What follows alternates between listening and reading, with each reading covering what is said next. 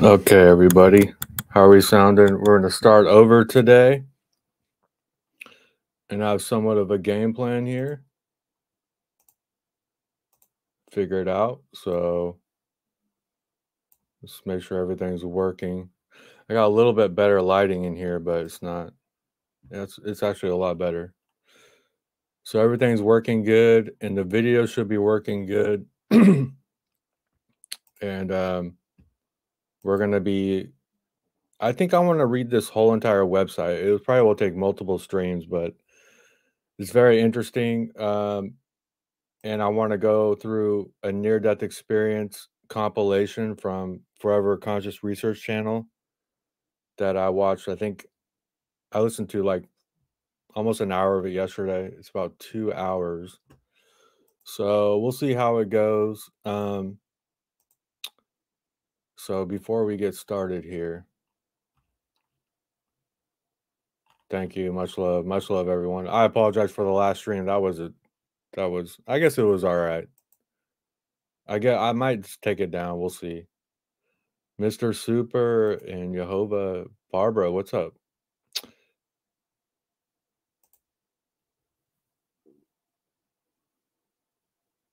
Shout out to the music holds the secret and Mary.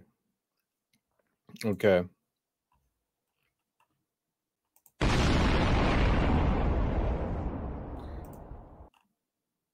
Four Jacks. Okay, so I'm missing Four Jacks. Loosh, what's up?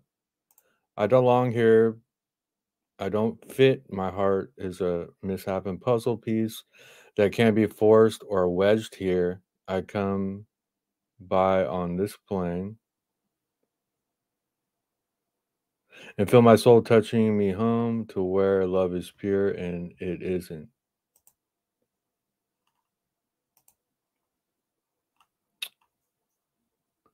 I feel that. Hey, a constant battle. I'm weary but hopeful, drained but fighting. This place isn't my home, but I will help bring people to the place that was once known. There you go.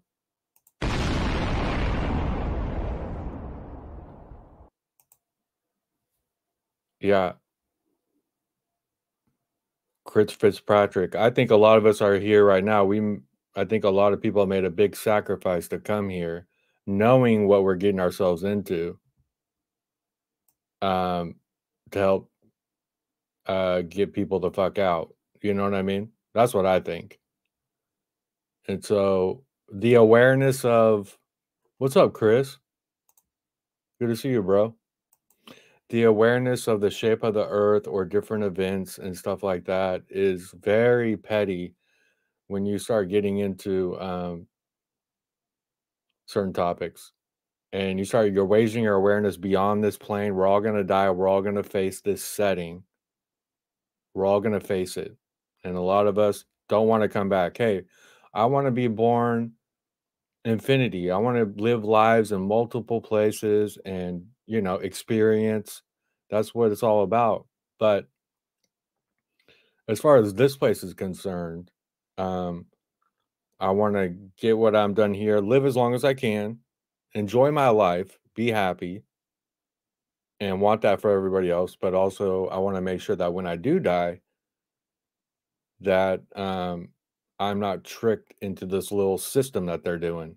That's obviously happening. And I'm sorry, but I got a good intuition. And I know when I see deception. I'm not always 100% right. None of us is 100%. But when I see these near-death experiences, almost all of them, I get a wave of deception vibes coming in, you know? So as far as this place and living my life, yeah, I'm all about that. I do that when I'm not here. You know what I mean? So I'm living my life. I'm not there watching Soul Trap stuff, all freaking out and all this stuff. No, I'm living my life. When I come here, I want to focus on, connecting with people and um, important things that's going to help me on my spiritual journey beyond this, you know, collect the data. And then so I can gain awareness of what's going on, what this place is, who and what we are, and what we're doing here. That's what I'm here to do. I'm not here to entertain or be entertained, play games, none of that. Not here for money, nothing. I just want the truth, and I want to make sure that, and not to sound negative, that when I do die, I get the fuck out. And so, however people perceive that, whatever. But, um, but again, I want to reiterate that I want to enjoy my life and live my life, not in fear and worry about this. Just gaining awareness of the possibilities. And obviously, we're facing multiple mind wipes here. It's not just here. There's a state of confusion into the people as they're having these outer body experiences, especially near death. There's a state of like this not knowing. And so when we shed these bodies, we should have a certain level of knowing and awareness, a big level, to where I don't need these beings in front of me guiding me and telling me or showing me anything. You know what I mean? I should be able to, I shouldn't need this life review and this setting. Oh, this person had 3 TVs. They had 1 TV. They had a whole wall of TVs. Theirs was a book that opened up and saw their life and all this stuff trying to make you feel guilty. I should be able to connect with the Akashic records immediately in the spirit realm. We should all be able to connect that without any assistance, because we're already aware of the spiritually. We're already aware of the system beyond these systems, where we really came from. Home. We're already aware of home. So it's obvious that when we leave this body, people, we're still not home.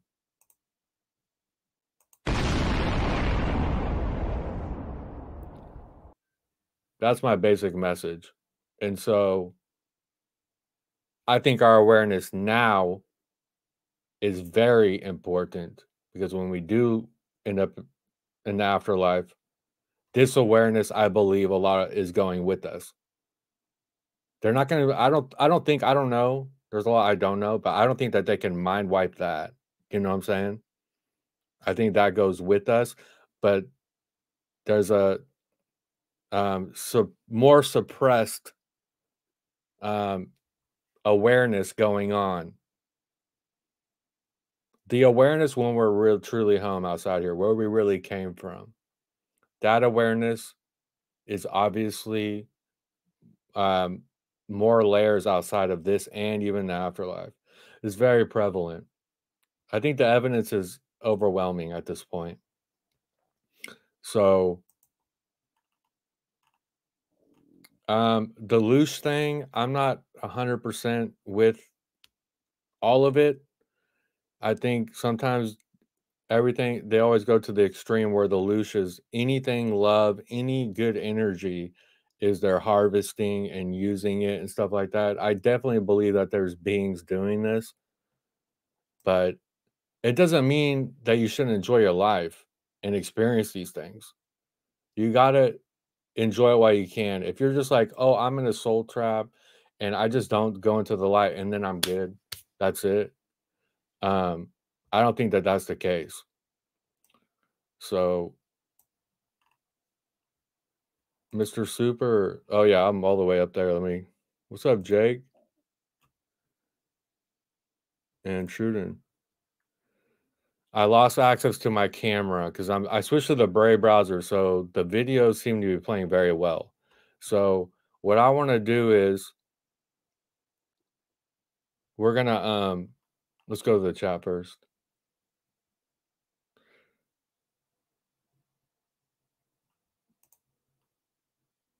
And again, like I was saying on the last stream, they are totally is it pigeonholing the communities and these channels.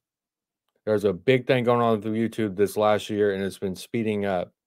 That the only way that our channels are going to grow or the community is going to grow, it's not about my channel growing. It's about finding more people like you guys and connecting with each other. The only way that's going to happen is you sharing and maybe I guess liking. I don't know if that even helps. Is sharing the stream, so I would appreciate it.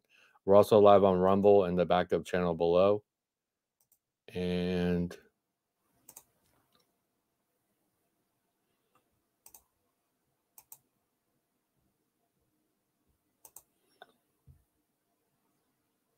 I think the experience is very important. So that's my big message. I'm not trying to spread fear or nothing, but we're in what we're in.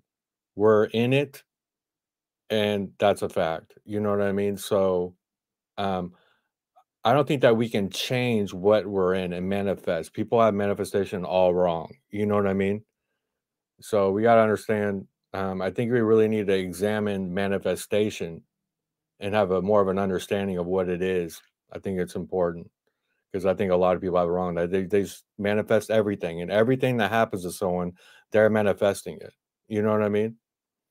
I could think of so many horrible things that's happened to people that they obviously didn't manifest it. Some people did, but um, I don't want to give examples right now. But I think that I was even wrong with manifestation. So I'm starting to take another look at it and say, no, these beings at the top with the biggest awareness, they're manifesting.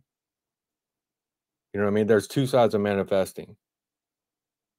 And so, again, we've lost all of our awareness of this and our powers, obviously, a lot of it. So that might be the loose thing too. That's the loose I look at as the powers that we've given up is now in the hands of you, whoever these things are, and they're using it to manifest the world that they want. So, but we're not manifesting what they want. You know what I mean? In some ways, they're tricking us to do it. So it's a complicated subject. It's more complicated than I thought originally. Good to have you here, Sunkiss.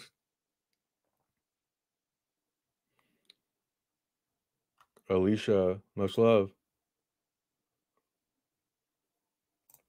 All of us that see the supernatural changes are unique. We are one less 1% of the Earth's population. Photo Helix when he said, you know what? I didn't watch that.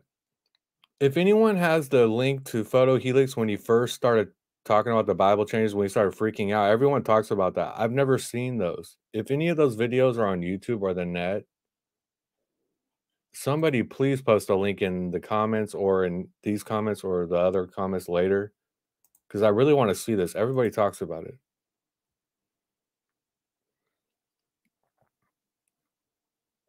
To me, the side is the negative factor. Maybe before this side, given other choices, people chose good more often than bad. Yeah.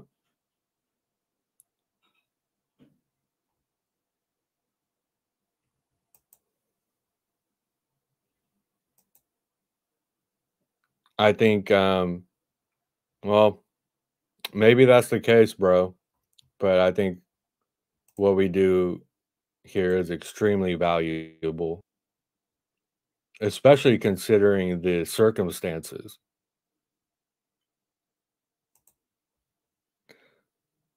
What's up, Wanda E?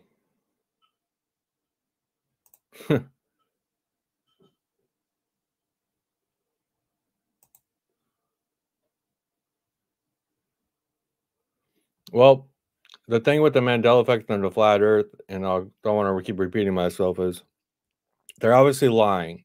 They're obviously giving us CGI, and they're lying about it. You know what I mean?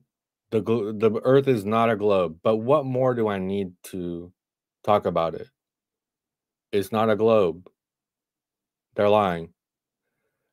I don't need to keep reminding myself. You know what I mean? I don't. Maybe every once in a while I might tune into something, some debates or something. Mandela effect, it's a great topic. It's big. I wouldn't have met a lot of you people if I wasn't talking about the subject.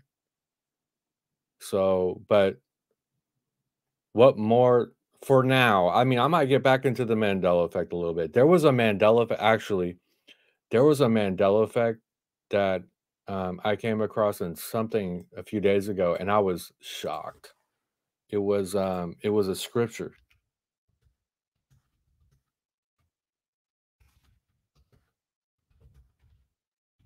Trying to see if I could. What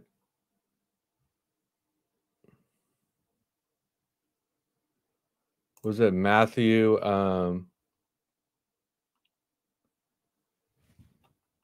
Anyways, where Jesus says, "I am the light." Jesus said, "I am the this, I am the that, and I am the light." You guys know what verse is that? Because that's changed, and I wasn't aware of that one. But that one's a gigantic one for me. I'll come back to that. But some of these topics, I don't need to keep reminding myself, but I don't want to hit it too much. I'm just trying to make a point when I attack these certain things and just cycling and cycling. I think we need to. I think now's the time. What's going on with the algorithms and internet and the whole AI thing? Because I tell you what, where we were headed with technology, people, I'm not joining this whole internet thing with this where it's going with the internet too and all this biometric shit. I ain't joining that shit. So I think we should be going all out um, on our channels because soon, I mean, no.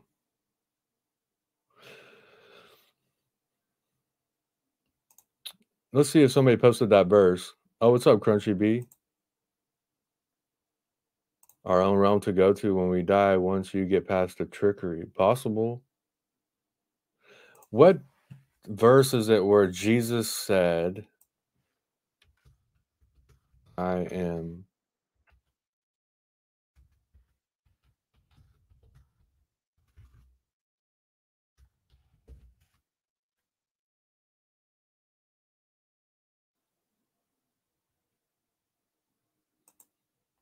I'll do once. Okay.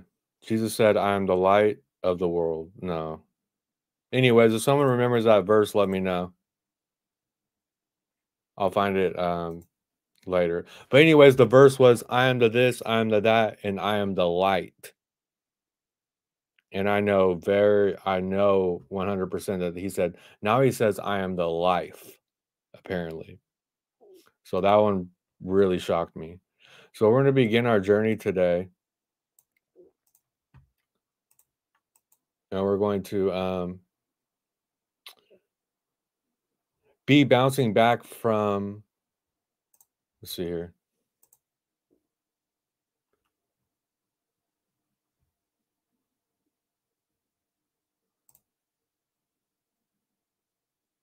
Ooh.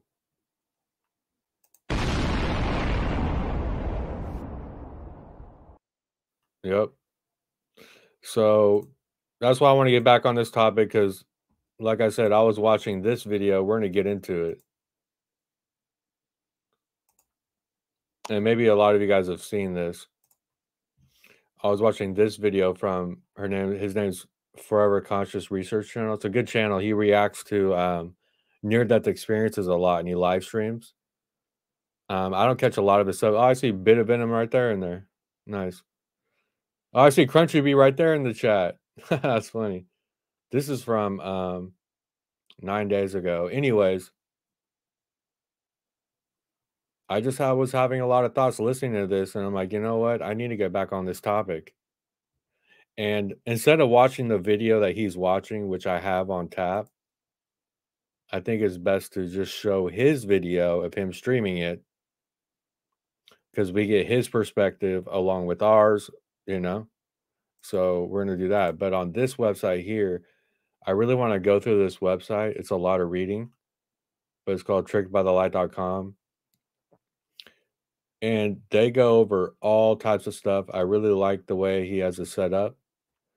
And maybe we'll start here. And we've shown a lot of this during streams, but I want to revisit it. So I guess before we get started, let's go to the top 10 red flags we are in a prison planet loose farm system. And I wouldn't necessarily use that terminology, but you know, sometimes we hear very harsh terminology with this. And just, you know, I could use a little bit cuddlier terminology, but it means the same thing. You know what I mean? It's just not that cuddly. So here's the 10 red flags indicating the physical and astral planes are a prison planet. On Earth, we already have prisons and farms, plus animals that use deception to manipulate their victims. So a president has already been set. This is not some new science fiction idea we are talking about. People, when I've been getting deep into this toxoplasmosis um, parasites. There was actually an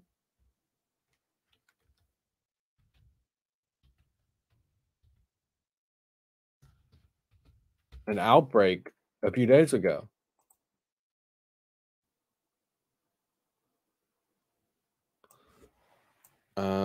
Let's see here. Anyways, oh, it's not there anymore. There was an outbreak in New York or something.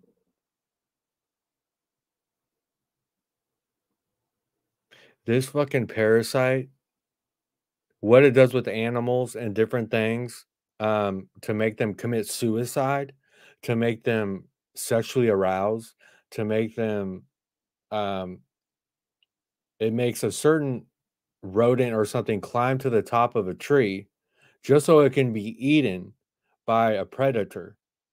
It'll make the fish travel to the shallow end of whatever body of water that they're in, just so people will catch the fish or it'll be eaten by a prey just so it can spread. And so this thing is pretty much in most people, my friends, connecting with their neural network. And I believe it might be it's an AI system, people, it's technology. So when I see these little worms or these different parasites, like I'm thinking technology. That's what I'm thinking because we're getting into NA and O stuff. And so that stuff's already here. So where is it? It's the parasites, people. And I believe that that's a big part into can so they have a hive mind system, but there's also a hive mind system of people that are just slaves, slave mentality, or they don't even know it. You know what I mean? They're not awake. They don't want to hear truth. We see them all over the place. They're like bots, you know? So I believe that these parasites are creating hive mind systems, this technology, but not just on the people above us, but also us down here too. So we're going to be getting into that stuff a little bit later because it took me to a place in my mind getting deep the other day that I had to stop when I was learning about things. I just had to stop. I was like, I can't go forward on here. So, anyways, let's get back to this list here. And so we're gonna be talking about the demiurge too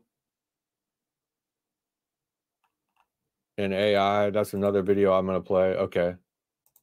So let's come to this here. So top 10 reasons memory wipe and ignore ignorance. We are born ignorant, blank slates into a mystery. So I want to examine this list. So I wouldn't say 100% that the memory wipe means that nothing comes with us. There might be something happening subconsciously that stays with us, or some type of subconscious awareness uh, that's there, but we're just not aware of it. You know what I mean? That's just something I'll push back a little bit on it. There's definitely something to it in the cup of forgetfulness and all this mythology. We got deep into that, and there's so much more information. But remember, we were watching a video on the last stream where they had a cup for forgetfulness and a cup of memory. So certain beings would get the cup where they actually remember things. It's not a physical cup. And we would get the normal ones like us, we would get the cup of forgetfulness while they get the other cup where they actually can remember their lives. So we got to bear that in mind too.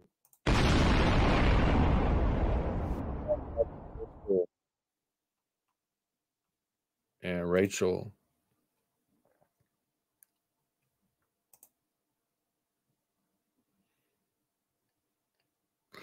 I think that with that subject, I think that it does come from that. There is something to that. That's why it's actually important to make sure you deworm your animals, people. Very important. But I think they're using the cat as a scapegoat. I just I hate to I don't want to touch too much on the pets. Because a lot of us are love our pets so much and stuff. We're not giving up our pets for anything. And I just kind of want to, I don't want to get too much into that one because I know how tough it is for people. So I kind of avoid it. But there definitely is something to that. So the memory wipe, we have no memory of who or what we are. Um, but their system is obviously not 100%. Obviously, there's these barriers we can break by expanding our awareness. Where we came from originally, why we are here, or where we go when we die. And this is another thing, people. Oh my gosh.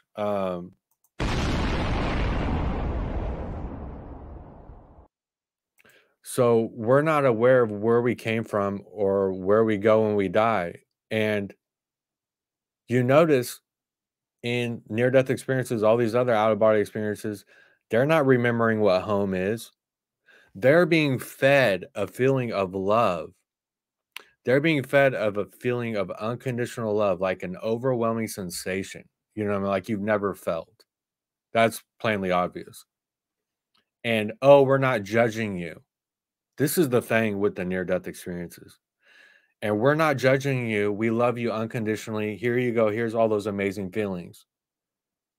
But then you give me a, life review and make me feel guilty about whatever I've done. So that's a contradiction right there. If there's unconditional acceptance and no judging, then why are you trying to make people feel guilty? Why are you trying to make an 8-year-old kid feel guilty for making fun of his sister? You know? So they're deceivers. In our opinion, extreme psychological torture. Furthermore, we are conditioned from birth to rely on conflicting stories of various paranormal experiences, religious dogma, and mythology. We should be born with this fundamental knowledge within us already and not required to rely on outside, unreliable sources to tell us who we are or what happens after we die. Exactly. It would be a totally different world if we were aware of that. But I can see a world where if we have a bunch of worlds to experience as souls, like which game do I want to play next? You know what I mean? I could see a place where it's like on Earth, bro. If you want to go to that one, you can go play that game. But when you do, you're not going to remember nothing. And you might be stuck there for 5,000 lives. You know what I mean? So I could see it where that's the basic protocol for a planet or place to experience that you get a complete memory wipe every time on this one. I could see where that could be the original setting. Um, but also I could see where in that world, all of a sudden, certain beings start becoming more aware and they're able to like what's it called? Surpass that and then start taking over, declare itself as God, and now it's like became this. Proponents of the school theory claim the reason we don't remember previous states of existence and incarnations is because it would be too much information to bring into these bodies and would hinder our spiritual growth. However, knowing the answers to these few specific questions would not overwhelm us.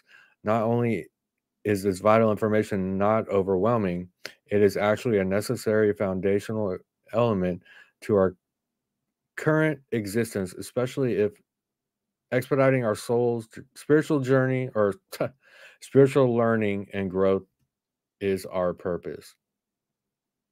When we are sitting in a classroom, we remember why we are there and what we signed up to learn. Even if we are here to just have experiences, having this knowledge from birth would not lessen the value of our experiences. I'm a little bit on the fence on that one. I'm a little bit on the fence. I could see both ways. Um, I could see both ways for that one. There's something wrong about it. There's something not right about it. 100%. There's something very wrong. But I could see the other side a little bit on that. Programming and conditioning. We start off totally reliant on those around us to tell us what to think and believe. If we get inaccurate or partial information, then that faulty information is perpetuated because our subconscious stores this programming. Thus, we make assumptions, creating a false reality that we buy into without question. Yeah, seriously.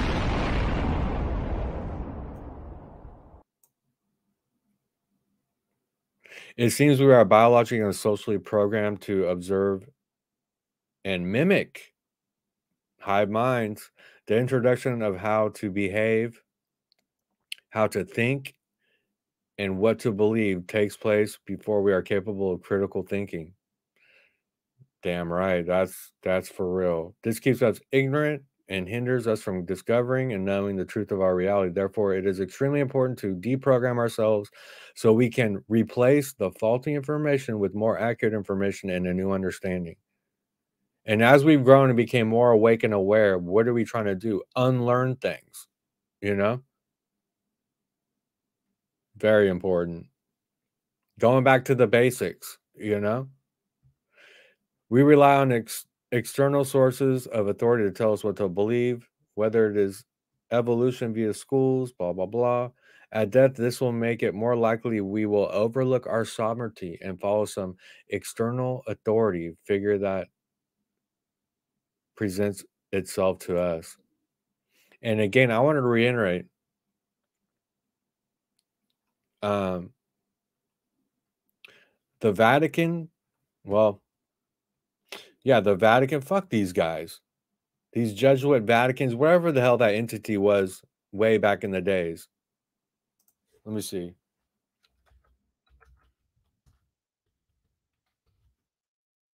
What did they do? Crusade against the Cathars. I want to see what year this was.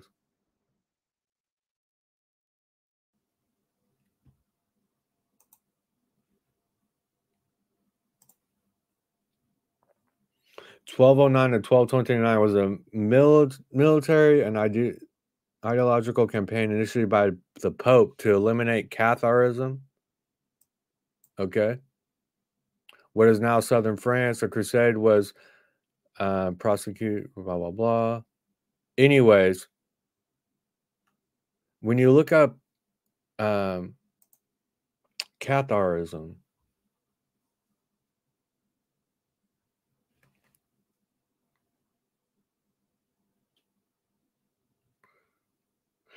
they famously believed that there were not one but two gods, one good and the other evil. Okay. They believe that the good God was the God of the New Testament, the creator of the spiritual realm, whereas the evil God was the God of the Old Testament, the creator of the physical world, who many Cathars identified as Satan. So this is what you got to think, people. The church, the Catholic Church, went on crusades to murder all the Cathars and the Gnostics who believed that the God of the Old Testament was Satan and that um, the real God created the spiritual realm, but the evil God of the Old Testament created the physical world. Okay. So, one thing that's in common with these crusades is the ones that wanted to say no. And then also, they talked about reincarnation. I want to talk about one more thing with this. And we're going to come back to, and it's the same thing as the Gnostics. I really,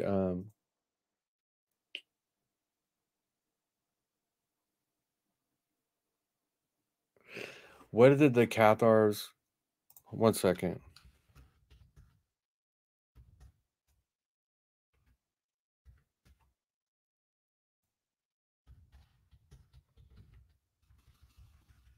1 second, guys. This is important. I have all these things saved on a tab, but I don't know where to begin with it. Okay.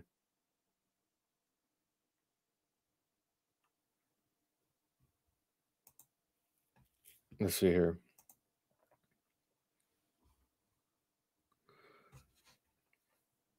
Um,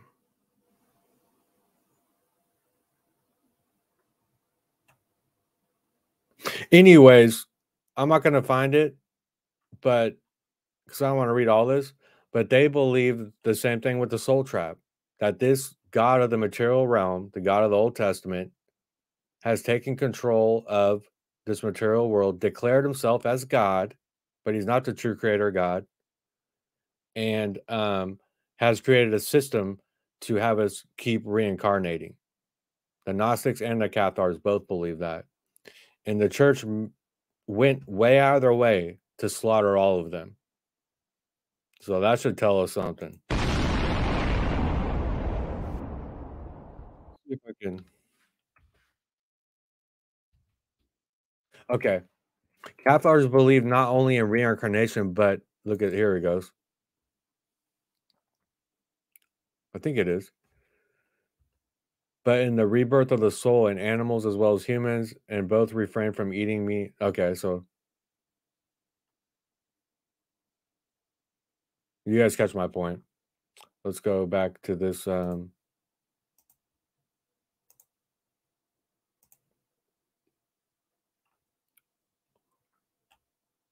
If you can find in a Phil Hughes channel, he had a friend.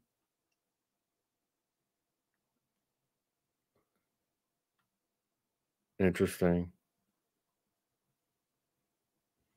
Earth is the Las Vegas of the realms. Oh, that's hella funny, bro. That's a good one. I like. I come to the conclusion that the soul trap is only for those that did not connect to the absolute God during their lifetime. The narrow path, being awake, is not enough. Well, again, if we want to take the truth about our spirituality from the enemy, then go ahead. But I don't. Um, Because if you notice, actually, the program is on the other side.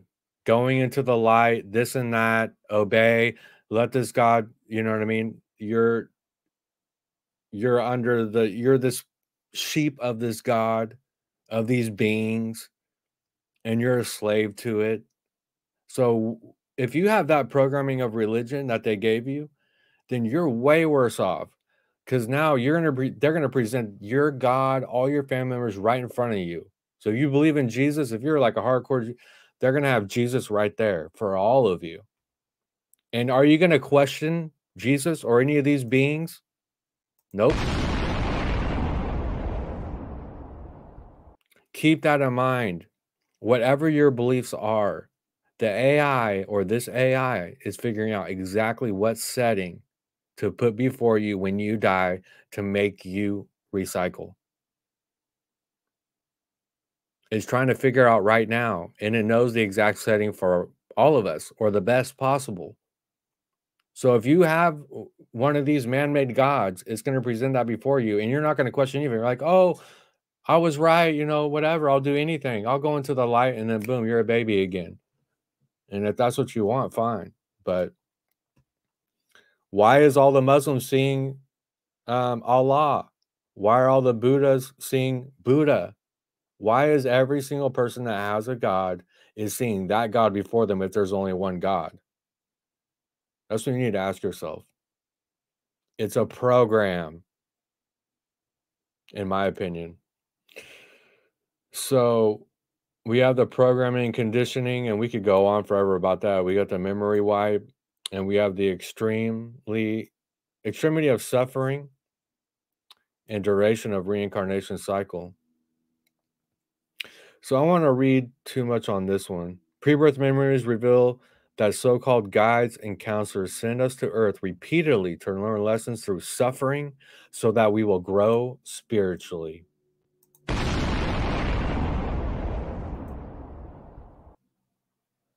Why create Blank slates via memory wipes who need thousands of years of pain and suffering through hundreds of lives to learn, grow, and evolve. I gotta say that that's a good point. You need to learn, you need to do this, so you need to go down there and suffer and choose all these horrible things to go through. You see, I used to think that. I think the soul knows what, well, that's a tough one because obviously a lot of us we did sign agreements to go through certain things. So I don't know, man. I'm on the fence on this one. How many times does one need to experience such extreme pain and suffering to get to the point? Certainly a lot fewer if we didn't get a mind wipe every incarnation.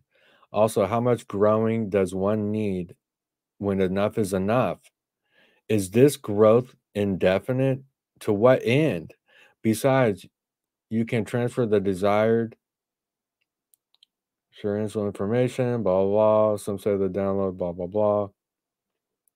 As spirits on the other side, we possess telepathy. Is this a school for learning? If this is a school for learning, why is our telepathy being suppressed? This slows down our learning. Well, I think that, yeah, telepathy would give us immediate feedback because you would blah, blah, blah. We are designed with pleasure and pain centers. However, these bodies are also designed to feel the maximum amount of pain without the equivalent maximum amount of pressure. Think of them. That's true. So pain and suffering, we get that one. Kill and consume energy to survive, the food chain. All creatures on Earth ultimately owe their existence to energy of the sun. The sun provides. We eat plants that are grown on the soil of the earth. In fact, we exist with a food chain where predators kill their prey and parasites, viruses feed off their hosts, including humans. This is such a barbaric, twisted system. We have been programmed to believe we have to kill and consume the flesh of another being's energy in order to stay alive, and that this is acceptable because in the order of natural things. Due to instinctual programming, animals and insects set traps, stalk and prey, blah, blah, blah. Yeah, eating animals, blah, blah, blah, the food chain. I don't need to read this whole thing, I don't think. Okay, Rudolf Steiner said, there are beings in this. Yeah, read this, people. Check this out. Rudolf Steiner said, there are beings in the spiritual realms for whom anxiety and fear emanating from human beings offer welcome food. If fear and anxiety radiate from people and they break out of a panic, then these creatures find welcome nutrition and they become more and more powerful. These beings are hostile towards humanity. Everything that feeds on negative feelings, on anxiety, fear, and superstition, despair, or doubt are in reality hostile forces and supersensible worlds, launching cruel attacks on human beings while they are being fed.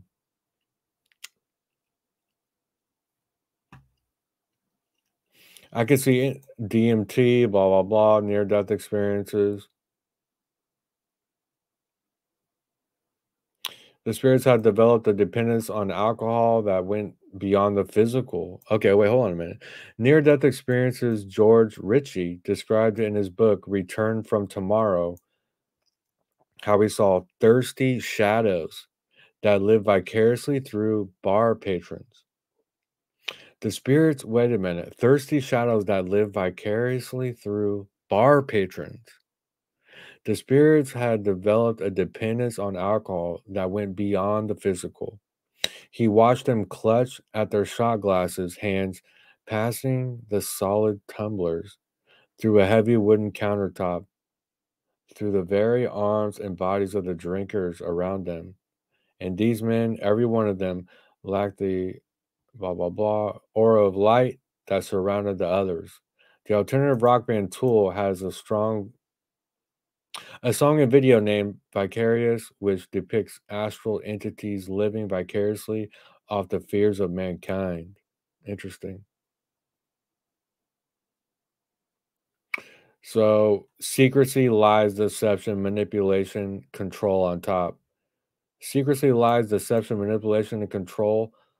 All these tactics use a state of confusion to keep people imprisoned. If we can stop being ignorant, then maybe we can get out. We have been programmed to associate love and light, go to the light, with positivity. But here on earth, love and light can also be used to deceive. Ted Bundy's victims believed he loved them.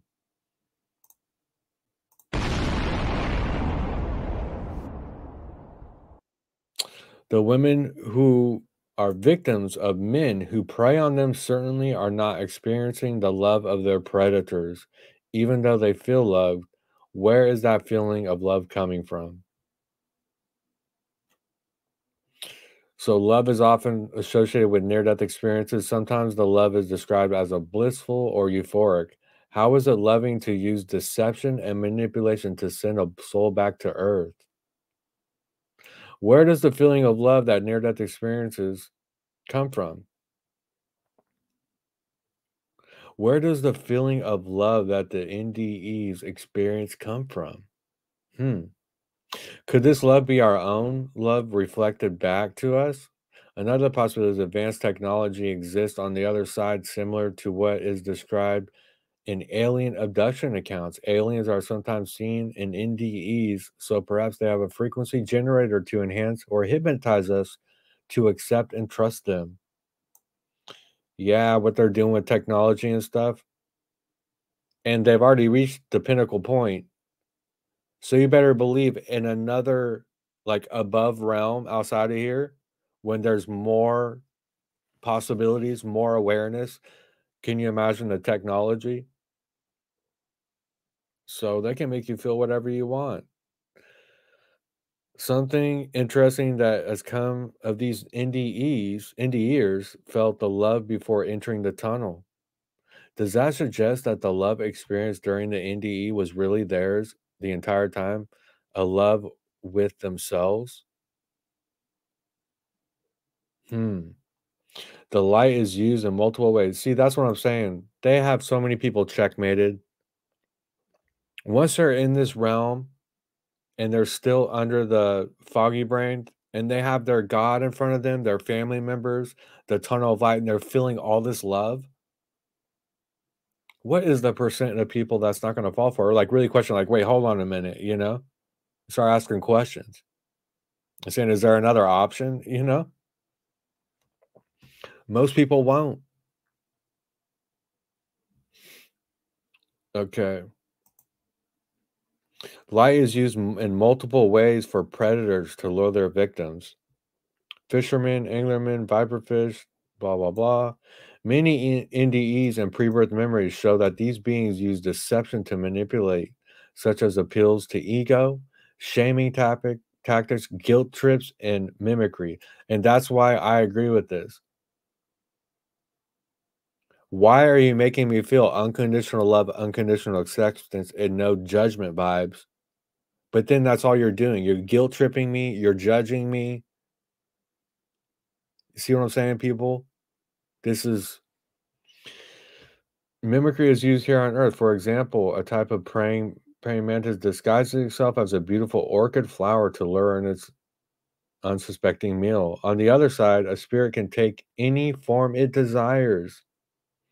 So, yeah, a shape-shifting imposter. So in the astral realm, an entity can disguise itself to be a spirit guide, ascending master, a religious figure, or loved one in order to persuade a soul to reincarnate.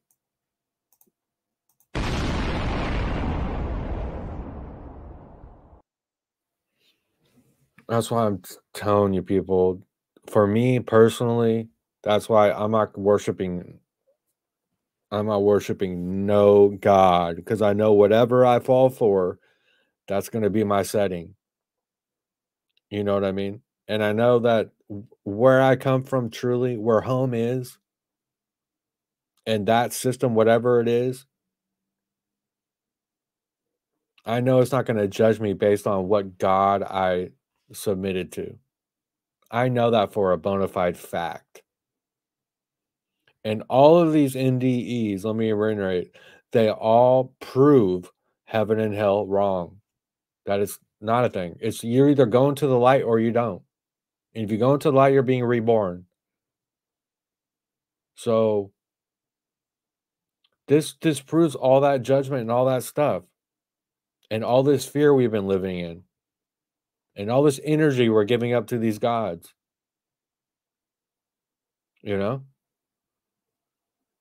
So these shape-shifting beings that we can't even perceive, are going to shapeshift and project your God in front of you just so, it can complete its mission and tell you where to go, Think about that, people. We have corrupt leaders running the world, but we assume that when we die, these supposed authority figures, entities who present themselves to us, are benevolent and to be trusted without question. Why is there such a big mainstream push to go into the light? Why is that?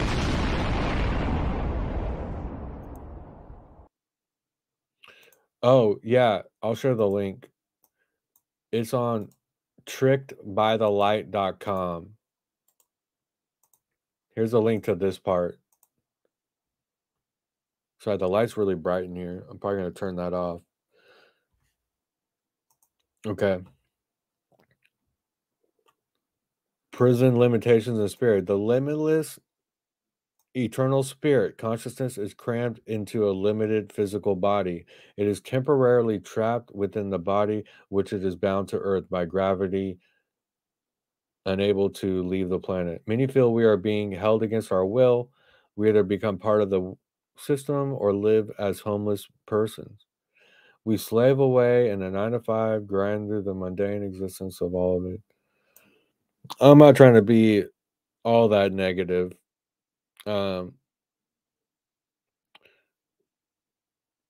Manifestation is extremely slow. Everything seems to be set up to be more difficult than it needs to be. Before we came here, we were infinite, eternal spirits with unlimited knowledge, able to communicate telepathically, teleport anywhere at will, take on any form we wanted, and manifest instantly with our intention. Over there, we can do nothing. We can do anything we do here, plus so much more without any of the pain and suffering.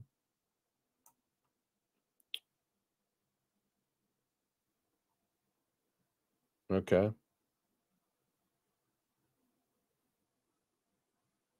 It is nearly impossible to permanently exit this restricted, suffocating system. Death is virtually the only way to permanently exit. So you will either have to intentionally exit or grow old to deteriorate from disease and wait for a natural death, which involves much pain and suffering, blah, blah, blah.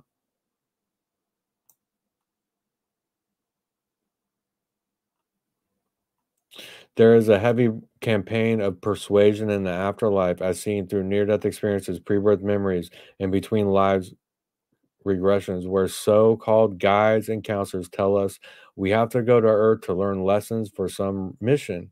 In various mythological texts and some NDEs, a judge or council of judges attempts to manipulate us with shaming tactics and guilt trips us to come back to Earth. There was a lot of stories of that, people, that I've even before I got into this subject, saw a lot of past life regressions. They would go, okay, go to the point you were planning your life before this life. They would go to that point, and there would be beings around them, like pressuring them, like you got to go, now. There's endless stories of that. So what that's about, I don't know.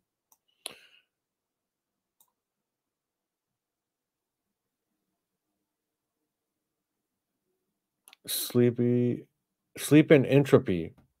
Our energy runs down from the beginning of the day until we are drained of energy at bedtime, as if we had been designed to be rechargeable batteries.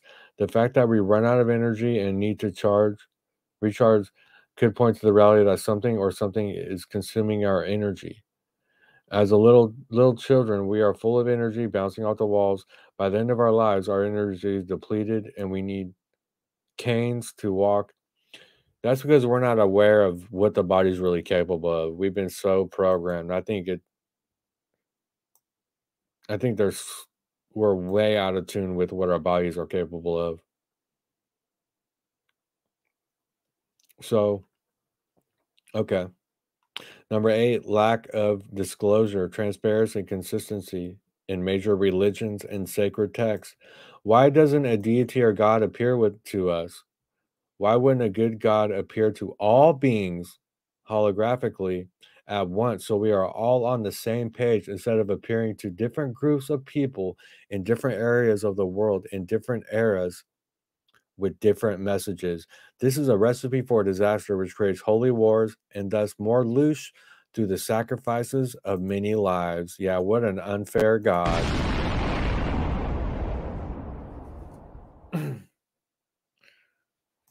I'm supposed to take a story from people thousands of years ago that God came to them, you know? I believe a lot of these people we hear stories about, and we repeat the verses, John chapter 3, 1, 6, the same verses, and people just want to read the cuddly verses. Um, these people are just like these prosperity preachers we see online right now. I'm telling you, if we were a fly on the wall back in the days when they were writing these scriptures and these different characters, and I'm not talking about Jesus, I'm talking about all the other ones. I think people that's falling for it would be like, whoa, they're just like the preachers we see on TV today. Same thing. God came to me and God and this and that wanted me to give you a message. Why is religion so faith based? If the creators are benevolent, wouldn't they want to openly communicate with us since that would help us? The teacher teaching that God works in mysterious ways is just convenient excuse for the lack of disclosure and actually creates more confusion, chaos, doubt, and fear, which generates more loose. And like I said, I've had many things happen, um, many instincts, things like that, that saved my life and others' lives. But I was never programmed with religion. So I never said, "Oh, Jesus talked to me," or "God told me this." It's always was my higher self for me. So when you do get these voices or these feelings or awareness, like the spiritual awareness beyond the physical, um, you could throw the labels on it all you want. But just because you throw a label on it doesn't mean that that's what it really is. So the Bible even says to fear God in Proverbs 9:10. It is written that the fear of God is the beginning of wisdom. Wow. A devil was created to be a convenient scapegoat to blame on all evil.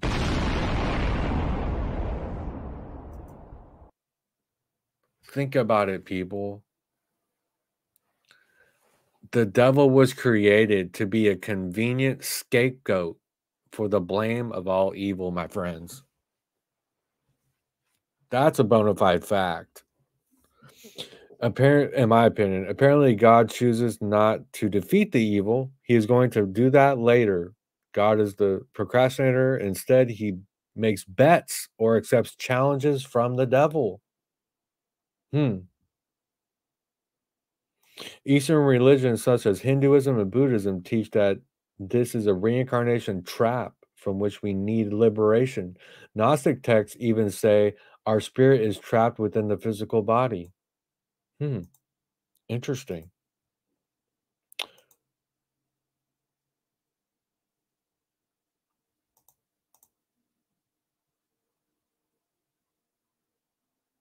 What's up, Britt and Randolph? Some people have claimed to have encounters with benevolent beings, whether angels, guides, ascended masters, or aliens. Why aren't these benevolent beings openly communicating with us? Or at least a larger percentage of us. Clearly, they can do this. If they'd give us the answers to our biggest questions, it would alleviate our fears that result from our ignorance and this vital information. Some say it is because of the law of non-interference, non-intervening in someone else's evolution. But wouldn't you help someone who is being severely wronged, as in raped or killed, if you could? Exactly. Paranormal accounts. Many near-death experiences, pre-birth memories, remote viewing sessions, and alien encounters reveal that manipulation is used to get spirits to come to Earth. That's a bona fide fact, people. Especially in the um, past life regression. Pre-birth memory accounts reveal so-called guides and counselors supposedly plan our lives. Blah, blah, blah. Robert Renault, viewers such as current, blah, blah, blah. Also, blah, blah, blah. Ruth the NDE, I was taken to special entities who looked like usual grays, but they had lots of wrinkles on their faces. I heard a lot about these ones. They called themselves the Council, and they said that they're a part of the group called the Soul Recyclers, helping to reincarnate.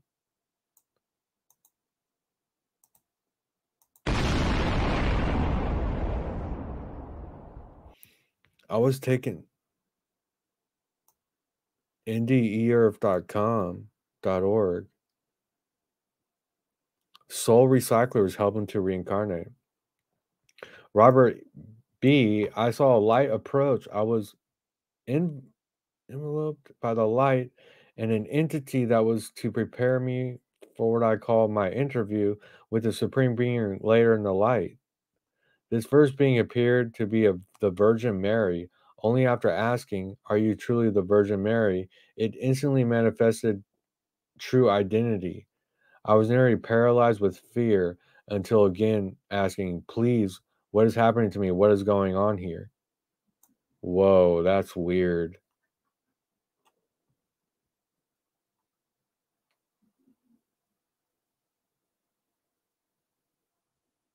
Okay.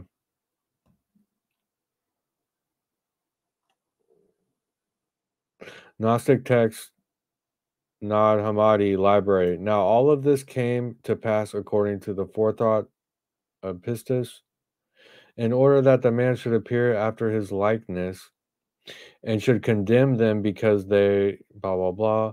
Let's keep going. Let's go to the last one, and then we're gonna get to a video. Virtual realities, AI simulations. Programmers create computer simulations of virtual realities here on Earth. Doesn't that suggest that we ourselves may be living in a simulation or virtual realm that someone else created? If we are in a false reality, what does that mean for humanity? How do we move forward? Even though machines can help us, they also contribute to the tracking, surveillance, and control of humanity. As we look to the future, there is growing trend towards the merging of man and machine as cyborgs. Could the end goal be the imprisonment of the spirit within a synthetic body indefinitely, in addition to having more control via a hive mind? Hmm. These are the top 10 red flags suggesting we are living in a prison paneling loose factory. It is not our intention to prove beyond a shadow of a doubt that this is absolutely the case, but this should provide ample evidence to persuade one that this is a viable theory with serious consideration. Worth serious consideration. Now that evidence has presented, we can move forward with solutions and ways to exit the deceptive system in which we find ourselves. So this website goes on and on and on, and we're gonna come back. We're gonna come back where we left off. And up here, he has multiple. They have multiple different. You could click on solutions here. Solutions and exit strategy to win the game of life and escape from the prison planet Earth. And look at it; it just goes on and on. So we're definitely gonna get to the solutions today. But before we do that, let's get to a video here.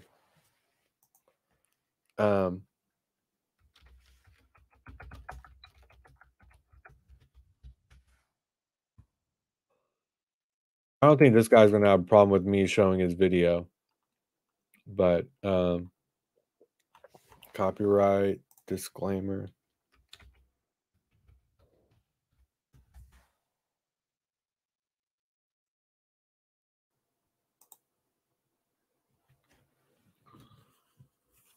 So before we move forward here, anyways, fair use. I'm not going to even show the thing. Fair use. This is for entertainment purposes and education purposes and for provide commentary. I'm not monetized. I'm not making any money. And I don't think this guy's going to have a problem with me sharing his video at all. So this is from Forever Conscious Research Channel. And I'll put his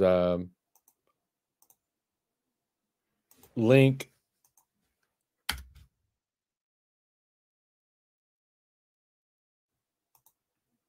I'll put a link to his channel in the description box. So if anybody wants to refer to his channel, you can go in the description. The third link is his channel. It's right here. So he has tons of videos. He has 358 videos, and he does long streams into all kinds of near-death experiences and different things. I probably only watched maybe 10 of his streams, if that. And all the ones I watched, I was really into. I really liked even his commentary. I agreed a lot with what he was saying. Not 100%. So we're going to start this right where he begins the video. It's going to be right here. We're going to start at 32 minutes in. And we're going to be bouncing back and forth on this. We're going to be showing this video and then getting to other things as we're watching. And if people come up, we'll play it by ear. So this is, let's just begin the video, and much love, everyone. What's up, Lonnie? Let me do before we move forward, let's do a vote.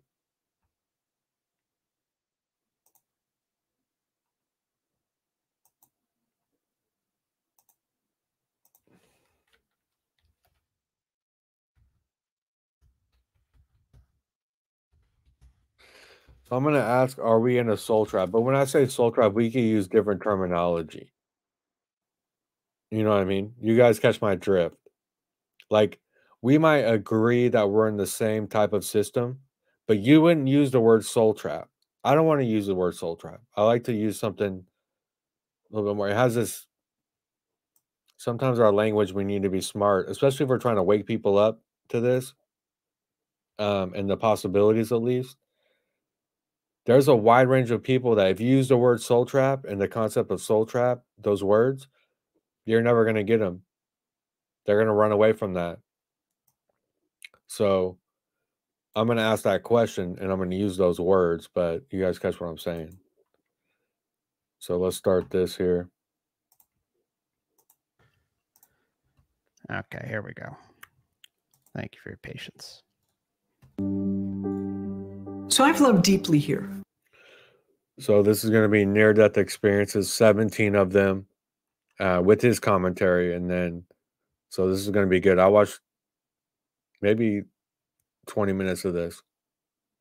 And so we'll see how it goes. Much love, everyone. Pay attention. And bear in mind, try to use discernment. Step outside of your programming and really get the bird's eye view and think, are they being deceived? You know what I mean? So I know what that love is, and it's the most powerful force on earth. The love over there is a pure love. And it doesn't mean that you can't have pure love here. Like I said, it's very difficult, some of the concepts.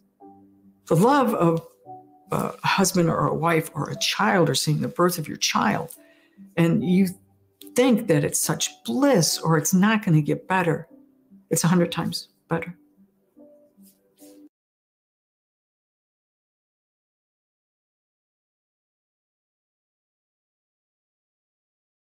It's, I think, a love that I can't explain, but you would have to experience it. And I didn't expect that. So all you people that are watching that think it's the product of your brain, how do you explain that? How do you explain to me? Because I know love here, and I know love there. Every cell, every part of you that makes you who you are is bathed in this pure bliss of safety and security and love, and that you never want to leave. Okay. Safety, security, and you never want to leave.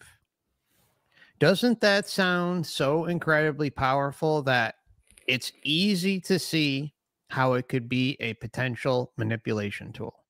Just saying. Just hear what she says. The way they all describe it this way. You're going to hear this over and over and over again. You're even going to hear the comparison we talk about regularly about pregnancy and how that should be like the pinnacle moment, at least for most women, and how it doesn't compare. The birth of a child, to pick the most loving moment imaginable. You on earth, you cannot compare it to what is experienced at the light. Pure bliss of safety.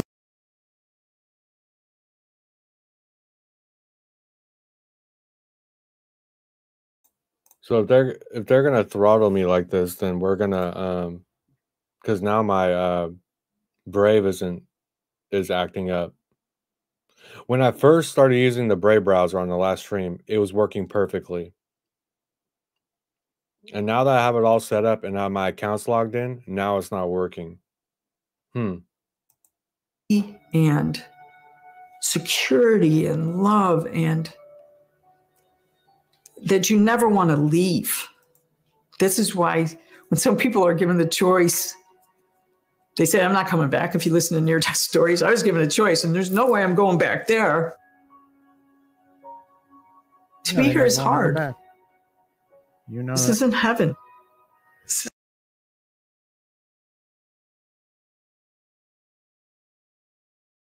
It's a working planet. So you have to come to a it's a slave planet. It's a slave planet. Belief system, how that fits or assimilates. How do you assimilate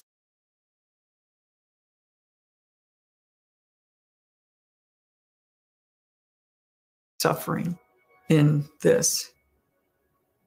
Some people call it a school. Let's try to lower this and get all these tabs out of here. A hospital, a working planet, whatever you call this. This is not that. A loosh farm. And what you bring there is what you're able to work through and work out in your own heart. You bring your heart there. You bring the essence of your heart and love there. But I kept thinking, oh, it's going too fast.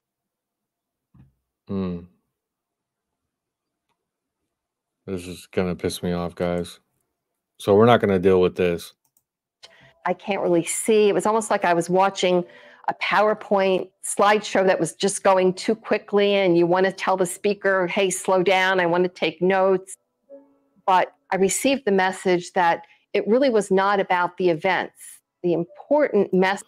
You know what? If this keeps happening and I just keep getting throttled, I'm going to do what he does. And what he does is he pre-records the near-death experiences and he makes a video with them and gets all the bullshit out. And then he downloads it. I think that's what he does. And then he presents it for reacting. So instead of going to YouTube, I should be doing that. I should actually, can I download this? I can. I'm going to download this. Maybe it'll work better if I download it. We're going to find out in a minute. It'll take 2 minutes. So when it's downloaded, I'm going to pull that one up. That will probably work better. We'll see. Message was to watch how those events affected the souls. And I started focusing on the orbs of light and the souls, and the message was given to me that nothing could harm the souls, no matter what these events were, that the soul remained immortal and intact. Okay. We're going to let this download. It's at 80%. And we're at 36 minutes.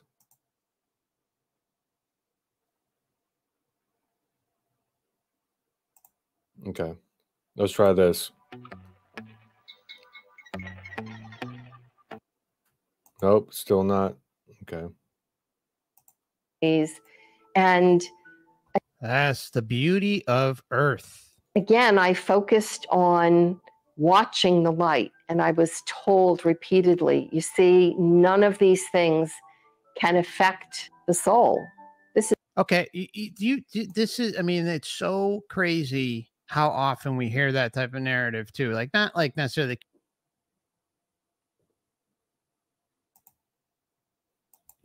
Wow, even when I download it, interesting. Connection, but like how, oh, none of this can be affected, and you know, like this is gonna piss me. Life on Earth like is really meaningless after this. Yeah, but you've experienced it. It doesn't take away from the parasitical nature that is instilled with this place. Now, again, it's not that it's all bad. You know, I think love is the best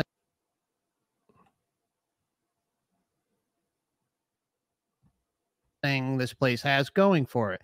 But clearly, the human experience is set up and okay, guys.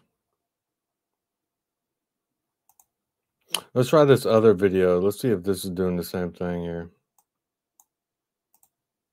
There's nothing artificial about artificial intelligence, but is it demonic? Is demonology and modern technology interconnected? Welcome to Hidden America. Elon Musk recently said, eventually, I think human extinction will probably occur, and technology will likely play a part in this. Now, we are all familiar with the mainstream depiction of this extremely common but horrifying motif. AI, or artificial intelligence, becomes sentient. Man worships machine. AI leads to the downfall of mankind. Man either destroys machine or chooses to become one with the machine. As we will see, transhumanism and demonic possession are truly one and the same. Now, many have seen the Terminator series, the Matrix trilogy, I, Robot, Raised by Wolves, and Black Mirror. There's even those that claim the Matrix is a documentary, not a work of fiction. And the underlying theme is the advent of technology and the proceeding struggle for. Oh, that one's playing fine. I could go on forever why it seems like a trap.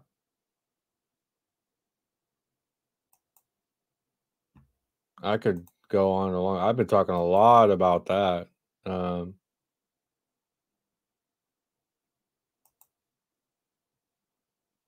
For sure. That's what my biggest message is, that this light, this whole charade afterlife is a big deception. At least the experiences that we see, you know? So man, I really want to watch this video. Shady, right? Just again, the design of the meat suit, how we are so easily programmed and brainwashed. Remember, whoever is talking about everything is all about love is responsible for how easily programmed we are, how easy we are able to fight with one another, and how easy we can be tricked and pin ourselves against our neighbors, our friends, our family. I mean, it's go to war, you know, steal land from the indigenous tribes or anybody, right? There's so many endless examples about how poorly designed the human body is. I don't know. I'm kind of ranting. I'm sorry. Let's just continue. You see, none of these things can affect the soul. This is who you are. And nothing that's happened to you in your own life can really affect this, except for one thing. I thought, well, what is that? What is that one thing? And then I was shown slower images of events from both my life and from the life of the other orbs in the matrix. And the common it's like a paradox. It's a trap, and there's deception, but also it's really important, the lives that we do live here. It has a lot of value. You know what I mean? So it doesn't, for me, it doesn't take away from the experience, or I'm not letting it. And I think that's what a lot of people are doing in this soul trap thing, to where anybody that does find happiness, or they, you know, whatever, that they're being deceived and they should just think that we're in a soul trap and try to get out. So just like any other system of belief or whatever, you have a spectrum of people with different mind states. And so you'll see more of the extreme mind state in this arena. I'm not trying to go there, but sometimes I can't help myself.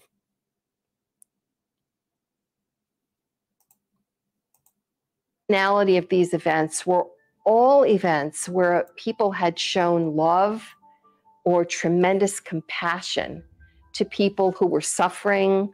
They had helped somebody, smiled at somebody in a grocery store, simple events, or helped somebody through a tremendous illness, or shown compassion.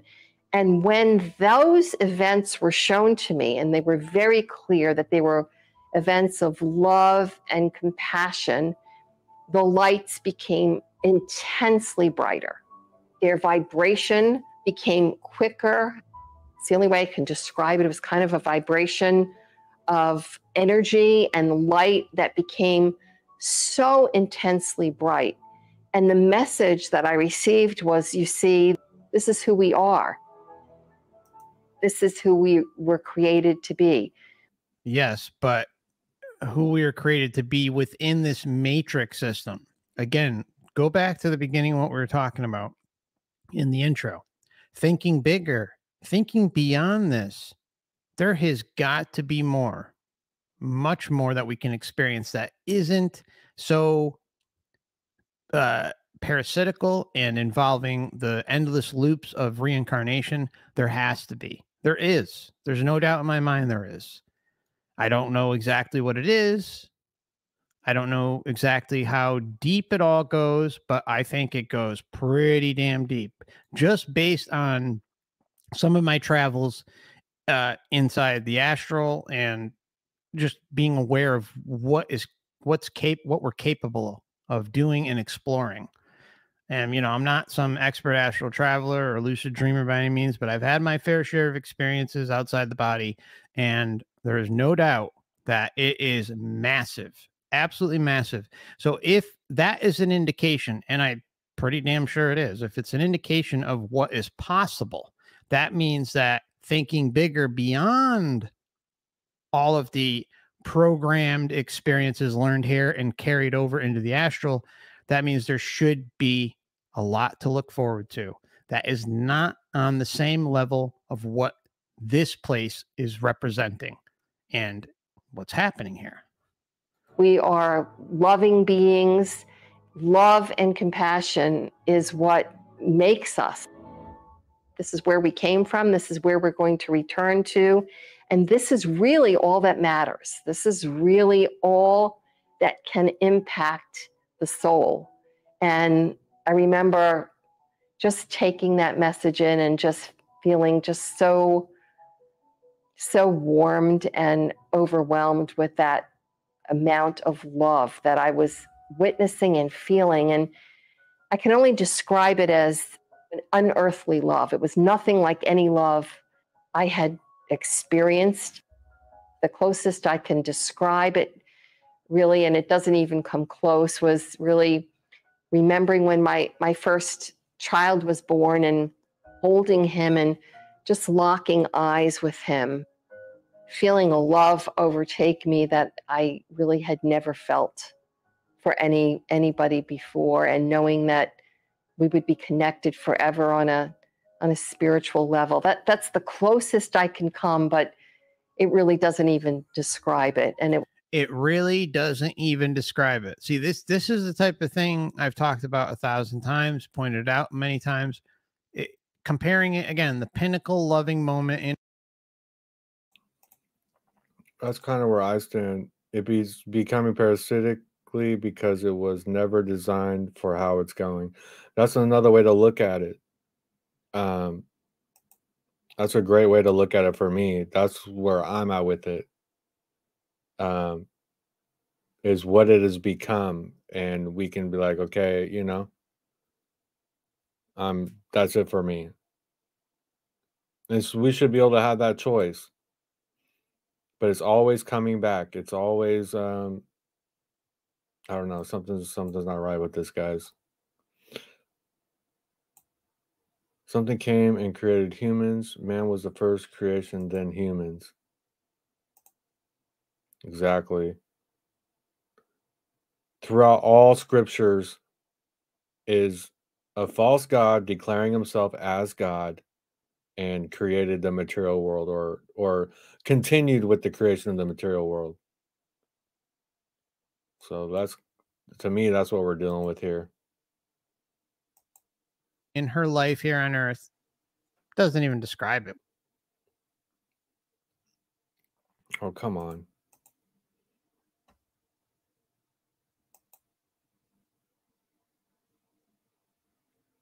Come on, dude.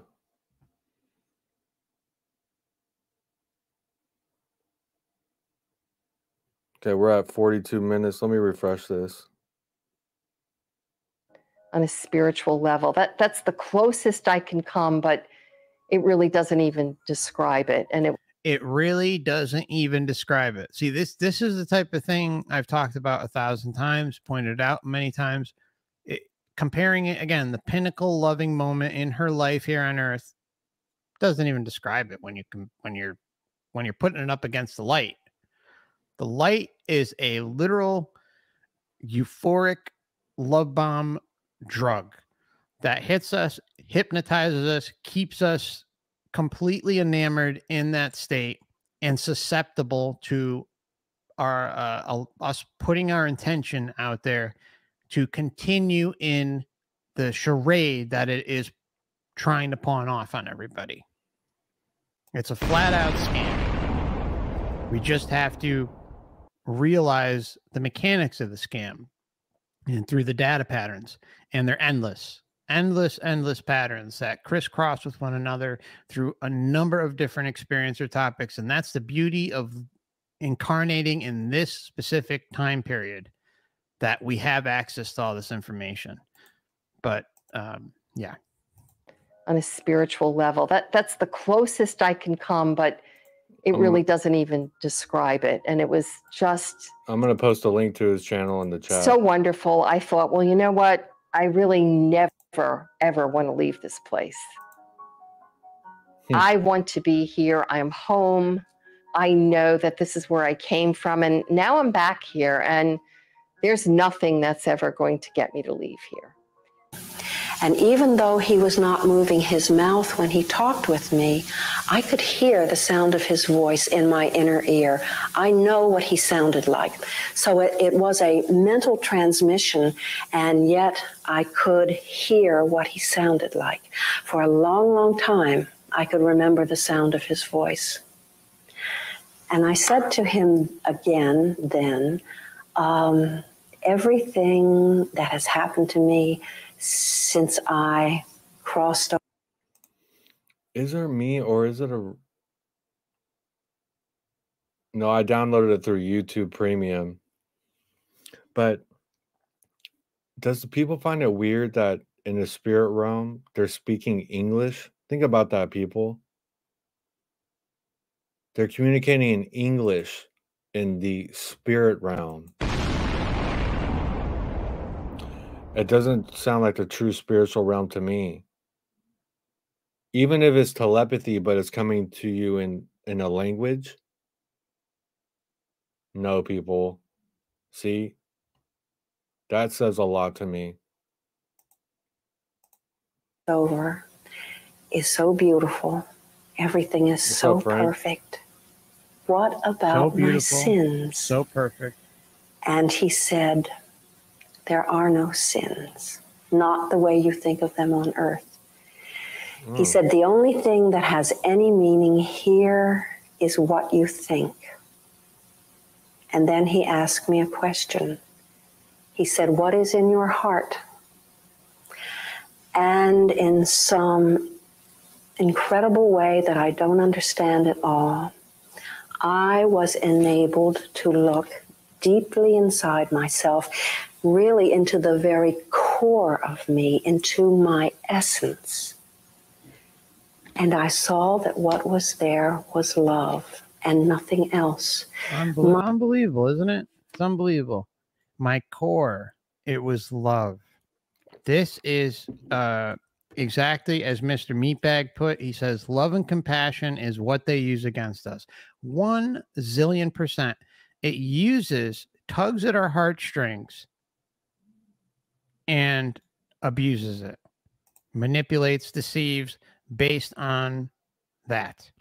How many times has humanity, whether it's in you as an individual or a small group? That's the whole point. If we watch any language, German, Italian, Spanish, English, they're all going to be communicating their language. But when we leave these bodies and exit this world, we're not dealing with language anymore, people. This is worldly things.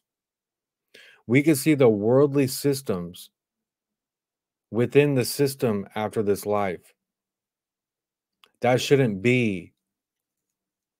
So you're still far from home. That's my point. Or as the collective, have we come together and done things for the greater good? It happens, right? Depends on the situation, but it happens. And then how many times have we come together for the greater good? Like perhaps when we were falling for a lot of BS charities that are out there during horrible natural disasters. I could think of Haiti. In my view, spirits don't have languages. You know what I mean? There's one main system to tap into information and one system to communicate. That's my view on it, but who knows? That was one that I donated to a lot and got completely hoodwinked. And when you realized what you were, the organization and how depraved they are, how they don't really help anybody or very minimal, just enough to skate by and keep, tons of the profits for advertising and whatever the heck else, and paying off their CEOs and all the big wigs in the charity. Anyways, I'm veering off. The point is those are examples here, like, and you could pick any of them where we can donate to an organization that's what's the other one? The tsunami. Remember the tsunami? A lot of the money for the tsunami, Haiti, the system going the way they want it. My core was perfect love, loving perfection. I had complete love and acceptance for everything. I saw my own gentleness, tenderness, harmlessness.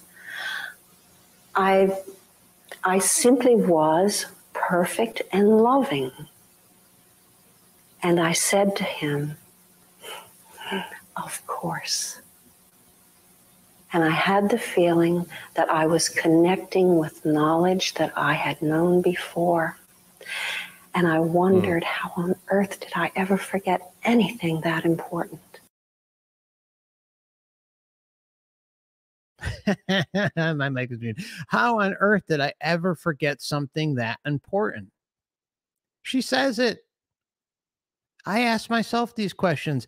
How am I forgetting certain things? Even when you go outside the body, you do have these profound realizations, these strong inner knowings about certain things.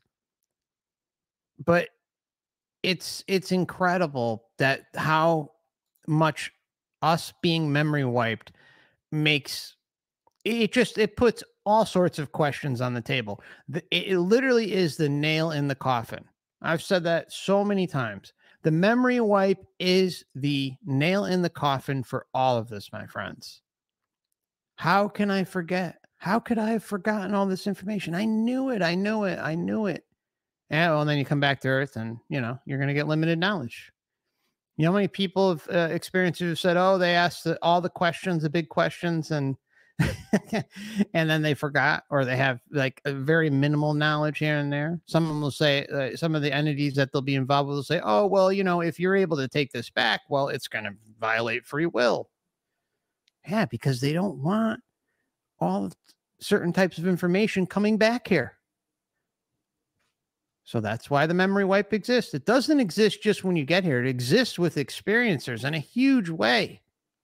And if there is information being relayed that may seem important, it's skewed to a certain narrative, so that when the information makes its way back to Earth and dispersed throughout the public, that it's basically it's in line with what the overall system wants as a narrative from the astral to here, because these two worlds do work in unison with one another. And I wondered how on earth did I ever forget anything that important? I have known that. And then I said, let's fast forward this one. She's too much.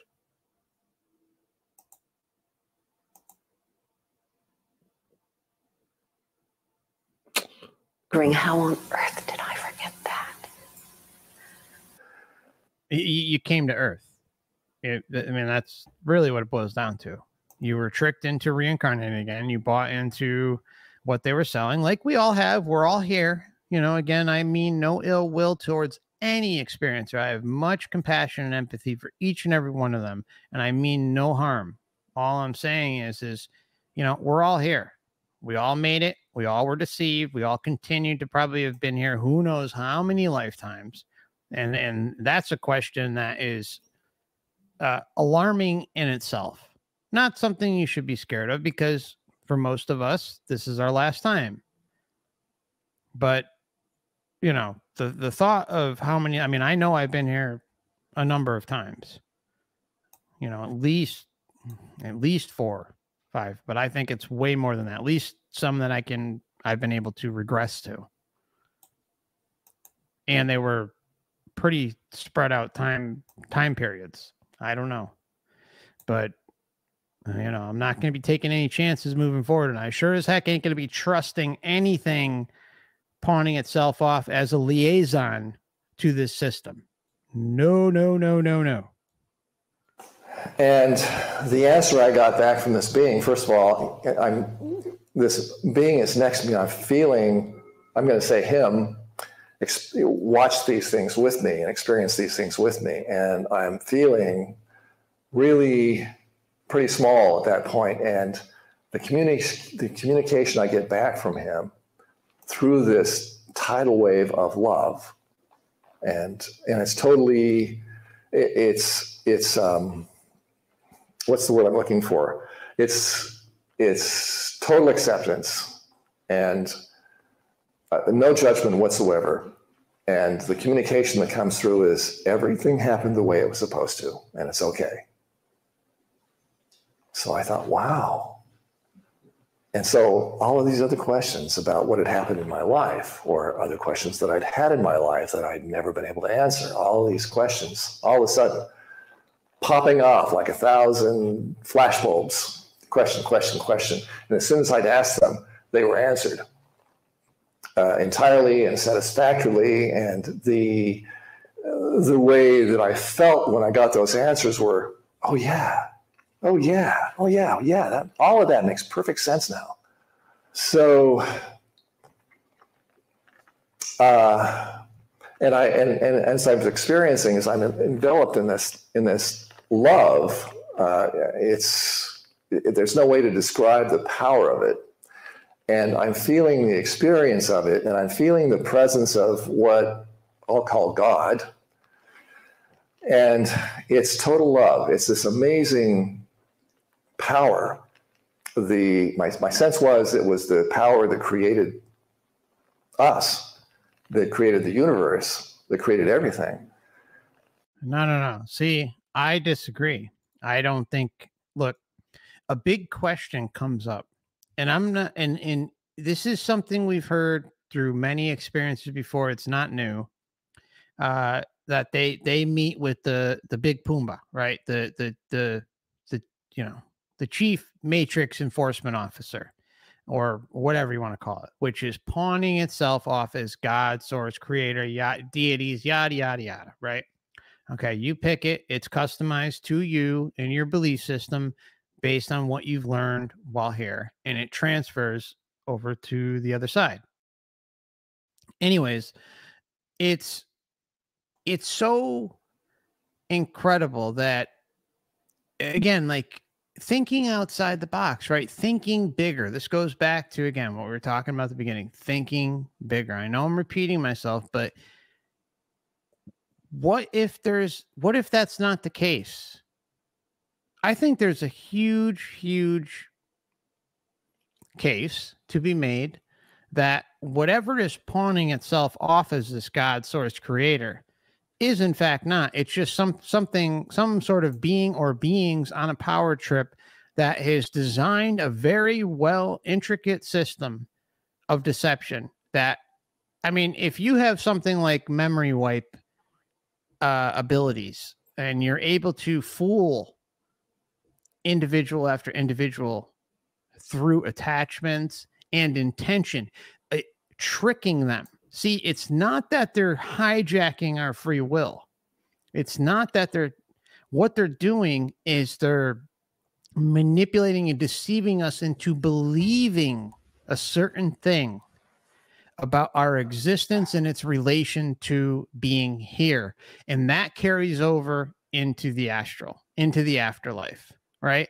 And in turn, we stay in this cycle because we believe it. Our intention is being put forth in believing this narrative. So in turn, we end up in this cycle and being memory wiped and memory wiped. It's a genius plan. I hate to give whatever the heck is in charge of this, or whatever beings are in charge of this, but they have thought it out very, very well, to the point where they can deceive eternal essence beings who have creator being abilities, all of us, we all have that, and manipulate us into believing something so much, or at least craving some sort of connection or attachment, like friends, like family, like music, like pets, or certain lifestyles, like being rich, or having a 40-acre plot of land, or whatever, you pick it, a nice car, whatever the case may be. All of these things, religions, believing in certain religions and deities and gods, all these things. There are so many different gods. One video I'd suggest everyone check out, actually two videos. I'm sorry, I know I'm ranting, but one video I suggest checking out is the unsub special that I put out, called The God Surroundings. So what's happening is the indoctrination is generational, and it keeps passing down. And if there is a system behind those generations that is based in stomping on your sovereignty and getting you to believe in certain narratives to the point where it's ingrained in your heads, ingrained in your parents' head, your great-grandparents, and on and on and on and on and on, right? It's so easy to achieve the end result, which is to keep you coming back, to keep feeding off of your energy, your creator being abilities. It's so easy to see how this is all set up. But the information is like in all different areas, but it's so easy to see once you kind of get the big picture and look at it through the lens of one big fat deception, because it's so in your face. And trust me, it took me a long time to share this. I know I'm ranting, but it took me a long time to really share this stuff because I didn't want to believe it. I spent years and years and years looking at all sorts of different types of experiencer cases, and especially a lot of NDEs. And I wanted to believe the narrative that they were pushing. It gave me comfort. But then when you really start to think about it and piece all the other things together and just common sense things, it makes sense that it's rooted in deception.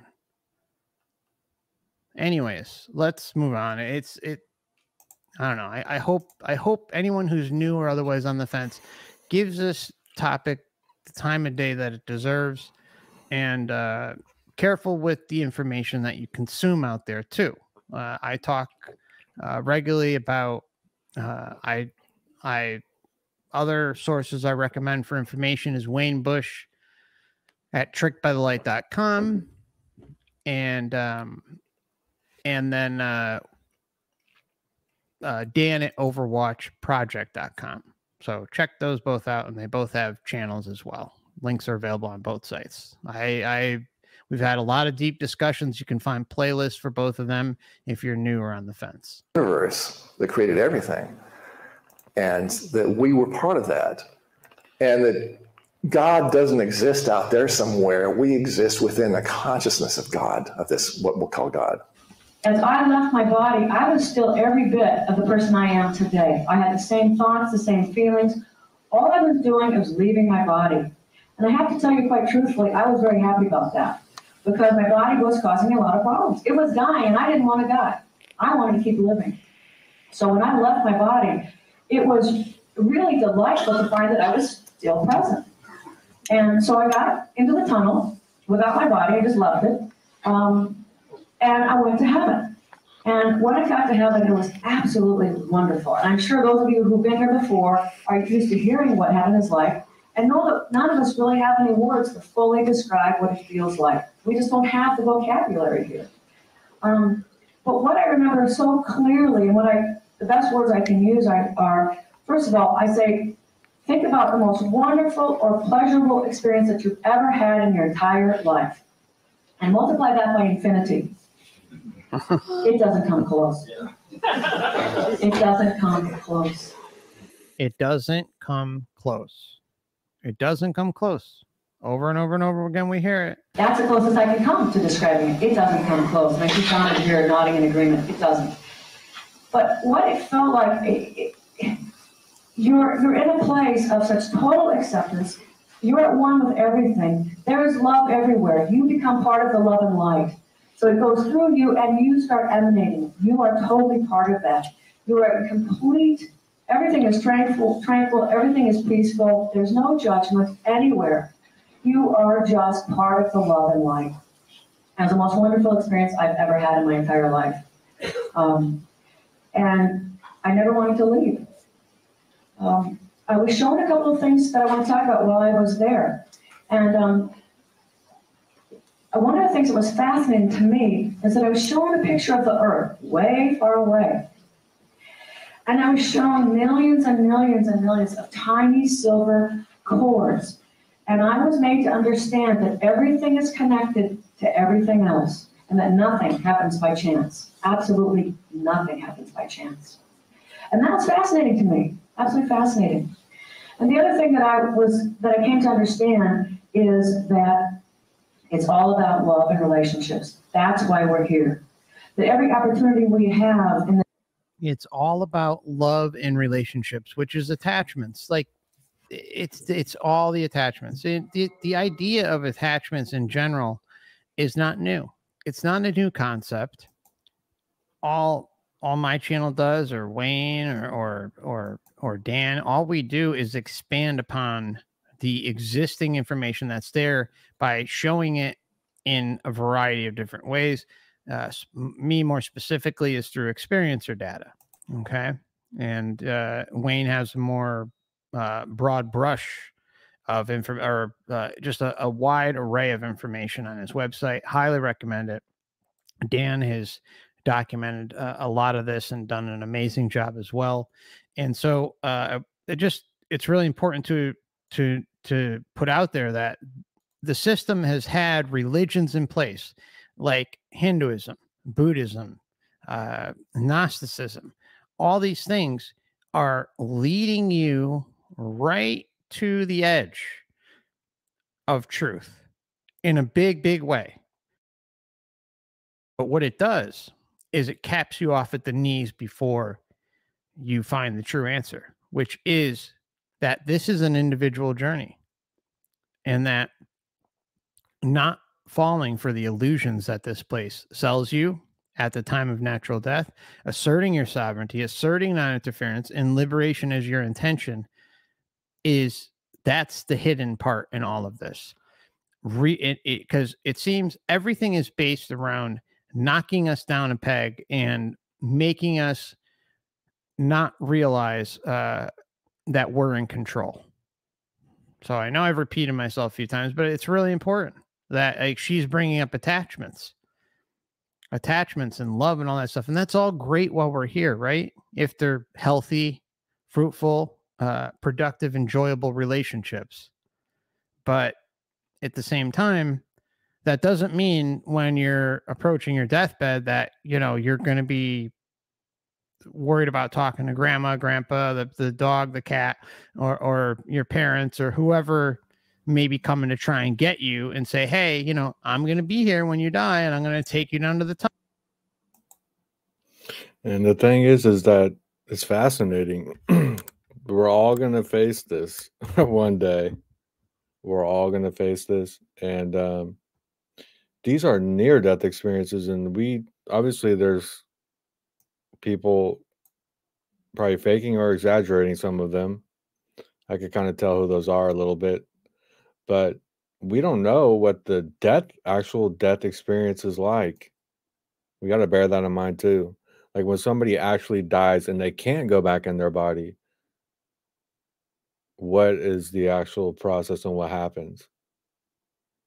So we have to bear that in mind too with these near-death experiences. These beings that they're going to, they all know that they're coming back, that they're not totally dead. So we have to bear that in mind too. Tunnel, come with me. That's a whole nother area that, like, I talk about, like deathbed, premonitions, visions, visitations. It's insanely common how often these visitations happen. These beings that are supposedly our loved ones are appearing and telling us what we need to do, and that they will be there when our time comes to take us to where we need to go. See, I mean, but what if you don't interact? What if you say, no, I'm not going with you. Screw you. I'm going my own way. I'm doing my own thing. I'm not going to go down the tunnel. I'm not going to go to the light. I'm going to assert my intention in my way, and that's it. And see what happens. That's it. It's so simple. Because when you go outside the body, you do realize that you're able to assert your intention and instantly change the situation that you're in. Whether it's the realm that you're in, you can instantly switch realms or create your own. You can instantly get negative entities or stop interacting, whether it's good or bad entities, and poof them out of existence with pure intention instantaneously. Instant. That shows the level of power that we have. And it shows that they keep putting up illusions in an effort to keep us in the belief system that all of this is on the up and up. It's all about love and relationships. That's why we're here. That every opportunity we have in this lifetime, every breath we take, every move we make, is all about, it's another opportunity for love and relationships. Nothing else matters. It doesn't matter what job you have, what car you have, what house, what you do, what church you go to. None of that matters. Those are all just vehicles for love and relationships. That's all that's important. When we have these experiences, people go try to explain it, and you explain it, and then the person explaining it, the person who's had the experience, I don't know, for me, I always felt like it fell short. It's like, no, that's not really, that's kind of what happened, but, to explain how you feel, to explain unconditional love. I remember as a young kid, did not even know the vocabulary, but I remember saying, people on earth don't know about unconditional love. People on earth know about love with lots of conditions. I love you if you do this. I love you if you do this. I love you if you look like this or dress like this or treat me like this. We have moments of knowing unconditional love. When a child is born, a wanted child is born, I think there's a moment of unconditional love when that child comes in and you look at them for the first time and you just go, I feel like my heart is going to burst because I feel so much love for them. I also think when somebody dies, you can have that experience. And I think people have that experience of unconditional love when they're letting a loved one go, because that's unconditional. There's a lot of reasons why you could say, stay here, don't leave me. And it takes unconditional love to say, I'm going to take a deep breath and say, it's okay to go. I'm going to let you go. That's unconditional love. The bottom line is we're eternal. We don't die when our body dies. So what does this lead us to have to consider about ourselves if we're eternal souls? Well, we hear we're created in the image and likeness of God. But what does that mean? That's a scary thought. I've come to believe for myself it has nothing to do with our physical appearance. It has to do with our soul that is within us and the love that we are. God is love, and I believe that we are created as love as well. I was one with every blade of grass as it moved, one with the tree and the light that it... Okay, I do need to take a quick break, and we will be right back. I appreciate you all, and we will continue this shortly. Okay. All right, so we're going to get in through its branches, and that light was love itself. Because of that, my new creed is that God is love, right? Those are synonyms. So these NDEs are reminding me of like the religious people on these infomercials and stuff. It's giving me a creepy vibe. Our task is to become it and to realize we...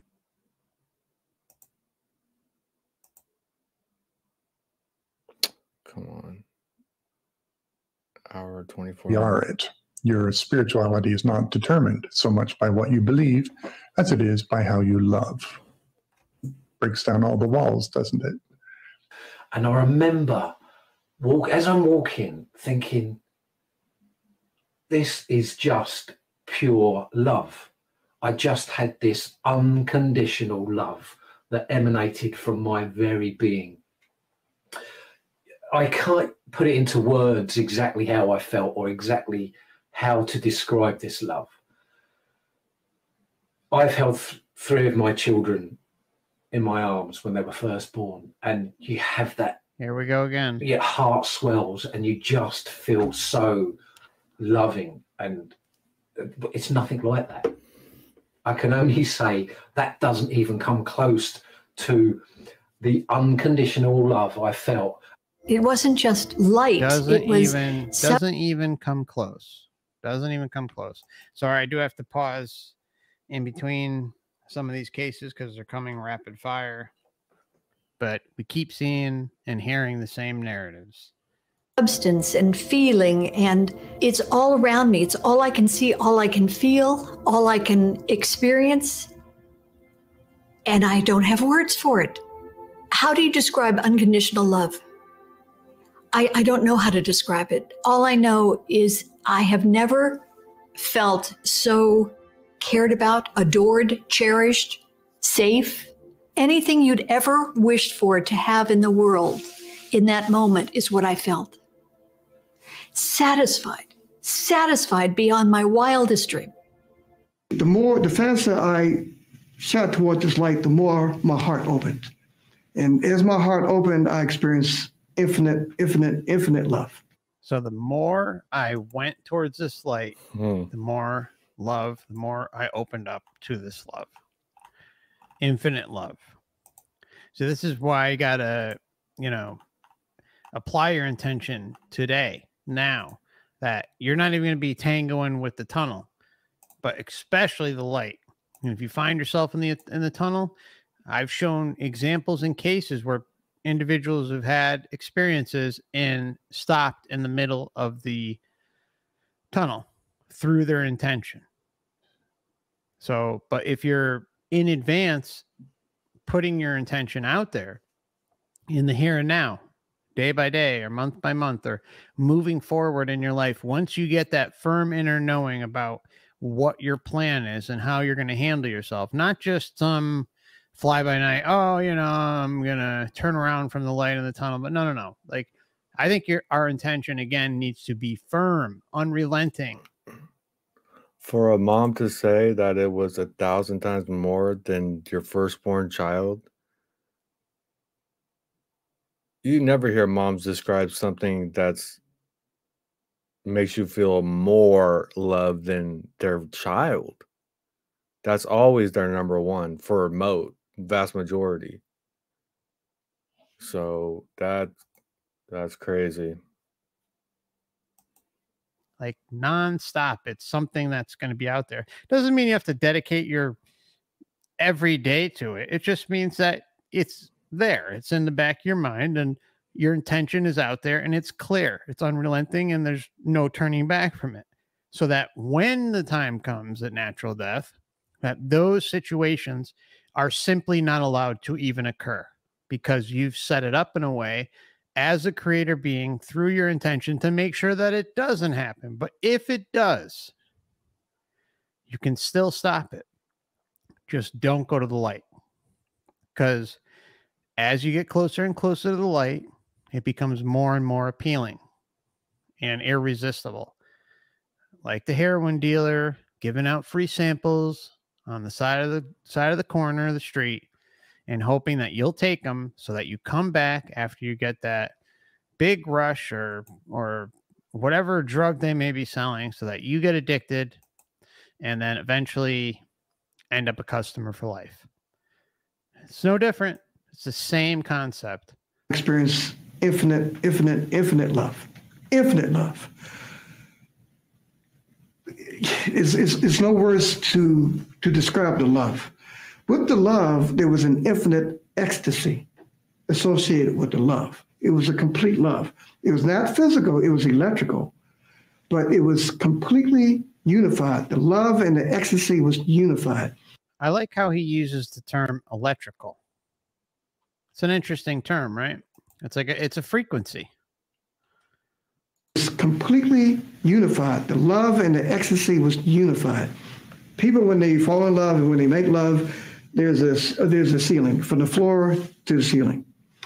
You love your significant other, and you make love and all that. There's a ceiling. It's finite. In this sphere, in this realm, there was no limits. There was no limits. So therefore, the heart completely opened up, and then the spiritual aspect, the soul aspect, the higher self aspect of us went straight to the light. What was left behind was nothingness, completely nothingness. All I could see was light. I didn't see any things, nothing at all. Also, nothing but darkness and light. Within the light, there was intelligence. And within the intelligence, there were sentient beings within the light. And again, I didn't. Now, see, I find it interesting that he uses the term sentient beings. Something we've talked about fairly regularly. The way the phrase, the way the video's paused right there. Okay, I'm sorry. I'm gonna have to take that off the screen. That's just way too weird. Okay. Anyways, what the heck was my point? Okay, so he says sentient beings, right? Beings, plural. That's the key word. Beings. I've talked about before, this is just a hunch. I have nothing to back it up, but it's interesting that he's saying this because it kind of furthers my suspicions. Is that I think, again, the hierarchy of the system it's undefinable. You know, I was interviewed a few times about the Soul Trap, and one was late last year. And I was asked, like, you know, who do you think controls this? What's controlling this? And my honest answer is, I don't know. I don't know if it's an individual being or a group of beings or whatever it may be. I think either way, that doesn't matter because it's happening, right? I mean, if there's no way for us to find out definitively, at least while we're here, then to me, it's like a mute question. You could be spinning our wheels, and we could, you know, all sorts of different theories out there about who and what controls this whole thing. What does it matter?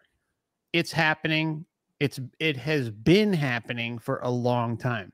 So when he says the term beings, something I've talked about is that I suspect that the overall makeup of the light is consistent of many different types of beings. And those beings are emitting energy frequencies of love, how we would interpret love.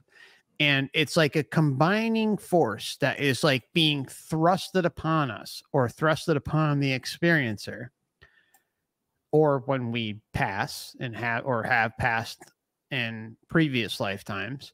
And it's being boom, boom, boom. It's like hitting us from every which direction because it's a familiar frequency. It's something that we crave, we want, we love, we desire, we appreciate, right?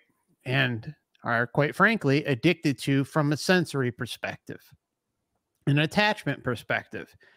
So I think that even if there are multiple beings involved with like the construct of the light, even though it's probably some sort of computer-based program of some kind that is facilitating this, I still think there are true essence beings that are being tricked into thinking that what they are doing is for the greater good, like someone, like another being, spiritual evolutions, aka us, or others, right, who go through this experience, and that what they are doing is legitimate and all it's cracked up to be.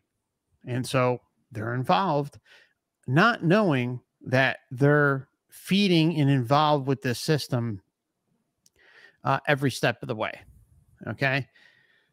Now, as far as like the hierarchy goes and what's going on with all that, I don't know. I mean, I suspect there could be one being at the top of the pyramid, so to say. There could be multiple beings at the top of the pyramid that have thought of this construct. It's very well thought out. I find it hard pressed to think that one singular being has come up with all of this. Maybe it's possible. I mean, we are all creator beings, and you know, once you leave the body, there's incredible possibilities. So it is possible that one being did conceive all of this for whatever reason. But what it is exactly, I don't know. I think there could be a being or beings at the top, or there could be a group of beings kind of at like a level below that, like truly enjoy suffering, truly enjoy whatever the fruits of having this whole system set up is or are. And I personally think that that's hijacking of our creator being abilities, of our energy, of, for lack of a better term, loosh, as Robert Monroe from the Monroe Institute has put in his second book, Far Journeys. If you haven't checked that out, give it a read. And what he talks about isn't even new. It's something that's been discussed by others too, in their own ways, different terminology, but same concept. Anyways, let's move on. Sorry. I want to thank Case for very kind, would be that, if, and et cetera, et cetera. This is exactly how it plays itself out. Exactly. And all of the top researchers in the NDE field agree with that. It's not like something that I'm just spitting out and saying, hey, believe me. No, it's the experience is customized to the individual based on the belief system. It's a fact. That's just how this whole thing works. I would call the light Jesus. If I was a Buddhist, I would call the light Buddha. If I was a Hindu, it would be Krishna, whatever it was. The light becomes what we believe, what we associate with. And that's immaterial. It doesn't make any difference what we call the light. Because so isn't that a red flag? Seriously, my friends, isn't that a red flag in and of itself? The light becomes what we believe. If that's not a red flag and like completely, inconceivable that it could be a deception, then I don't know what else to say. If something is able to, and this is another important point, is that every single moment of every single day from cradle to grave is recorded. And we have evidence of that in the life review. The life review proves to us that these things are happening and that there is something exterior to ourselves taking a firm second by second, minute by minute, hour by hour, day by day accounting of what we are doing in our life from cradle to grave. And then that is played in full or in large portions at the time of our death, or if you have a near-death experience. Okay. And it's ammo, right? It's ammo. And you can, they'll often say like, oh, well, I wasn't judging myself, but there is, again, a system set up in a specific way where someone is living their life as like, so say you pushed your brother or your sister and they fell to the ground, like maybe they, skinned their knee or something, right? You did something shitty as a kid, right? Well, that's going to be played, but you're going to experience it through your brother or sister as if you were the victim of the misdoing, right? And so you would fall, you'd have the experience, you'd have great, like it would just, it's going to connect with you, right? So there's a whole system set up in that way to have you relive something negative that you have done to somebody else, which, look, we're not all angels, right? We all done messed up things to varying degrees, right? At some point in our lives. But it's interesting that a system that is putting and capable of having all of this information, all this data, and bouncing it back on us through some sort of mechanism that we have no clue about, and is literally drugging us to the point where we are unable to make a rational decision as a creator being. And so our intention ends up being skewed and manipulated as a result of that. Well, something's wrong with that picture. Something's wrong with that picture. Just saying.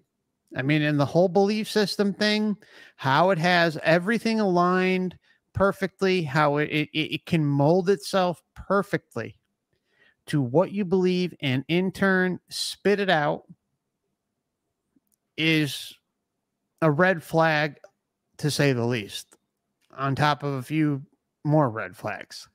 What we associate with. And that's immaterial. It doesn't make any difference what we call the light, because it's love. So I just felt this unbelievable love, unconditional acceptance, love, no matter what I'd done, who I was, where I'd been. There was just this incredible love. And I could feel all these beings around him, angelic beings, just beaming love. I've never felt love like that in my life before.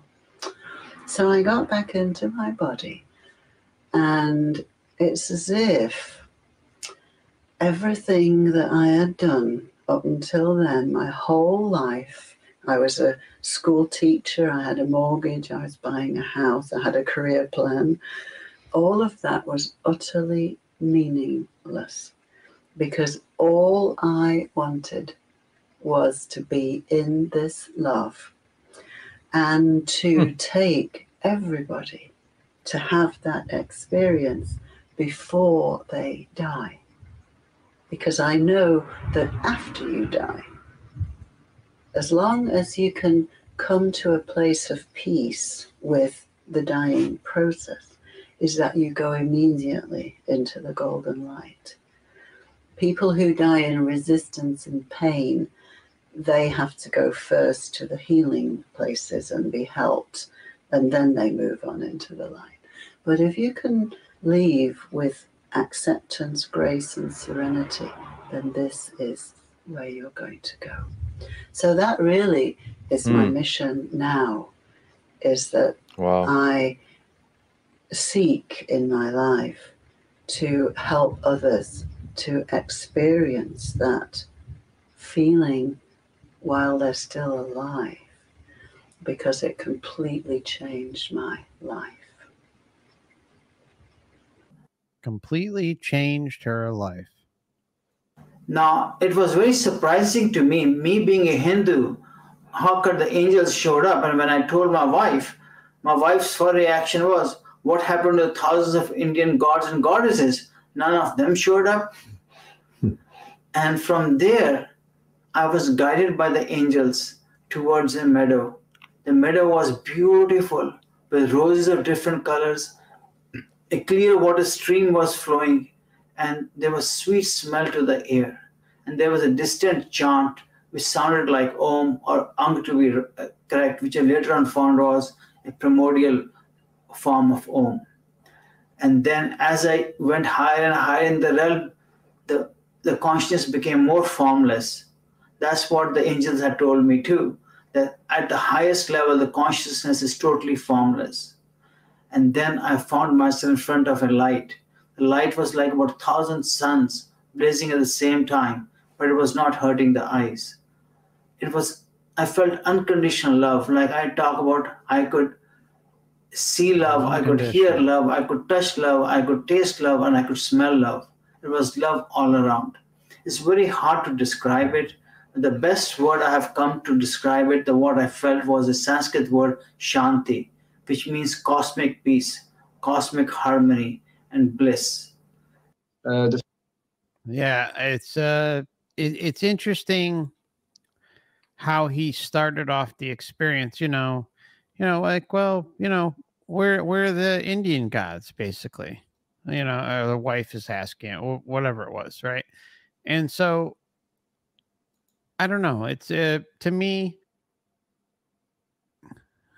I don't know. It's an interesting case. It's an interesting case. Let me just back it up a minute. All around. It's very hard to describe it. The best word I have come to describe it, the word I felt, was a Sanskrit word, Shanti, which means cosmic peace, cosmic harmony, and bliss. Cosmic peace, harmony, and bliss. Again, we're literally in the midst of a drug dealer. This is what we're dealing with. The feeling once you cross over is very, very intense. It's like 100 to 1,000 times stronger than the sensation you have when you're in the body, when you're here on Earth. And it's intense. Listen to the percentage that he over is very, very intense. It's like 100 to 1,000 times stronger than the sensation you have when you're in the body, when you're here on Earth. So again, based on what he's saying, based on what many of these other experiencers have said, doesn't that sound like it opens a pathway to being manipulated? That's all I'm saying. It seems very obvious that, you know, it's not something, if what's happening here is a byproduct of something that's external and responsible for what's happening here, then we have a right to question it. We have a right to put its feet to the fire and put it on the stand and question it vigorously. And because it has the ability to memory wipe and keep us all in the dark about what's going on, because it claims to be this almighty being or essence of love, well, then all we have to do is apply our intention as a creator being, eternal creator being, and move past it and stop buying into the attachments that it is trying to sell us. And so the first thing I feel is then love. Like I really feel this intense, all overpowering sensation of love. And at the same time, I understand that this love, this energy, whatever I'm in, that is the truth, that is what the universe is made of. That is the truth of existence. And I realize that. So that's his feeling. It's facts. It's the facts of existence. It's the truth. What the universe is made of, that is the truth of existence. And I realize that is what people call God, or whatever we want to call it. You know, I realized this is the truth. And once I realized that, oh, wow, this is the truth, then I remember thinking to myself that, oh my God, I didn't know that love was the truth. I was an atheist before, and maybe sometimes I've been selfish and so forth, but I never realized that there's actually a truth in the universe, and that truth is love. So as soon as I said that, oh my God, I didn't know, I fell into, I don't know how it happened, because I felt guilty, or because maybe I've heard some theories that maybe I've been separated from that love. But either way, because I said, oh my God, I didn't know, I fell into a life review. Because it was so much suffering. I suffered so much suffering that I had given away, intentionally and unintentionally.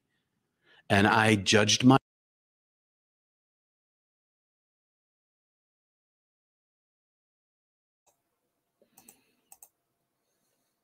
myself as guilty and shameful. And it was everything that I'd ever done from the moment of my birth to intend and not intend to hurt. And I conceive, because I'm a Christian minister, I conceive of that as sin now. The pain that I gave to people. And meanwhile, as I was going through this experience of self-judgment. Forgive yourself now. Everything you've ever done, accept yourself as you are, everything that you've done, and don't have any regrets. That's the biggest thing you can do before you die, people. That is the number one thing, because they're gonna guilt trip your ass. Actually, we're gonna come to that. We're gonna come to that after this, because we're almost done with this. The voice was saying to me, I know you. I've always known you. You are my creature. I made you. I make you. You are my creature. I made you. I make you. You are my creature. Now, Peter here, Peter's got, he does live streams every weekend. I've watched a bunch of his testimonials and lectures and stuff like that. He's made the rounds, no doubt. And becoming a Christian minister, but I've always known you. I've always known you. You are my creature. You are my creature. How creepy is that? Exactly. Exactly as Mr. Meatbag says. Exactly.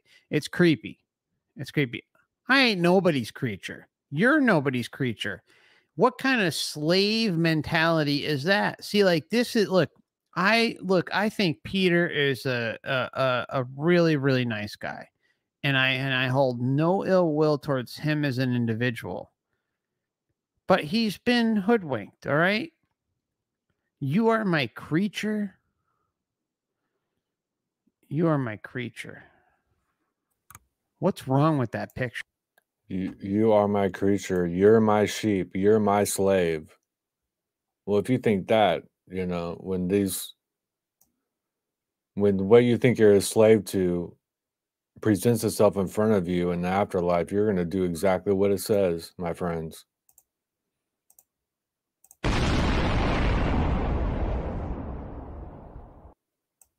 Sure. Does that not involve a slave mentality? I don't know what else gives a clearer picture than that.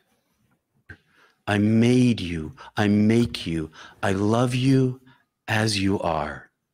Yeah, because you've created this deceptive situation that Peter and all of us are involved with, and in turn created this amazing, well thought out system that is easily able to deceive us, both when we get here and in between. I have always loved you. I loved you into being. I love you with all the pain you caused, and I love you without it. I love all of you. And none of this is a surprise to me. I know this about you already. Does he love when George Bush bombed all the innocent children, men, women, you know, of Afghanistan? Does this so-called God love that? Does God love what's going on right now in the Middle East and everything else going on? Does God forgive those actions of the psychopathic class that runs this shit show and continues to stomp its boot on everyone's face while they're here? And, you know, a lot of us are fortunate enough to live in a Western society where we have the modern day conveniences, but don't let that fool you. Americans, at least, and I can't, you know, I know Canadians too, are some of the most propagandized individuals in the entire world. All right. North Koreans, you know, like there's so many examples of this, right? And yet, you know, this so-called God, this so-called creator, this source, this loving of all loving beings is looking out for you. Come on. Let's just be honest with one another. Let's stop bullshitting and just call it out for what it is. Something's rotten in Denmark, and let's get down to the nitty-gritty and expose it for what it is. Enough is enough. Enough of the cognitive dissonance, enough of the mind-melting brainwashing, and just call out bullshit when you see it. But the thing is when I say bullshit, it has nothing to do with Peter. It has nothing to do with any of the experiencers here talking.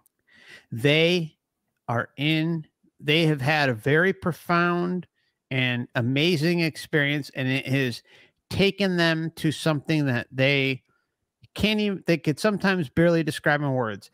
But what they have experienced is something, again, profound, amazing, incredible. And they have come back to share their message, courtesy of the Matrix marketing department, to keep the scam going.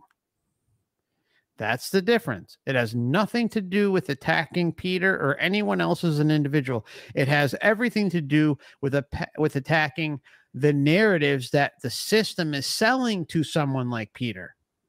That's the difference. I think Peter is an amazing man. I think he's got a good heart.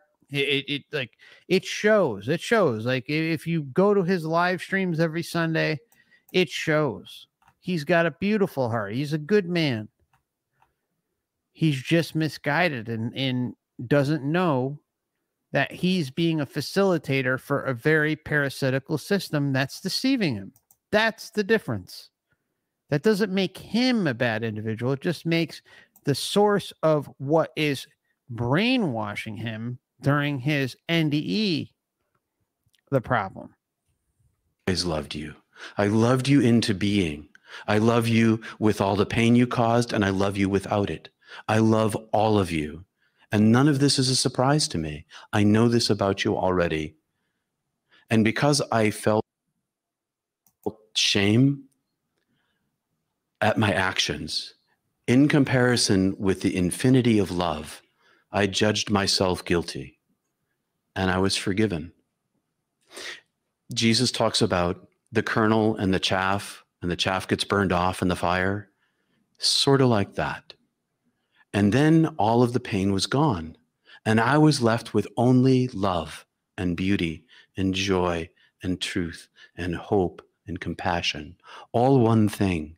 And I got to bring with me into heaven all of the love that I'd ever given away and all of the love that was ever given to me. And that was the treasure of myself. And I said to the voice, "Am I dead?" And the voice said, "Yes, you're dead." And I said, "Well, I can't die now." And the voice said, "Why?" And I said, "Well, because of my sister and my parents. If I take another child from my parents, they will suffer." So God swept me and showed me all of earth. And in showing me all of earth, I saw that the length of my life was the wink of an eye. And timelessness, time has no meaning. And I saw every human being on earth individualized. And I saw them loved in the same way that I was loved in heaven. And God said to me, "In the way that I love you now, you know that I've always loved you." You know that I've always loved you. You know. It's just a foregone conclusion, yet it is responsible for what happens here, the atrocities that happen here. But it's always loved us. Again, what about the poor child in the slums of India or North Korea or wherever, right? Doesn't matter where. There's so many examples that we can put forward. And having modern day conveniences sometimes washes away the realization about what's really going on out there. I think I found the YouTube channel that he got these off of. So we're going to go to one without his commentary next. And the But what I could occur I like hearing his views on this with humanity, but that doesn't make it, acceptable or forgivable. It just means that it's time for us to just call it out for what it is. That's all. And it was self-evident to me that God's love is the size of the cosmos, the billions and billions of years that the universe has existed. And the greatest love I'd ever experienced in my life was a speck of dust in comparison. The immensity and infinite love of God is unbelievably overwhelming. And that's the love I'd always been loved with. It's overwhelming. And I knew that to be true. And I knew that every single human being was loved in the same way. But the difference between the human beings and me was that they couldn't see. They were still in the world with a veil, not knowing the immensity of love. Couldn't. And who is responsible for that? What is responsible for that? Not you, not I. It's whatever created the monstrosity of this whole system. It has nothing to do with us. And if there's a degree of separation that is somehow capable of excusing what goes on here in a massive way, not a small way, in a massive way, something is seriously wrong with that picture. Again, I try not to be negative. I really do. But I'm going to call bullshit out when I see it in relation to the system. Not Peter, not any of these other experiencers, but the narrative that continues to be pushed in experiencer cases that are brought back to us and publicized and pushed on the public. It's common sense to question anything in life. Why is it just not common sense to question what's going on in the afterlife, in the narratives that are being pushed there? And that, the light is a literal drug dealer trying to get us high on its own supply and keep us. Okay. Let me see if I can copy and paste this here. I think I found what I was looking for. I'm going to come right back to that.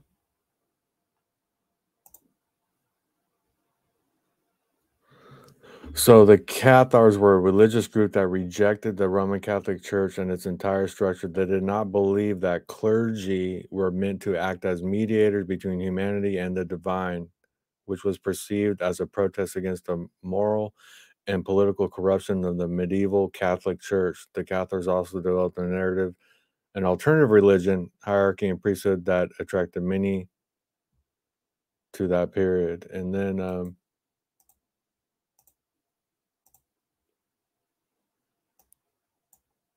this Cathar stuff's interesting to me. And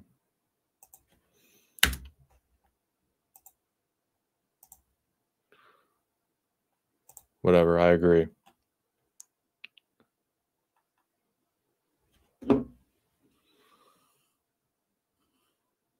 Oh, it's going to make me pay to show that. Damn it. All right, whatever. In this never-ending cycle of birth, death, rebirth, rinse and repeat. Know it. Not built into the structure, but still loved nonetheless. And God showed me my parents in particular. And I could see their faces and I could see their suffering. And God said to me, all will be well with them, because all has always been well, and all will be well, and all is well, because I love them. And you know this to be true, and I knew it to be true, that in the end, my parents would no longer suffer, because in death, they would be immersed in the ocean of love.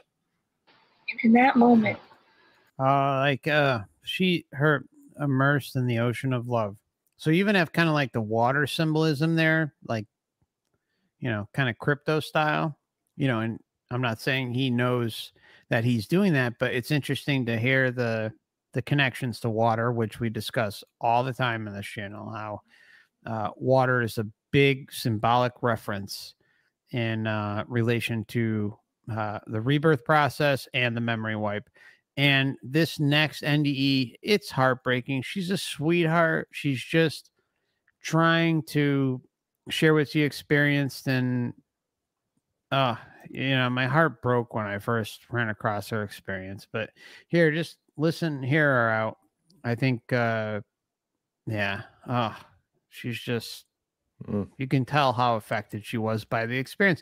The way she reacts, my friends, is an indication of how powerful these experiences are. This is a complete representation of how powerful the experience is. And when they come back, she's reliving it as she tells it. Just listen. a beam of pure white came out of the sky and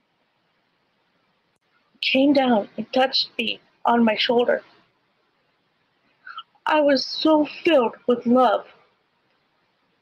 It's impossible to describe how much love there was in that moment. All the love of the world. It filled my whole entire body. Every cell of my body was completely infused with this love. It was the love of a parent for their precious child. And in the same moment, I recognized that I always knew this, that this truth was always there for me. And I was remembering, and not just learning something new, I was remembering I am part of this love. I am God, and God is me. It doesn't really convey the truth to say the words. It doesn't come close to. Anyway, as this being touched me, suddenly I was viewing this scene of the road as I was driving down from 3 different places. I was seeing it from my body, and I was seeing it from the passenger seat. From the passenger seat, I could see it with my intellect. I observing clearly the edges of the beam and thinking, that's not light. And it's diffused at the top, and it comes to a point on my shoulder, and it came through the window, and it touched me and had contact.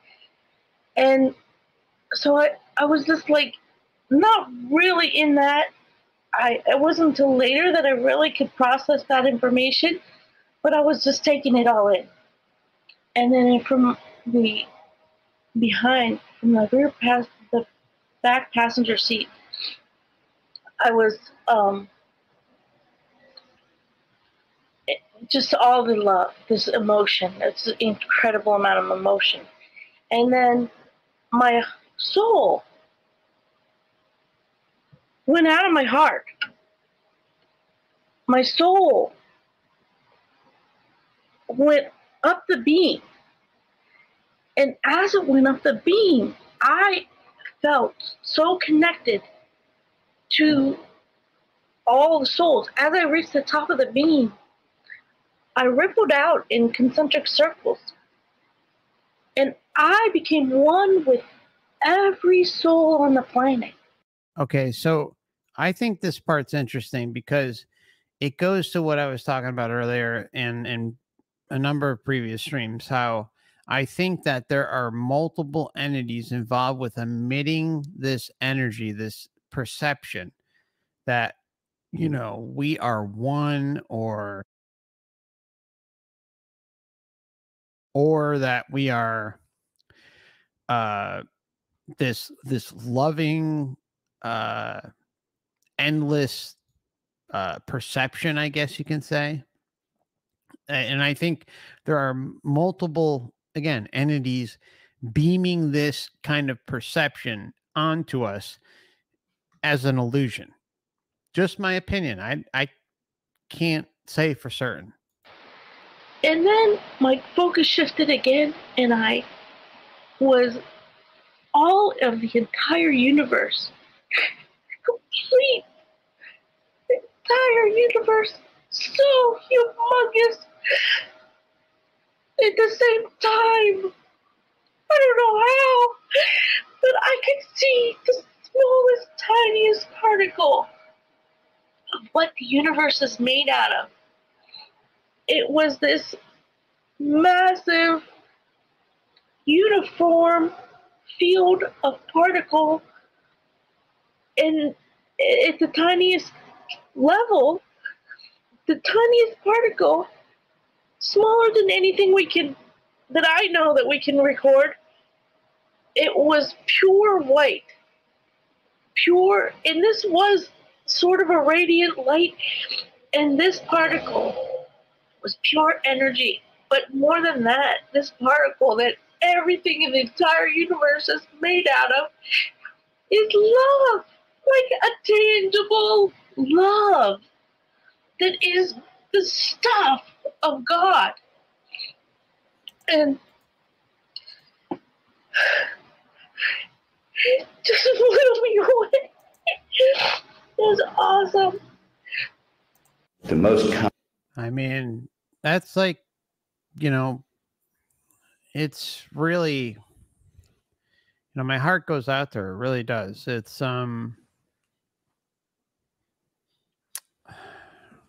this is how deep some of it goes, my friends. It can't be stated enough that this is how deep it can go. You know, make of it what you will, right? All right, I do need to take a quick break. I'm not going to be gone long. Probably less.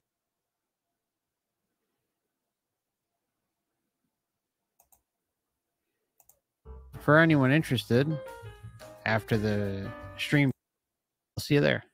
Let's continue. It was awesome. The most common aspect of NDEs is the feeling, the intense feeling of love. And this love floods into you. It just floods in. You don't have to ask it. It is no conditions. You don't have to sign something. You're accepted and loved for whatever you are, for whatever you've done. There's no conditions on this love. So I pass. There's no conditions on this love. Isn't that a red flag? I mean, what about those who commit mass genocide? Maybe that's why they do it, right? Because they know they have this information, knowing that.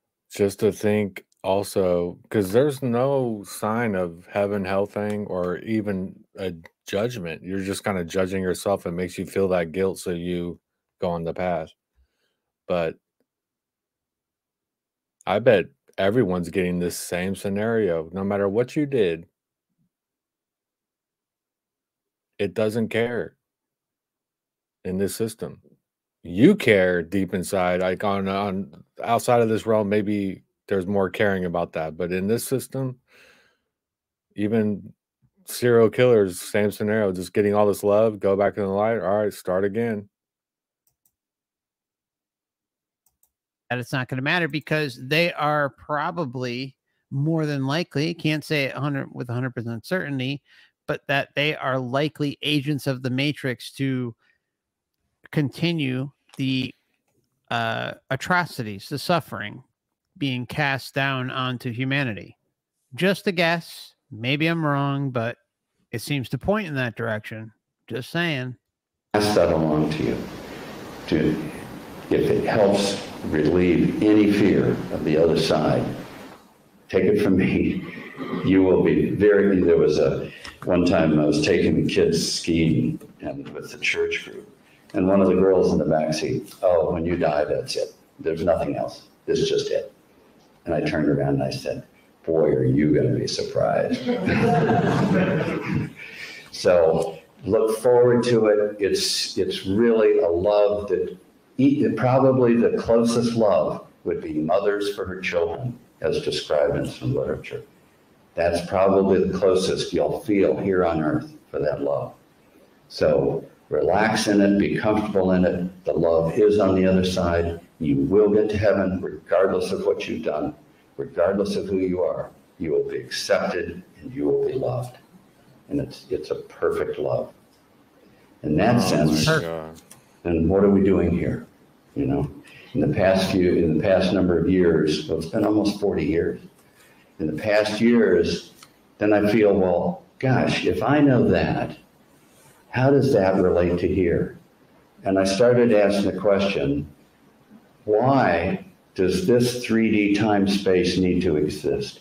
Good if question. God is all-knowing, all-powerful, you know, in control of everything, lacks nothing, well, what is this about?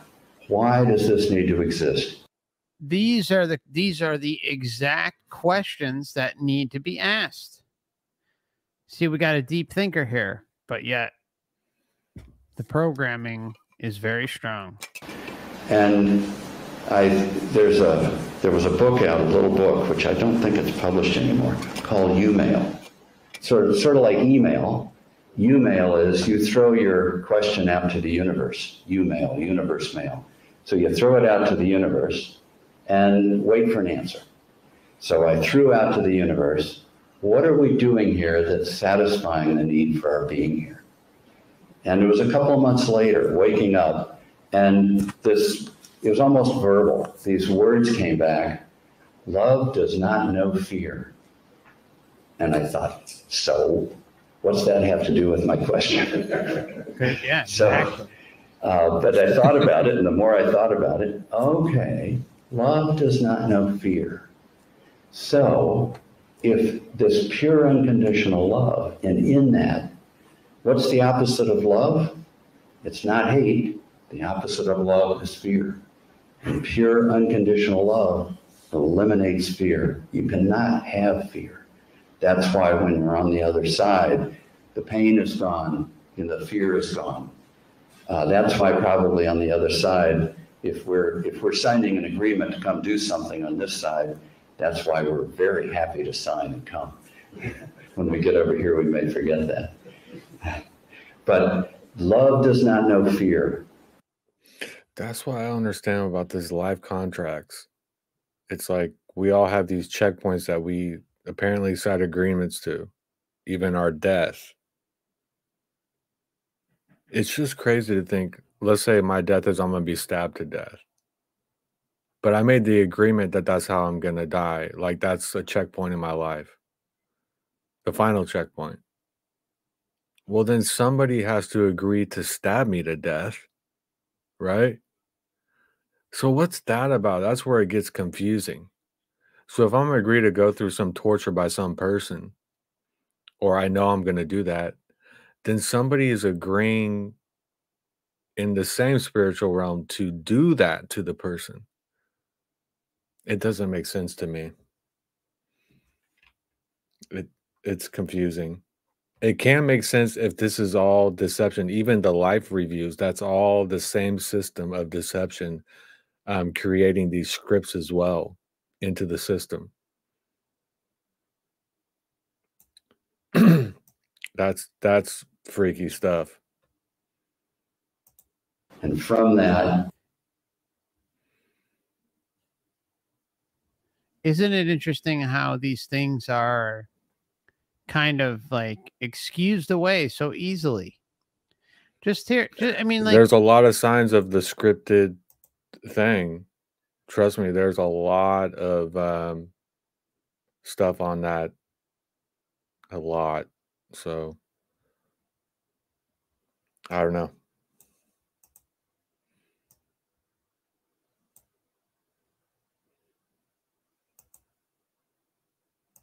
he's asking these. Same thing if you believe in this religion thing and you have these man-made gods. Same thing. They say God chooses everybody's last breath. Well, think about everybody's last breath and people going through horrible things. Well, then God made that person do it to the person then, right? If I'm going to die in a brutal fashion by another person against my will, and God chose that, then also God made the person do it to me. See how weird it gets? No, I don't see that. But then again, I can see it with the God of this realm and these deities in control of this system that's beyond Earth. Now, if my hunch is right, then it actually makes sense.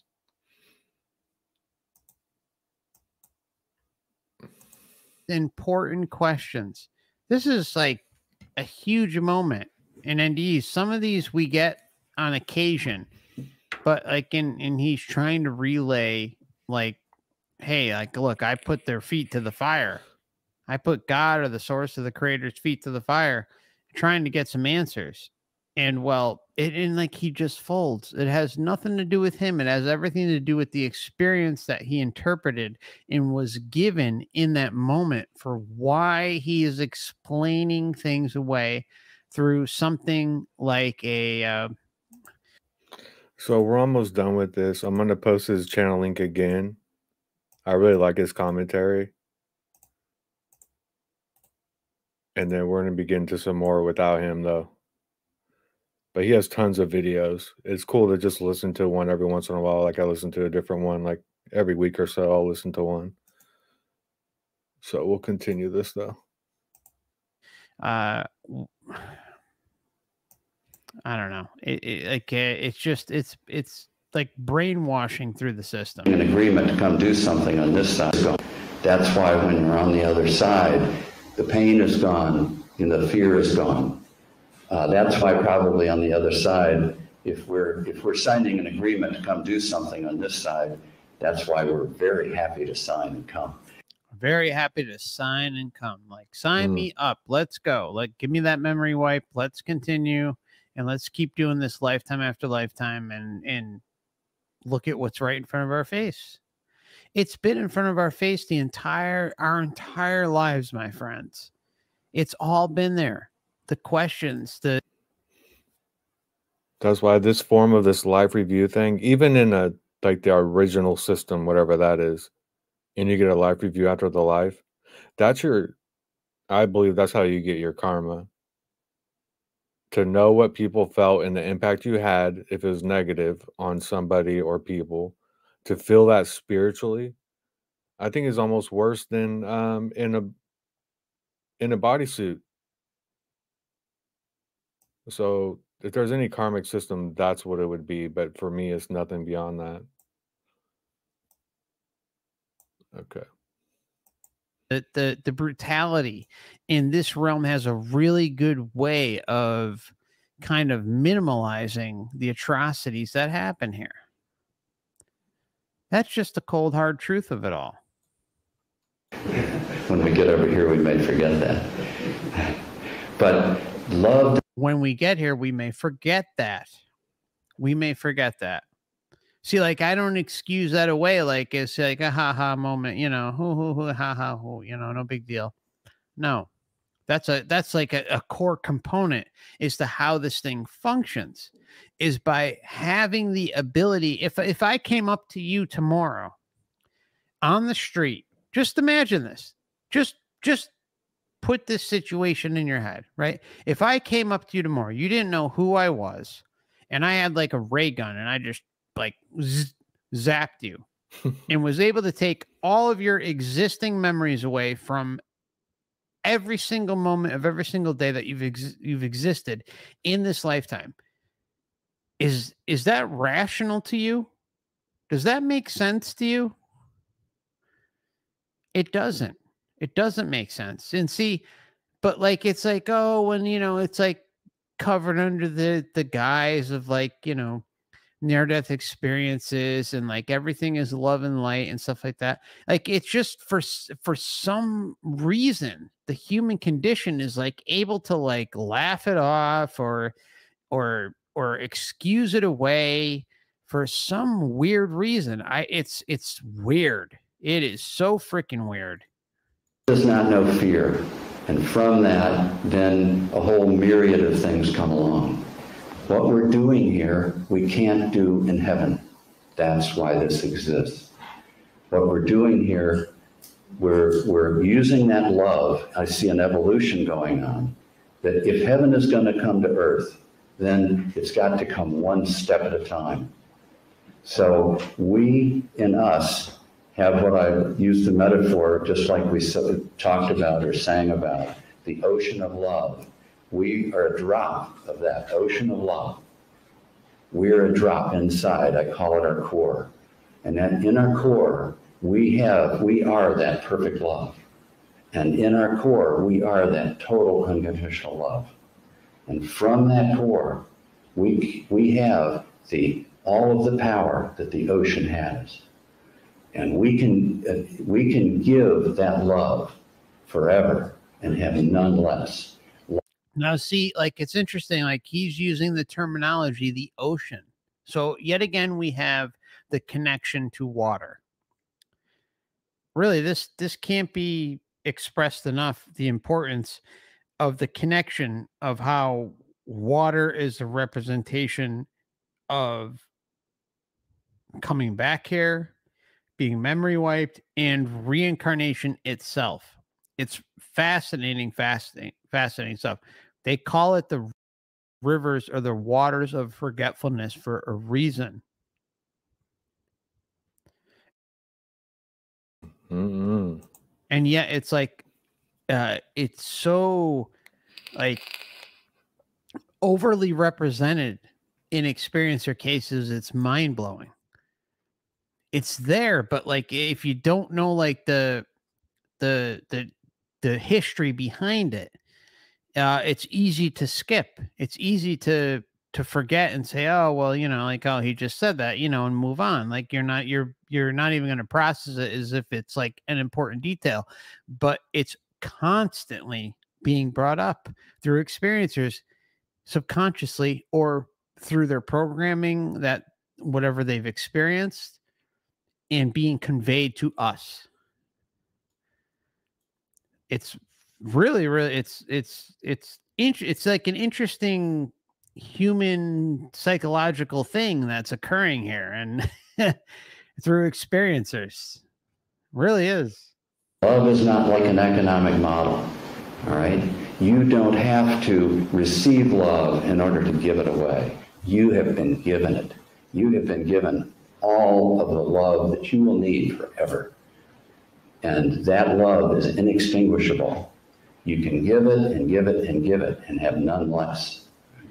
All you have to do is give it. So don't think it's like dollars and cents. You've got an unlimited supply. Yeah, maybe it's difficult if you say, look, I've been abused all my life and I can't be a loving person. Well, as my friend would say, well, suck it up. Be the loving person that you are on the inside. Go there and get rid of all these other little pains and so forth.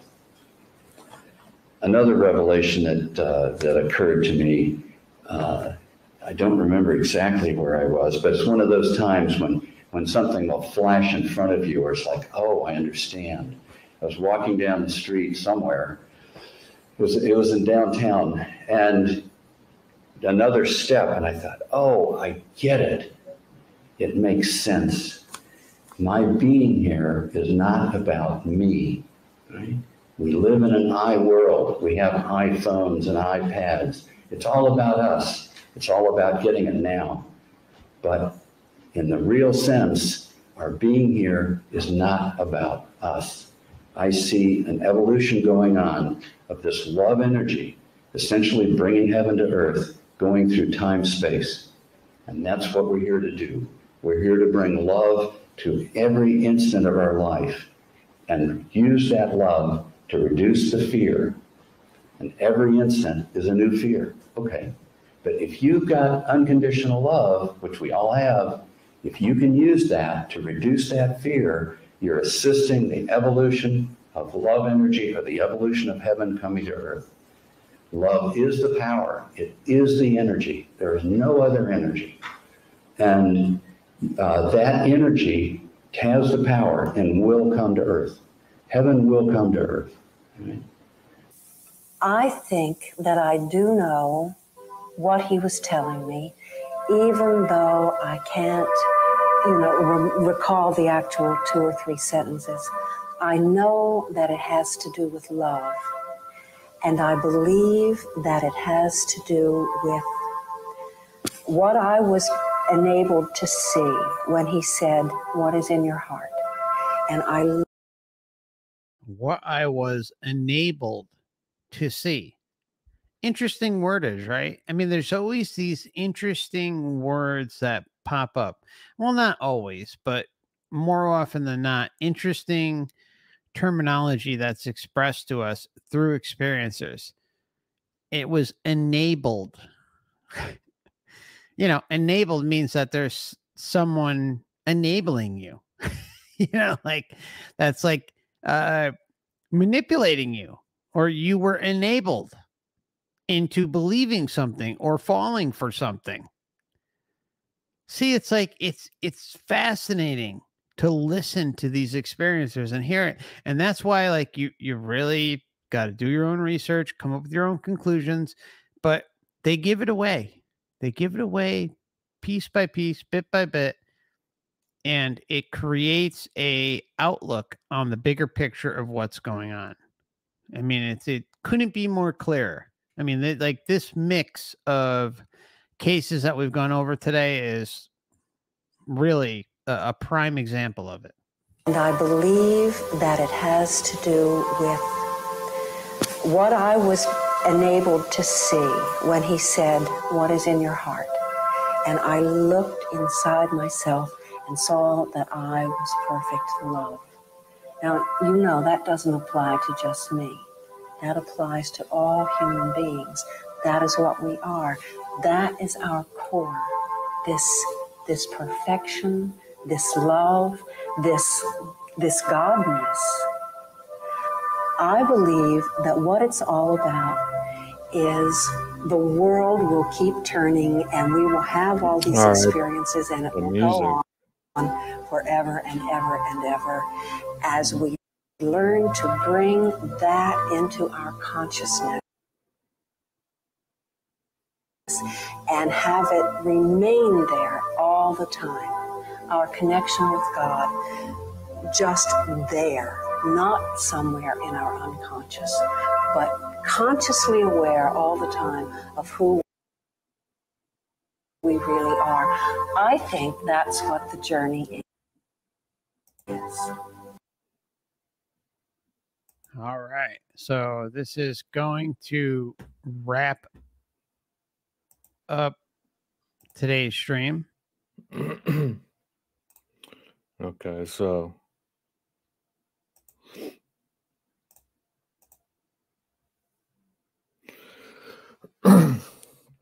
so I was reading this, I think a couple of days ago. I was doing research on this. We're going to go and kind of change the subject for a second, but it's actually pretty on point with the subject because we're exposing a parasitic system operating beyond this physical realm that we're all in. And I believe it's attached to these parasites too. Only that type of creator, these demigods, would create these fucking things. No good God would create this shit, bro. People, there's no way. A common parasite that changes your brain chemistry may be the interesting link in everything from road rage to depression, even autism and neurodegenerative diseases. All right. It's one of the most common parasite infected in humans, people. Look, and they'll give you different numbers, but the reality it is that it is the most common one in humans. Over 40 million is currently infected. Well, where'd you get that number from? According to even the CDC admits 40 million people are infected with them. Why don't we ever hear if 40 million people are infected with a mind controlling parasite that has the potential at least to do it? Why I was never even told about this until I started doing research. You would think that we'd be hearing about it more. It may act like the flu, food poisoning, or be totally asymptomatic. People, it may act like the food poisoning, or be asymptomatic, no symptoms, because its main goal is to be undetected. That's its main objective, these things. This parasite travels to the brain and muscle tissue, where it forms into cysts and can stay undetected for the rest of your life, my friends.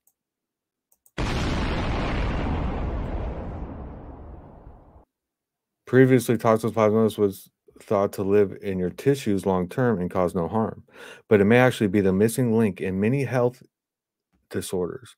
Decades of research has been done into the behavioral connection to even a mild infection with toxoplasmosis, linking this parasite to depression, anxiety, impulsivity, anger, aggression, rage, bipolar disorder, schizophrenia, obsessive compulsive disorder, epilepsy, autism, neurodegenerative diseases, and certain cancers.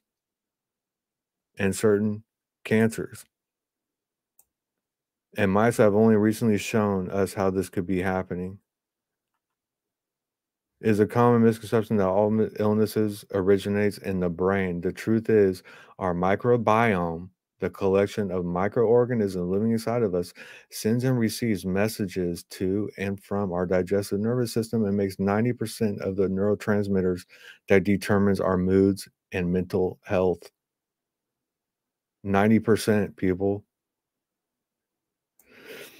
All it takes is one bad bug, like toxoplasmosis, to upset the whole balance and change our moods, mental health, and even our personalities. Think of all the people that we've even known or we've done where you see a change in somebody, or just like they're talking about here, all this stuff. And the doctors will never, ever make the connection. It is the toxoplasma is a reason pregnant women are advised not to handle a cat's litter box Infection with it can cause severe neurological problems in the developing fetus. How many kids are getting neurological disorders because the mom or dad's passing it on within the womb with the child or something? I don't know. I'm just saying, like, the possibilities. Or childs are born with neurological problems. How are they really discovering this or making the connection? And how many has gone undetected? Microplastic eggs. If you don't wash yourself with food, blah, blah, blah. I would say, people, if you eat meat, I would cook that shit to the max, because what I'm seeing in meat is fucking freaky. What's going on with that? And the same with mine. We should notice something interesting. Once a mouse is infected with toxoplasmosis, it is no longer afraid of most notorious predator, the cat. This greatly benefits the, so it's in these different, it creates a behavior for them not to be afraid and to basically be preyed upon by a predator. Once you're infected through the digestive system, this parasite quickly goes to work on your nervous by changing the way your brain sends and receives signals by altering the quantities of over 300 proteins needed for those signals.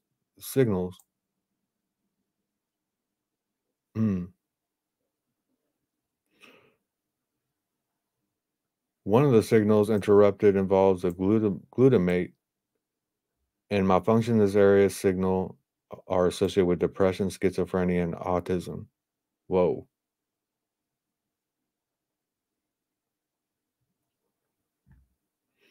So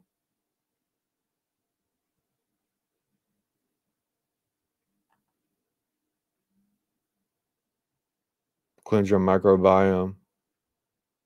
It only takes one bad apple. They're always trying to sell some parasite cleanse. I check them out, but $112 for a 30-day cleanse. Well, you get a lot of stuff. No, thank you.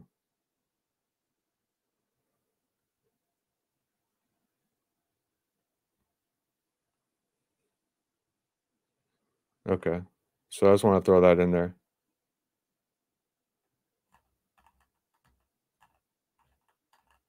If they really cared, we'd be definitely hearing more about this. Think of all the people. Horrible. Okay. Where are we going next?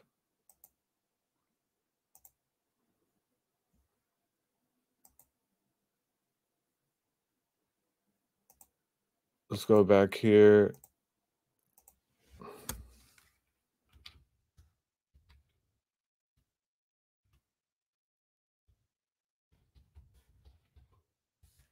NDE compilations.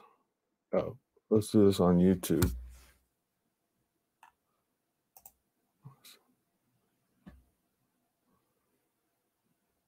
There.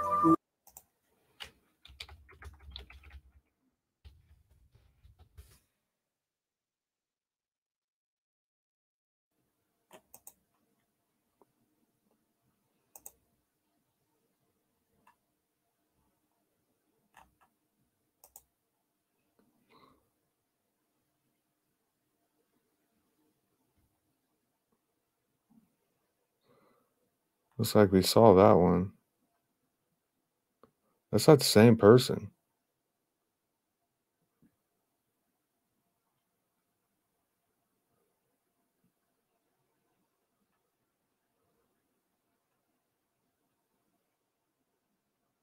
Let's see this one.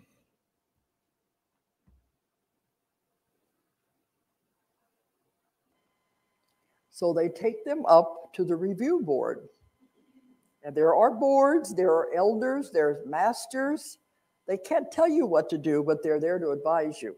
So you go up and look, and they're going to show you your life. And remember, I don't know if some people were there, but we were looking at how it's a hive mind system. So these parasites, and this relates to this system we're talking about, this matrix system. It's all one and the same. They operate the same way. During the full moon, your serotonin levels drop. I think this is right. Don't quote me on this. And then that means that your immune system drops. So the parasites know every full moon, and that's when they're the most active in multiplying and setting up shop and getting some work done, because it knows when to lay dormant. You know, when your immune system's at its peak, it'll just lay dormant for even months. And then when the coast is clear, then it gets back into action and it'll be undetectable. So when we hear all these stories about full moons and how people act and stuff, well, this could be why. Because all the parasites are the most active in everybody on a full moon.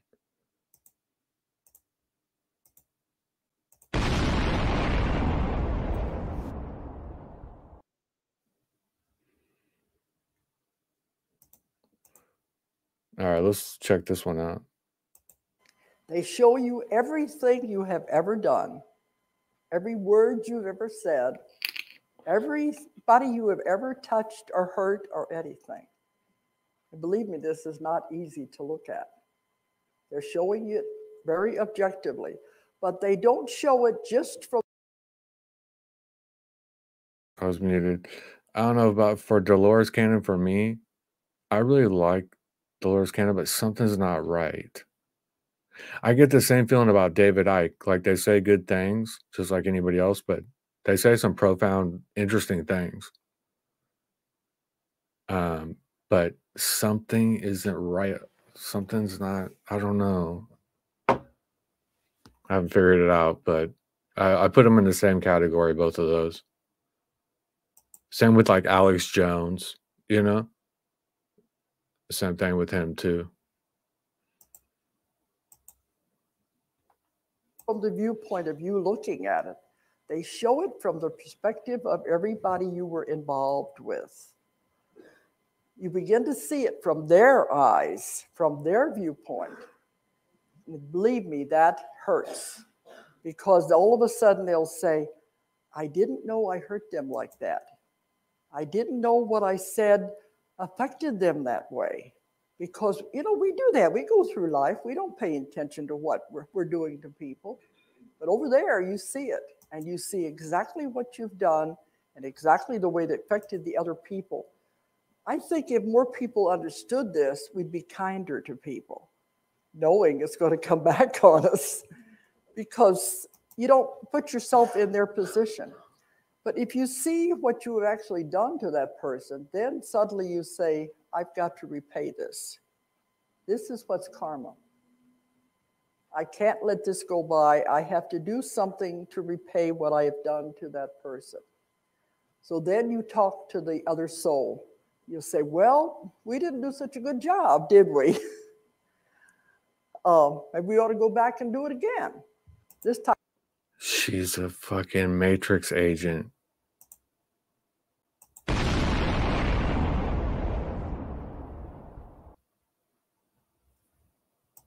You be the husband, I'll be the wife. You be the mother, I'll be the child. Because you can switch roles around any way you want. It doesn't make any difference. It's all play anyway. It's just a game. It's all play. I've had people go through the death experience, and when they're up on the other side looking down at it, they'll say, it was just a play. I see all the actors in the wings getting ready to come on and play their parts and put on their costumes. It didn't mean anything. But they said when I was there, it was so intense. It was so much emotion. And I was in the middle of all of this. But they said from over here, it's like the blink of an eye. You can look at it from two different things. We get caught up in the illusion.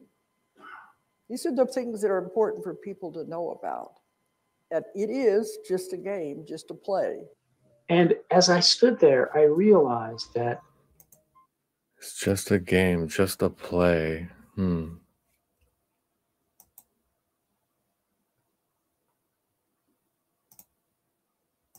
We're all connected.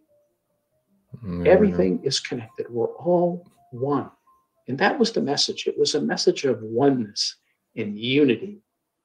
You know, I had an experience of a couple of life reviews while I was standing in that place, connected to everything. And I thought to myself, oh my God. See, I could, whenever you hear someone talk about, I don't know, something. You know, loneliness is just an illusion.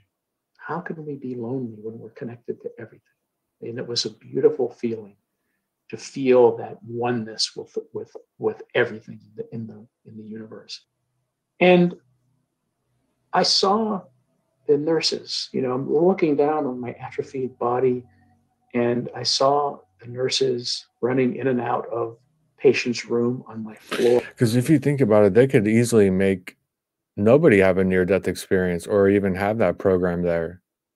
So that program was created for them to come back and talk about it. You know what I mean? Because if they did the mind work, they did all these things and created the system, then obviously they could easily not even have that there. Like, we don't want them having any, you know, near-death experiences or nothing, where we're just in some void. They could easily program like a void for everybody. So there you go. And what was curious about this is that I only saw the nurses that I had made negative assumptions and judgments about, which was an incredible experience. Because, you know, we all want to think that, oh, I'm not a judgmental person and I don't have any of these prejudiced thoughts, but unfortunately, we all do. That's part of our humanity. And I began to see these people that I had made these negative assumptions about, and something fascinating happened. It was like watching multiple television screens at once. So I saw their lives in a regression of events. And it was kind of like their lives were going backwards to who they were now, back to childhood. And it was almost as if every time there was a watershed event in their life, like abuse or a bad personal decision or an accident, something that happened out of their control, circumstances out of their control, it was as if this movie that was moving in high speed backwards to their birth would stop for a millisecond to give me a glimpse of what had happened to that person. And I understood that this was painting a portrait of who this person was now and why they had become who they are. And I thought to myself, how could I possibly judge these people so harshly? And at the same time, on a different screen, I saw my own life, and I saw the things that I was most ashamed of and the mistakes that I had made in my life.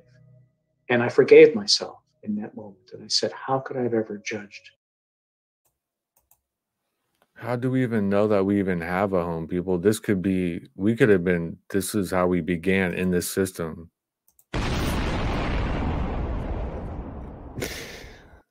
Think about it. We don't even know. So, people, this could be all we've ever known. This could be it, guys. I don't know. I'm just saying. You so harshly. Because, you know, when you think about it, we always are so much harder on ourselves than anybody else. And we, as human beings, we only act on the information that we have at the moment. So we make mistakes in our lives, and this whole life is an evolving I don't want to hear this guy talk. You know, of hopefully evolving towards something better, moving toward that. Or an angel, if you will, or an entity or a being that was advanced. You know, being agnostic at the time, I didn't believe that there were angels. I didn't believe in God. I didn't believe in Jesus. You live, you die, you work, you get a family, you buy a home, and that's it. There was no interpretation. There was no alertness to religion. I just denied it, if you will. I just didn't believe in the God that I had been taught. So there I'm sitting on this tree in a stratosphere before me with my life review. It began from the time I was born in a hospital until the time I died. And I watched everything in my life, moments that you forget about, moments that you driving around and you acknowledge someone across the street, or you see a child at a park. And every moment of my life had been recorded like a matrix. It was like everything was showing simultaneously, of everything, every conversation, every person, every situation, every encounter, every moment that no one thought, you know, or when we go back to those moments, we think no one's watching. Everything recorded. And I remember in high school, my sister was sharing a locker next to me, and it was my birthday. And my sister and I were very close, and all my football buddies were around me. And she was saying, aren't you going to say how much you love me and how much you care for me? And I'm your best friend. And I'm watching this moment, embarrassed because she's doing all this in front of my friends. And I'm watching this as though not in a perspective of judgment and sadness, but awareness, watching my sister say all these things, and I could hear my thoughts in my head, watching this moment in my life, saying, "Oh, just go away. My friends are watching." And I didn't say anything, and I walked away. That was the night my sister was killed by a drunk driver. What I learned was those moments when we go through life that we don't share with people, how much we love them, how much we care for them. The moment for me, as I looked down, there was no judgment. He's like, let's try a different one. I'm trying to look for like one that we were just watching.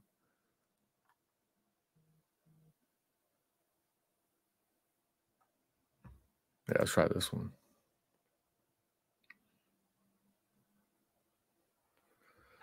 The next thing I saw was up and to my right.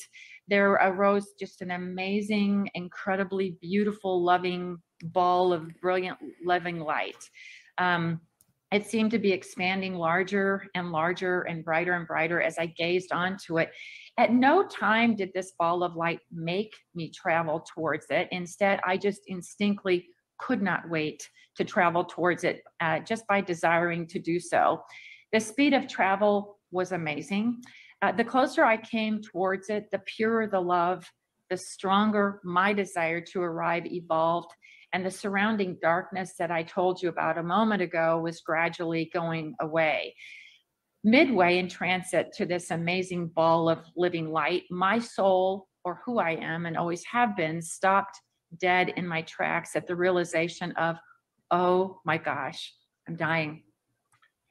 Meanwhile, an immense level of comfort and reassurance overwhelmed my realization of my own earthly death, and I simply could not wait or delay my transit towards the amazing place of pure love and peace. So as I felt these feelings by desire, I continued onward towards the living place of light until I arrived all in. Once there, I was greeted by a number of beautiful, incredibly happy, just exuberant, colorful, iridescent souls. We each very much resembled human characteristics, although we weren't exactly alike. At that same time in my life, I had not yet experienced the earthly death of any of my relatives or best friends of any kind. So today, I still couldn't tell you who any of these souls were, but they greeted me heartily as if they'd always known me.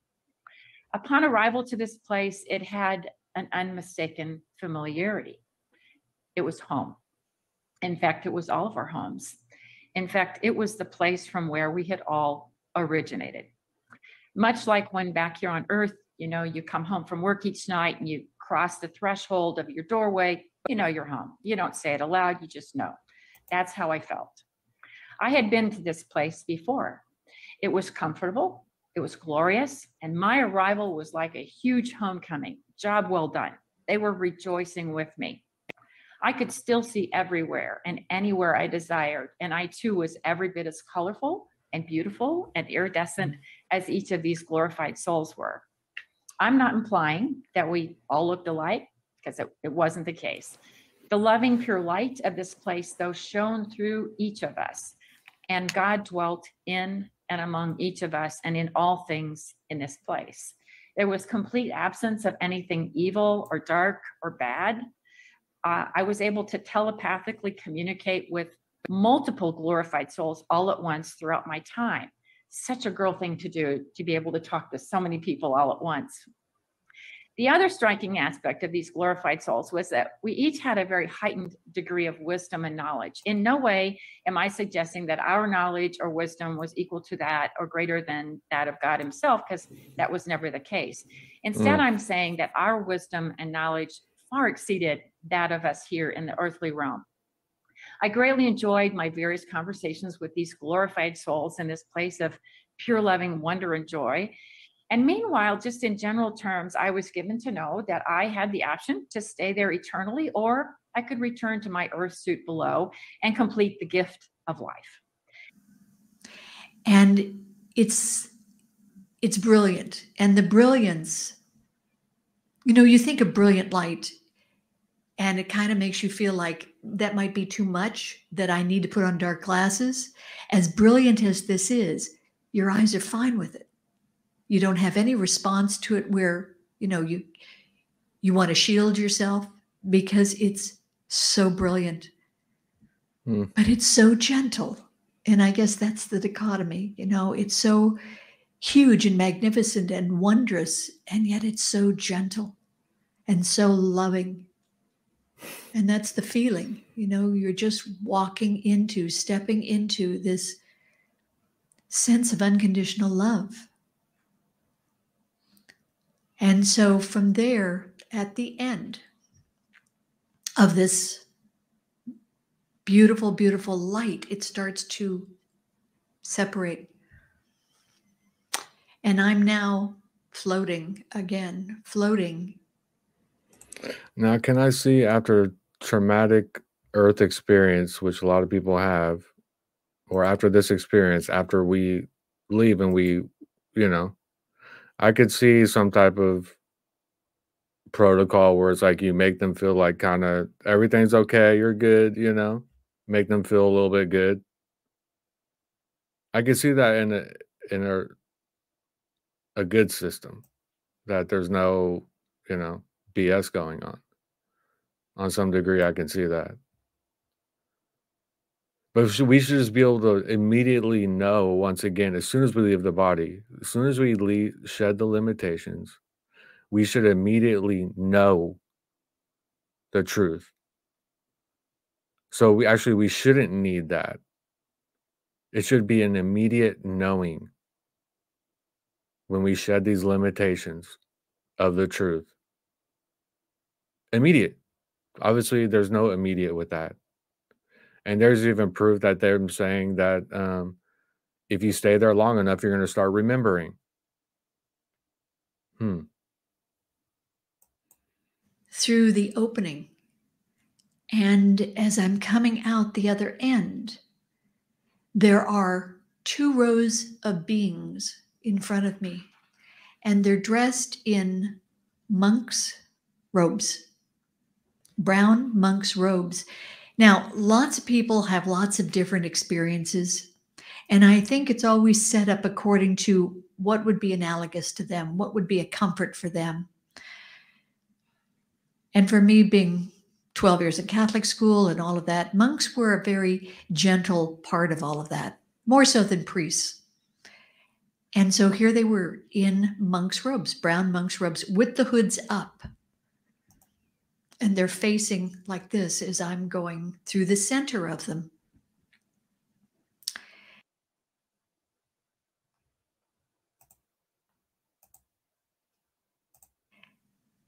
And I'm just feeling this unconditional love radiating to me and through me and around me. It's like coming home. It's like coming home to a part of myself I didn't know I had. It's like coming home to myself in a way I had never experienced in life. Now, remember, I started out in trouble emotionally, not knowing where my life was going or what I was going to do. I was overwhelmed by life and terrified of making mistakes and, you know, not having the tools and not having support and all of that. And here I am, absolutely enraptured. I felt feelings that I had never felt even as a child, as a newborn with my mother. I felt cherished in a deeper way than I knew you could experience. I felt like everything was right and all right, and that nothing mattered except being in the present of this experience and in this feeling. And all of this information that came in this moment of being there, when you cross over, you're privy to all of the universal information.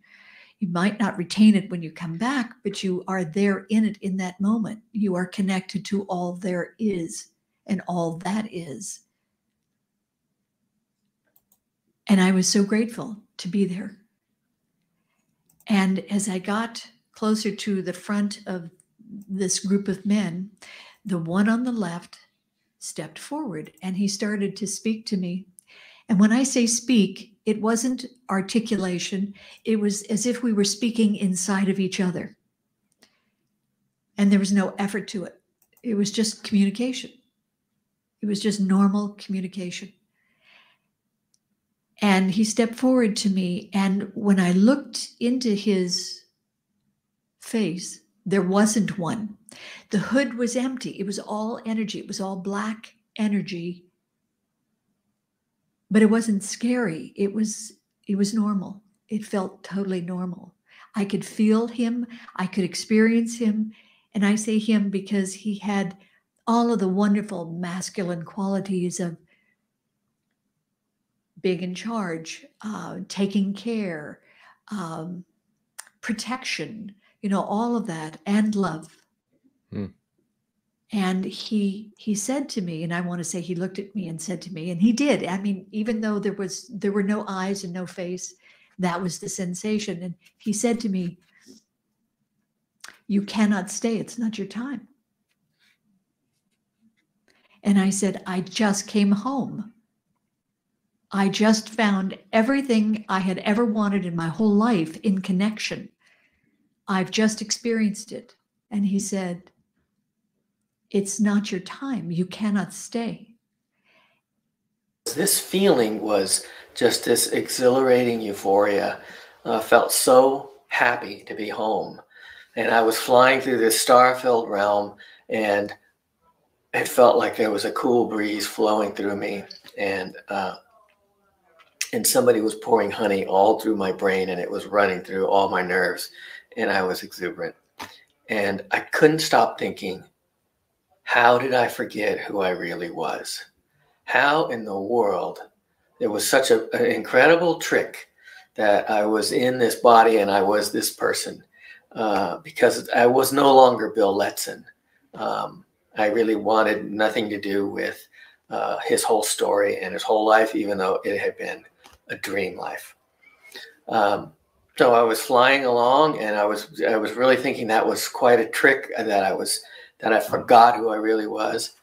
And all of a sudden I landed in a place, and it was a solid place. It had indirect lighting. There were tables there, and there was like beds and stuff. It was very clinical, institutional almost. And there were beings there. There were these 3 robed guys, and they were overjoyed to see me. They were kidding around and they were bouncing around, and I had known them forever. And there was another guy, and he was in charge kind of, and he was this tall, wispy guy. And when he came near me, the love from this being was so amazing. I felt like I was going to burst into tears at any moment. It was, your chest was just going to explode with love. And the 3 guys kept asking me questions. They kept saying, "How was it? What can you tell?" That you are about to. My bad. We're skipping that one. I'm gonna try this. This one seems like it's better. You will look at yourself from this point. If God couldn't show up today, and God sent you in the events that you are about to watch, what difference did God make in the lives of the events that you're taking place? It's a heavy responsibility, but that's what we're doing here. God couldn't show up today, and you had to be the difference that God made in these situations of what you're about to see. What difference did God make? After I had the panoramic life review, and I had to sit down and reflect what a complete jerk I was and what a failure I was as a spiritual being. We are not poor, pitiful, struggling humans trying to have mystical experiences. We are great and awesomely powerful and mighty spiritual beings trying to have human experiences, and we're just not real good at it yet, but we're attempting. That psychology must be in place. We must take that as the basis of how we look at ourselves, or so that we know how to open up. We can't keep looking at ourselves as struggling, stupid little humans. We can't, because it's just not, it's wearing too thin. It's not applicable We are not that. We are responsible for making this world a great place to live in. We are responsible for sharing our inner knowledge and our spiritual selves with those that are around us. And why? I don't really know all the reasons for it, but I know that what we do here works in a microcosm so that spirituality can watch these events and take from this experience and help evolve other worlds and other universes. This is like the microcosm of how spirit can react in a mental, material, physical matter. All of a sudden, once this was over, and I was trying to learn how to forgive myself for what I had done, and I just wasn't able to do it because I didn't think I deserved that forgiveness. I just honestly didn't think it. But yet no one ever judged me. Then this being and I, we traveled. We began to move through tones and frequencies and hues and energies. And it was so wondrous what we were going through. And I kept getting lighter and lighter and lighter. And I could feel more power. I came to a place where I knew I was all-knowing, that I had the ability to understand and conceive of all things, and which is a stark difference from who I am now, what an idiot that I am. But we are, as spiritual beings, are capable of conceiving all things and operating in dimensions. But don't we have to put a lot of time and energy into the tricks? Isn't that what brought us all here? You know what I mean? Is learning all the tricks and all the deception. That's not for fun in my view at all. So when you understand this parasitic system from the micro level to the macro level, understanding the trick and what it is and the possibilities and what we're probably going to face when we exit is I'm definitely going to be putting a lot of time and energy and to save my fucking soul. I don't know about you guys. I don't know about, or we could talk about flat earth or some other bullshit that doesn't matter. That's just me. That we don't even grip. We are heroes. How you know that you're a hero? If you've seen what I've seen and seen who we are, because no one listening is any different than me than I am. I know who we are and what we look like. We are radiant, powerful beings who, because we chose and were chosen to come here as heroes, we come where angels don't fear to tread. We come and we hold this ground and we evolve in a way that's like a Nautilus commercial, no pain, no gain. But we're here because we chose to come. We know the events that'll be played out, and we play them out so that the world that we live in has a value system in it that is spiritual in a physical, mental dimension. There's just no way to talk about it because all of our words are imbued with physical reality. All of our thoughts and our conceptions are imbued with developed in a place in which there's time and space, and in which we can only come to an understanding of things gradually, and in which we can only walk across a floor by taking one step after another. And all of those things relate to the physical reality. And I was in a realm of reality in which there was no time, and in which there was no space, and in which there was no limitation that we experience in this reality. And so therefore, any words that I use, I ask you to please understand, don't relate to the physical words. To see does not mean to see with physical eyes. To hear and to know does not mean to know in the way that we know physically.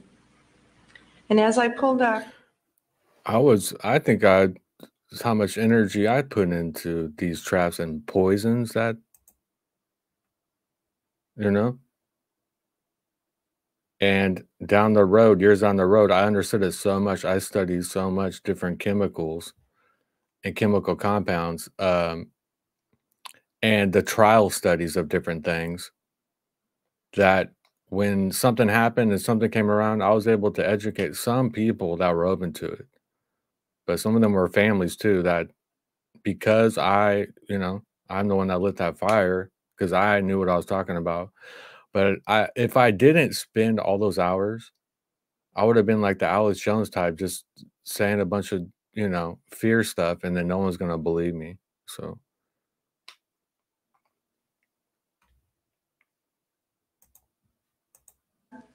away from the scene on the sidewalk, again, I was consciously aware of moving up and what was beneath me, which is physically impossible.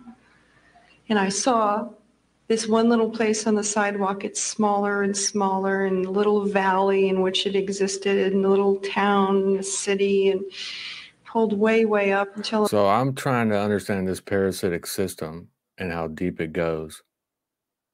And that's all I'm trying to understand outside of my own life, you know? As far as the things that they lie about, we pretty much know that. These different topics. So if it's not involved with the parasitic system, I don't really give it any attention. So that's all I'm trying to really learn about as far as this system's concerned.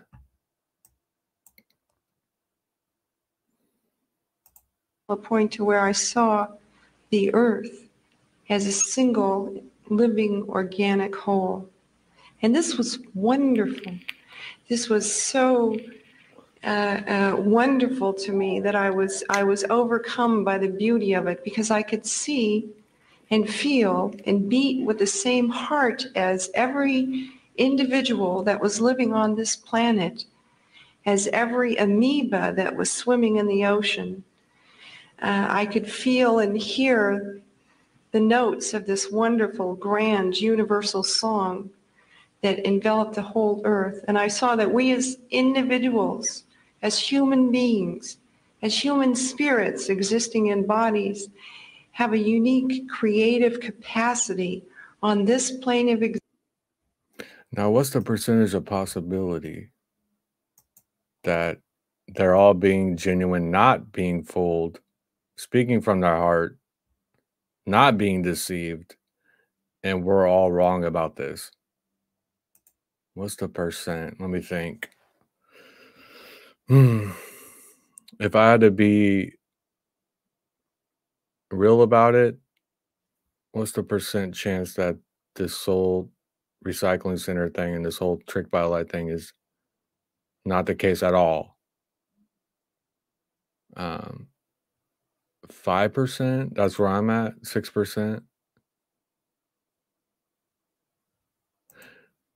It's dropping down. I mean, it's going up. I think a couple of weeks ago I would have said 70%. I'm about at 95% at this point.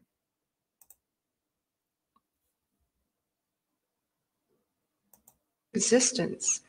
And what makes us creative and very powerful is really the tone of our hearts. Not what we do, not what we owned, not what we know, but really the tone of our hearts permeates the stuff of all physical existence. They're all like speakers. You know what I mean? I'm trying to hear people's journey on a near-death experience, not all their little inspirement mumbo jumbo, you know? I'm trying to watch the whole near-death experience. Come on. My purpose Oh, man. was in creation. Creation, by the way, I'm talking about me, but Oh, really what is the purpose of life? Yeah, we're not gonna. I thought I said, what is the purpose of the light? My bad, people.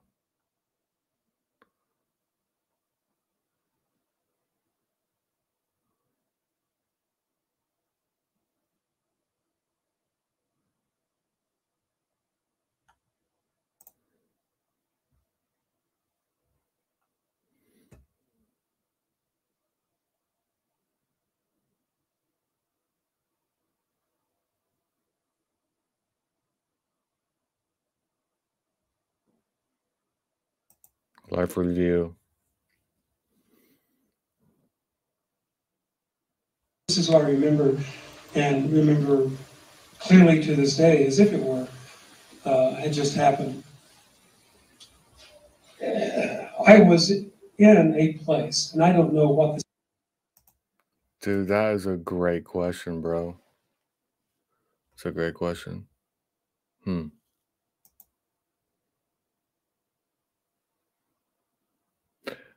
Oh wow, bro, that actually makes me think.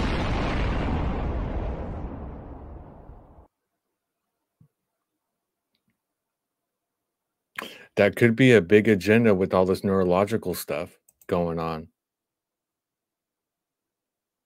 And these heavy metals and how it starts deteriorating the brain and different things that goes in our bloodstream. It starts burning out, fucking up receptors and things like that down the road. It's going to happen to all of us if we don't die of something else. And I witnessed this myself, working at a assisted living facility, and residents I would talk to every day.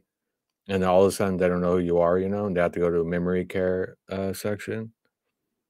But it was really sad, and it could be a big part with these neurological disorders because we kind of take this mind state into the next stage. We take our beliefs and our mind state. So I wonder if somebody's got a lot of neurological things going on, if some of that carries on in some way, I imagine.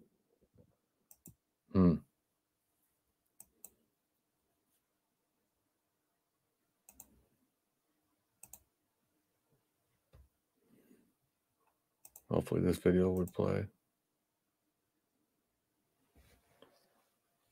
Come on, dude. Let me refresh this real quick. There we go.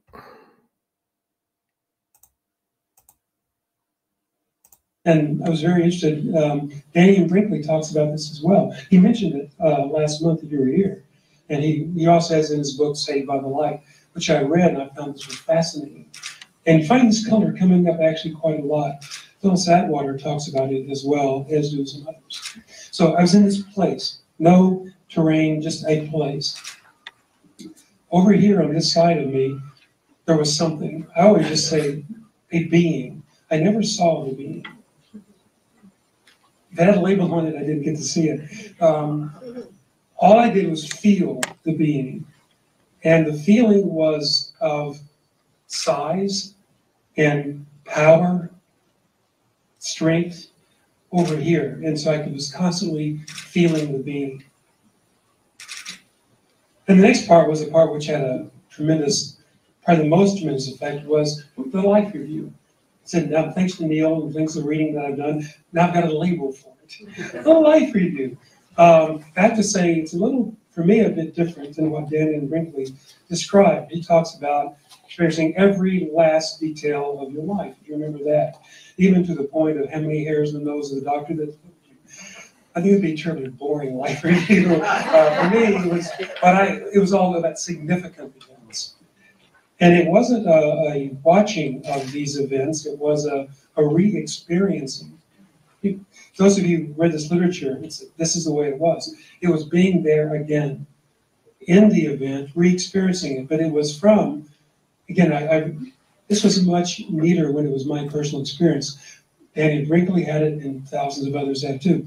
It was experiencing these events from 3 different perspectives, angles, experiences simultaneously. One was my version of events. I was just there again, and it was really focusing on what was going on inside of me, what I was thinking, what I was feeling, what my motivations were. And these actually were all times of conflict. And so I was there, with my thoughts, rationalizations, again, in times of conflict. It was kind of the normal kinds of things when you're in deep emotional conflict with someone. Sometimes somebody goes way too far, they push you just too far, they've been such a rotten person for so long, and you had it up to here, and finally you let them have it. And you feel good about it, because they've been asking for it, and you feel perfectly justified. But then I had the other person's experience, and I felt the sting and the pain of those words. And I realized these words have meaning and power. and they're just as painful whether the other person realizes they have it coming or not. And then since I was in the middle of their thoughts and their motivations, they didn't think they had it coming. All right, this guy's, And I I've felt had that enough of this sting. guy. That was a very shocking and kind of painful. This energy, whatever I'm in, that is the truth. That is what the universe is made of. That is the truth of existence. And I realized that is what people call God, or whatever we want to call it. I realized this is the truth. And once I realized that, oh wow, this is the truth, then I remember thinking to myself that, oh my God, I didn't know that love was the truth. I was an atheist before, and maybe sometimes I've been selfish and so forth, but I never realized that there's actually a truth in the universe, and that truth is love. So as soon as I said that, oh my God, I didn't know, I fell into, I don't know how it happened, because I felt guilty, or because maybe I've heard some theories that maybe I've been separated from that love. But either way, because I said, oh my God, I didn't know, I fell into a life review. And these were the classic one where I have images right in front of my eyes, or whatever I am, a point of consciousness. And I start seeing images of me where I'm hurting other people. And like some of the first images I see is like where I'm really like angry, like yelling at my mother, and she's crying. And I'm just yelling at her and throwing all my anger at her, and she's just broken down and crying. And I also see an example where I'm hurting an ex-girlfriend. There'd been, I think I'd done something horrible, like cheated on her or something at a party or something, and she just found out. This is the moment when she learns, and I see how the impact of my action really hurts her. And again, I'm on the receiving end, and I can really feel her pain. I'm on the receiving end of my actions. And then this life review continues all the way down till third grade, where this is actually a moment that I had totally forgotten. This was like, I'm 27 at this point, and this was in third grade. So I'd totally forgotten this instance, but it was an instance where I was during the break in school, I was teasing a smaller girl. So if I'm third grade, maybe she was second grade, I'm not sure. But either way, I'm now seeing this event play out in front of me, and I'm seeing her standing against the wall, and I'm going like, nah, nah, nah, nah, and I'm really like teasing her. I don't remember, calling her names and so forth and teasing her. And I just, she's like standing against the wall, like, oh no, please, please, no, no, no. And I'm now in this experience, I'm on the receiving end, meaning I'm her, and I'm feeling the pain of my hurtful actions on her. I'm feeling how it feels like for her to receive my actions that are very hurtful. And not only do I am feeling. You know what? Let's give that a shot. Let's give that a shot, bro. I think this channel's too cuddly for me. They're not even getting in depth about their experience. We're really like, you hear a near-death experience or something, and they're like telling the story, and you could feel a lot of them are genuine, and you kind of get a little, you know what I'm saying? I didn't get that out of anything from that channel. Let's try this.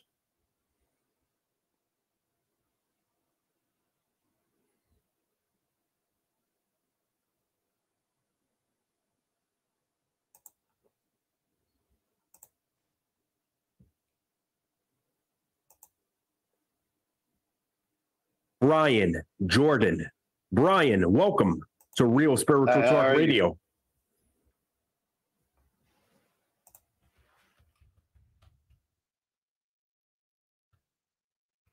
What's going on?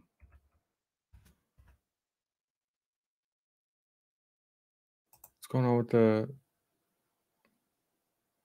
After I became a man, but I mean, it's just some things I didn't agree with. As far as when you die and the things you have to do to see heaven. So I kind of religious church. And so Sorry, I accidentally rewound it by 10 seconds. it was in my background. I didn't follow it after I became a man, but I mean, it's just some things I didn't agree with. as far as when you die and the things you have to do to see heaven. So I kind of believed in God on my own and just lived a normal life and treated everybody as good as I could. But as far as a heavy spiritual or different, or was I in the church? No. But I do believe in God. So this was a childhood religion that you were taught, and you kind of grew out of it as you became an adult. Yes, sir. Yes, sir. Okay. So why don't you talk to us about what it was that triggered your near-death experience to occur? I know you died several times. Talk to us about that. Yes, sir. I got up one morning. I went to work. It was a Saturday, and we were going to work a half a day or a short day because we normally did 11 hours, 12 hours a day. This was going to be a short day. So I'm a heavy equipment operator, and I was running a bulldozer. Oh, wow. And so I stopped for lunch, and I ate me a peanut butter and jelly sandwich, and I immediately went back to work. Gotta love those PB&Js.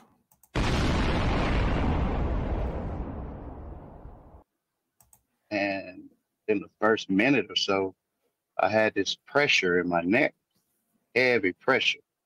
And I had never felt that before. And so I stopped and I got off the machine.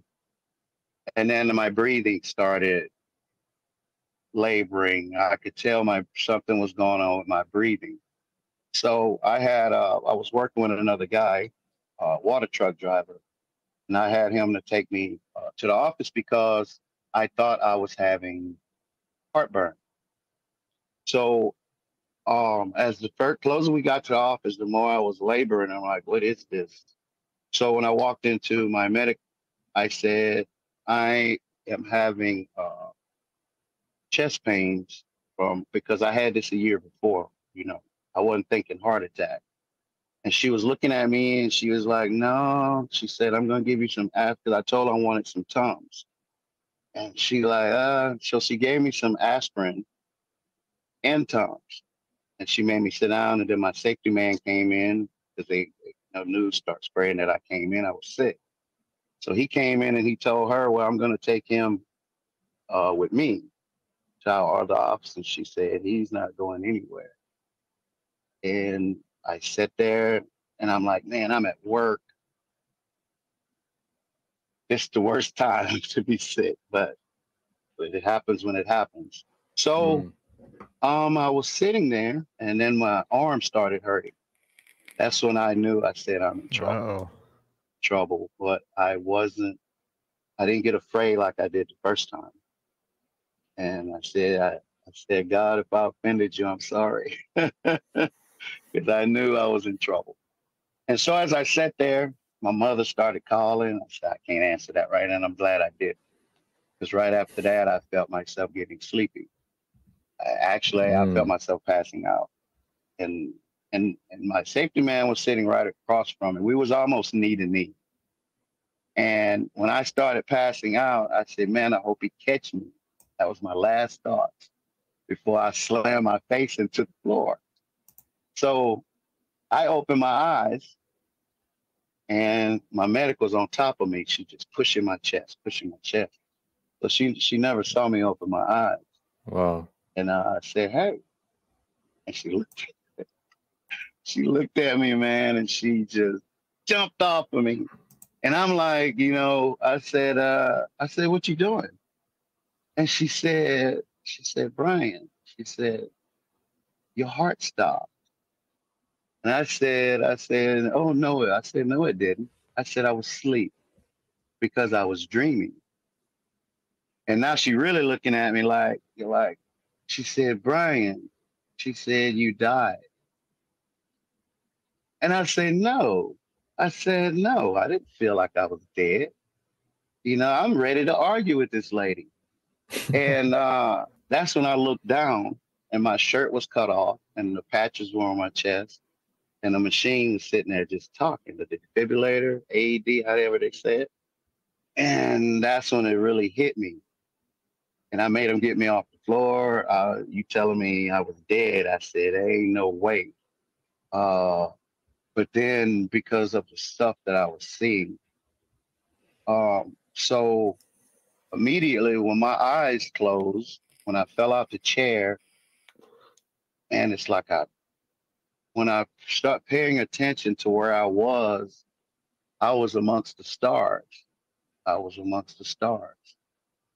And so I'm looking around, and you could tell I was like in the universe. And there were things happening. As I was sitting there, there were these things. Now, a lot of this stuff, some I can tell you, some I can remember and some I can't. So as far as me looking at them, I can't remember what they were. I don't know if there was it was a craft, or they could have been angels. I remember looking at them. And as I was looking at them, they were shooting across the universe, just shooting across. And they were leaving these trails of lights behind them, you know, as they go back and forth. And that's when I told myself, I said, what are those? Because I've never seen nothing like that before. So, and I hate that I'm sure it's going to come back one day to exactly what I was looking at. But they were doing their thing. And that's when I said to myself, I said, okay, I remember falling out the chair. I remember falling out the chair. I said, I'm asleep. I must have passed out or something. So that's when I said to myself, I said, I must be dreaming. I don't know what I'm looking at. And so each time something changed, it was like a channel. It's like, so I left from there and I was somewhere else. So now I'm in this huge, under this dome type. It reminded me of a cave because the walls were rock, and they came and it was just like a big dome. It wasn't scary or nothing. It was lit inside of there. And the thing about, man, that place, as the walls came down, you know, like we have walls come down, connect to the floor, where there was no floor. There was no floor. So, and I'm perfectly still. And I'm looking down to where there should be a floor, and I was looking into the universe. I was looking, it's like we stand outside at night and look up. Well, I was up looking down. Pretty deep stuff, huh? Whew. Where there should have been a floor. So what was there were square cut rocks, like a walkway. It was a pathway. There were two rocks together side by side, and there's a space. So there's a whole walkway floating here, just floating there. I looked right, they went, and even there, they had steps. As you go, they would drop down a little bit and drop down a little bit. Very unique, very unique. And it curved to where I couldn't see them. So when I looked to the left, this pathway went to the wall. And the wall, there was a door. And there was somebody in the doorway. So I'm a good distance away. And I'm looking at the door, and there's a being there that I could see through. I could see right through him. And he was in the doorway and he wouldn't move. And I'm looking at, so we looking at each other. So, and I have to tell you, there's no fear. Not one time was I ever afraid of anything. Fear never came into the picture, not one time. So as we looking at each other, I'm saying to myself, I'm like, what is that? You know, and Lamont, that's when everything started happening. I said to myself, I said, I want to go and see what that is. And soon as I got is out my mind, I took off like a bullet. I was going so fast, I could see the stuff passing by or whatever, the wall that was there. I could see stuff. It was like I was a bullet. And when I got to where he was, I went above the doorway.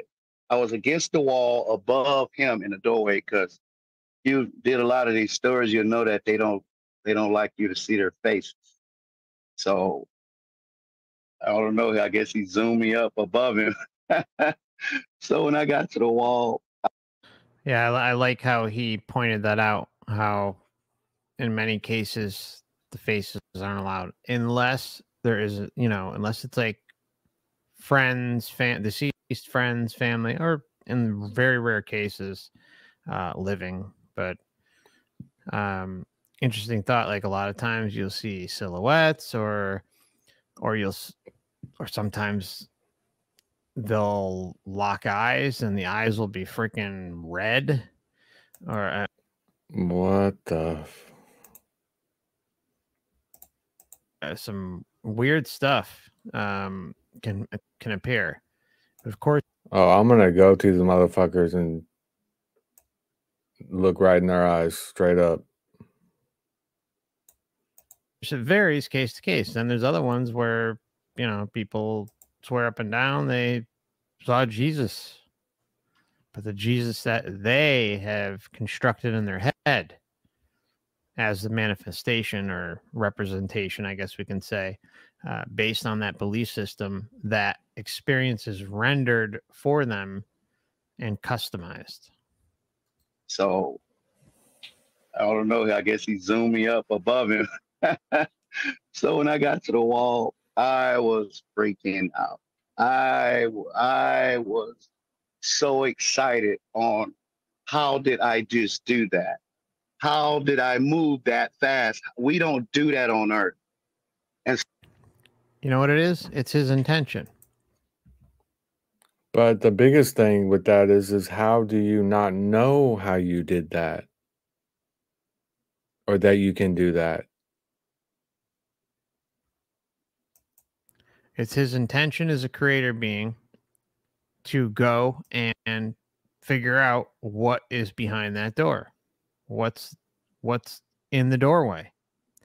And what do you say? Boom. Instant. He's there. Or sped there. Basically instantaneously. Which, again, just further cements that we are much more powerful than we have been led to believe. Our intention is king. so I said to myself right then, I know I'm dreaming now. I was convinced. I just moved like a bullet, and then it came to a stop, and just like it felt nothing. And that's when I remembered why I went there. And so I looked down and he was under me. He was up under me. He, she, I don't know. They were under me, and once I got to that door, they left. They simply start floating along that rock path that was floating above the universe, or the place with no floor, the room with no floor. And then I watched him just float away, and he went all the way and turned and disappeared. And that's when everything went jet black dark. And I was looking up. Why I was looking up, I don't know. But I think I started to go on cruise control. My soul started to take over. Because I was looking up. I had no clue why I was looking up. And then that's when I saw a light. I was on cruise control. And that's when I saw a light. So what you're seeing is a symbolic representation of something like the tunnel in a very odd way. Like if you listen to the way he described it, it's interesting, right? It's and revealing. So anyways, let's move on. Now he's going to keep moving along. Light, like far away. It looked like somebody had a flashlight and was looking for something in the dark, And man, when that light turned on me, it was so bright. I threw my hands up, or if I had hands, I don't know. But the reaction, of course, that's what you're going to do if somebody stick a light in your face. And I threw my hands up, and instantly I was inside the light. So now I'm inside the light, and I'm looking around. Everything is light. And it was like I was inside of a light bulb. It was like I was inside of a light bulb. But I want to rewind really quickly. And wow. So that's like tailor-made for him. I've never heard that kind of experience. So the system figured out with his data that that's the experience he needs to go through. Interesting. Just put this out here. Make of it what you will. On me, it was so bright. I threw my hands up, or if I had hands, I don't know. But the reaction, of course, that's what you're gonna do if somebody stick a light in your face. And I threw my hands up, and instantly I was inside the light. Okay, so he's talking. I find it interesting that he's using it's like, oh, if someone throws light up in your face, you go to block it, right? It's common that we would do that if it's blind, especially if it's night. Anyways, the reason why I'm bringing it up is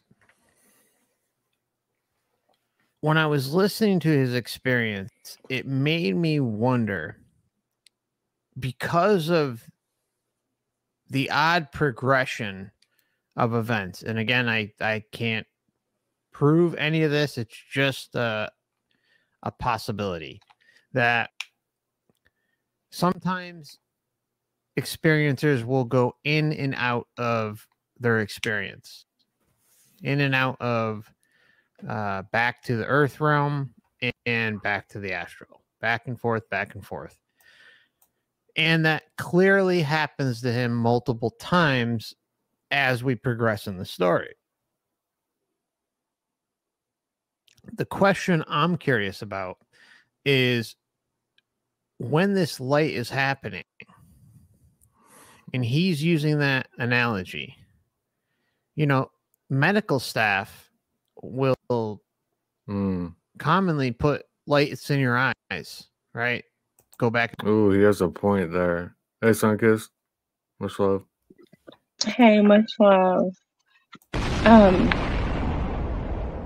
Really fast, I'm sitting here listening to this man, and it made me think about the Emerald Tablets of Thoth, and I hadn't read it in years. And he's talking about when the man talked about there was something there, and he was like, "What is that?" It made me.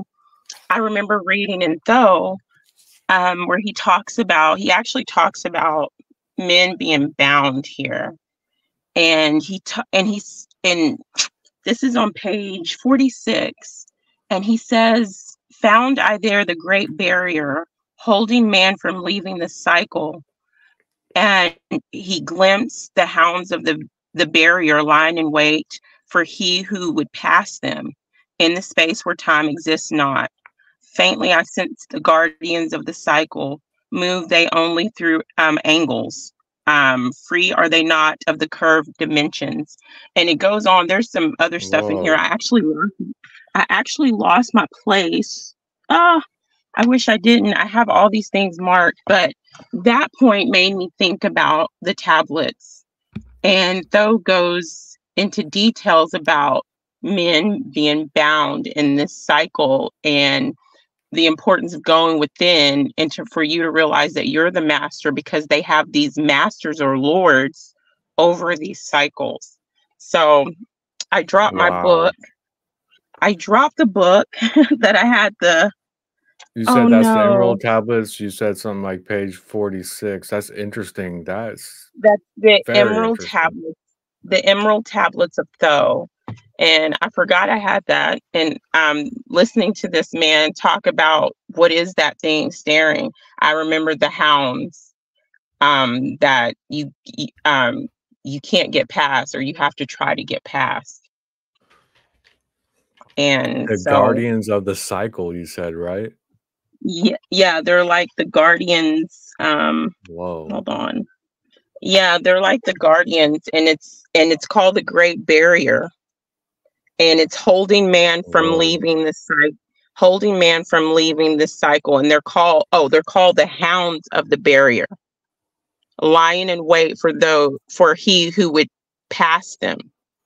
So they're guarding what this man is saying. Like, so I gotta look into that.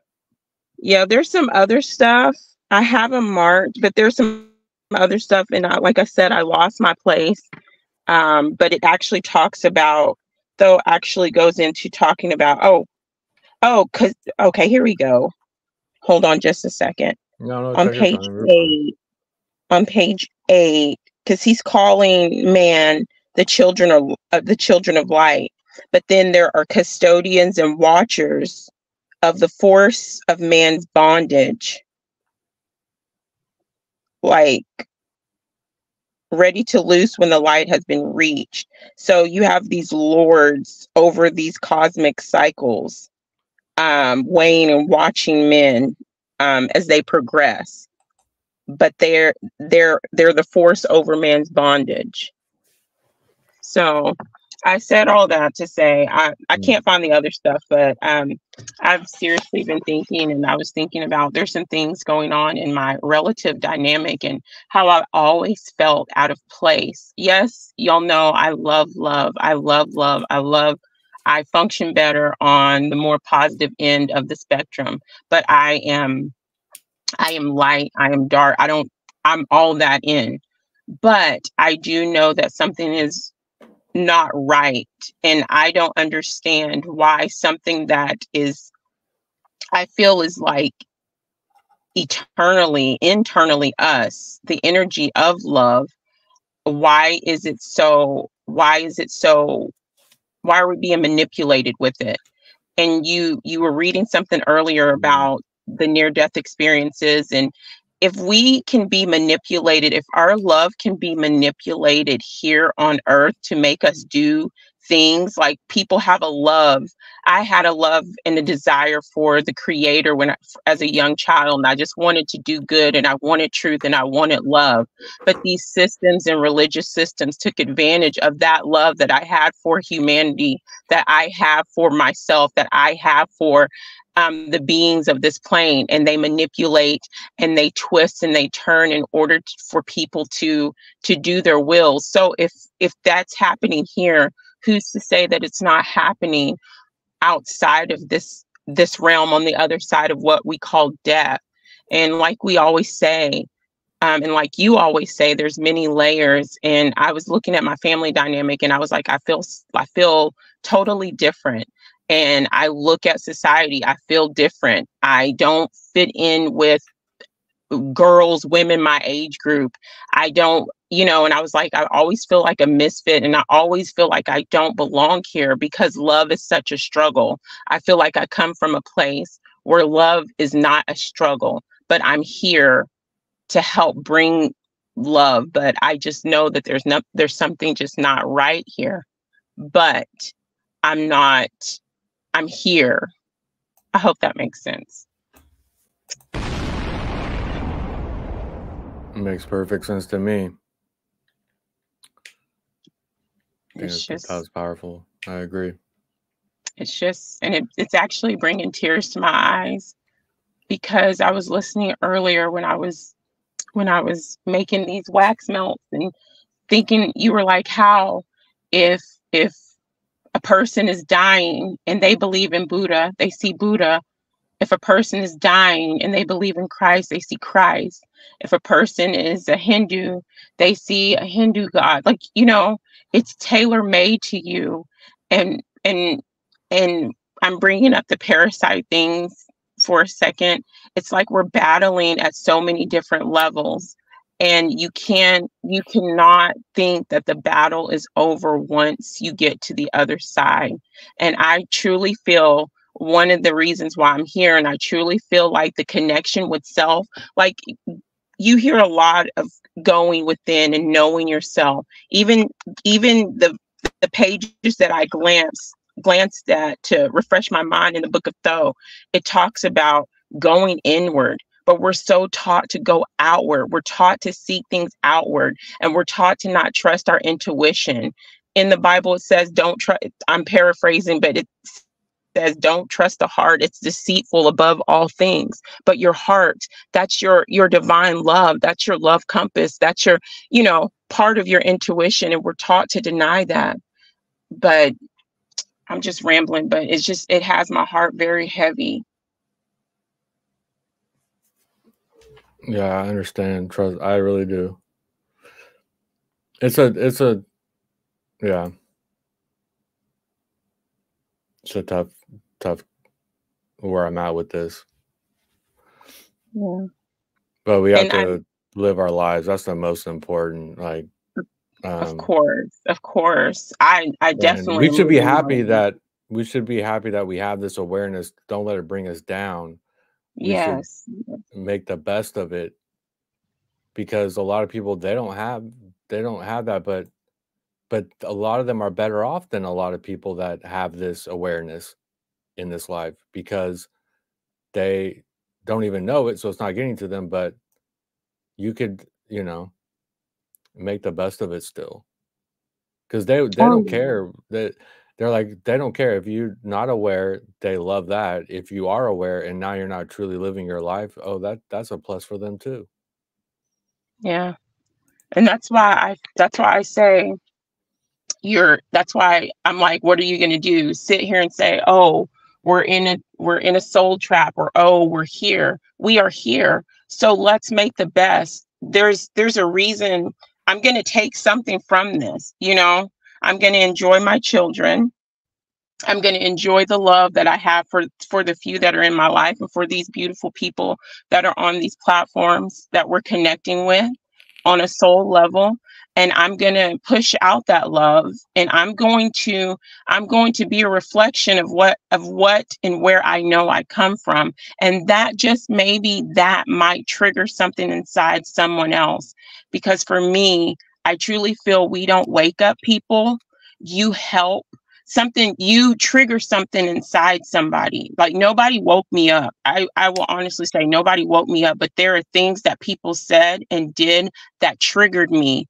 And it was like, maybe it was in my remembrance that I needed that trigger to remember. But the things that we do could help somebody else tap into themselves, and being aware is key. And then living your life and not letting these systems bring you down, because that's what they want. They thrive on the lower energies. They thrive on the fear. They thrive on on us not knowing, and then being so scared to step into our power, and to look that thing in the eye and say, and that's why I say self-love. I truly mean this. It starts with self-love, because if you have self-love, you have self-awareness, and then you go through this life and you understand that this is a life. Yes, we may be trapped here, but this is here. And there's nothing here that can hold me back from my next level of ascension. So when we get to that next level, and you have that self-love, you have that self-forgiveness. And like that man was saying, I cheated on my girlfriend, and they were, I was remembering that. He could have stopped that being right there and said, I forgave myself for that moment. That was part of my learning. Get out of my way. You don't have any say, any control over me, and I'm not bound to you or that moment anymore. So we got to start early. And now that we have that awareness, start teaching these children this. Who gives a care if they're in the National Honor Society? Teach these children about what's going on in their body on a microscopic level with these parasites. Teach these children about these systems, and teach these children how not to get caught up outside on the other side of what we call life, of what we call death. So that's all I really wanted to say. Good. I love what you said. 100% agree. Powerful as usual. Oh, where is this? Oh, I'm about to share something. Is it here? There we go.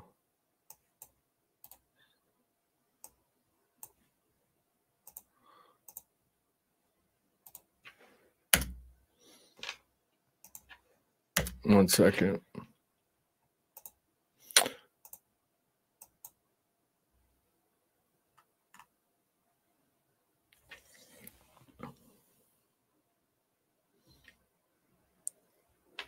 Horus, 5,000 years ago, born a virgin, star in the east, walked on water, healed the sick, restored sight, crucified, dead for 3 days, resurrected.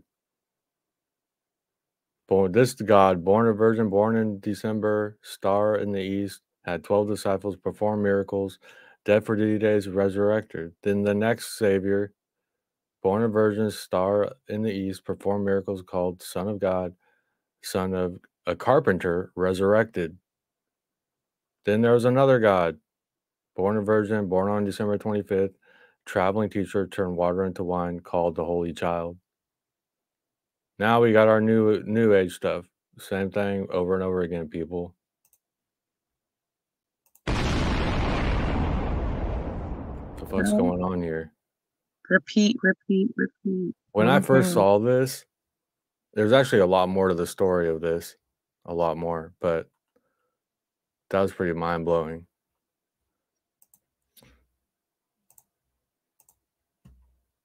Let's get back to this.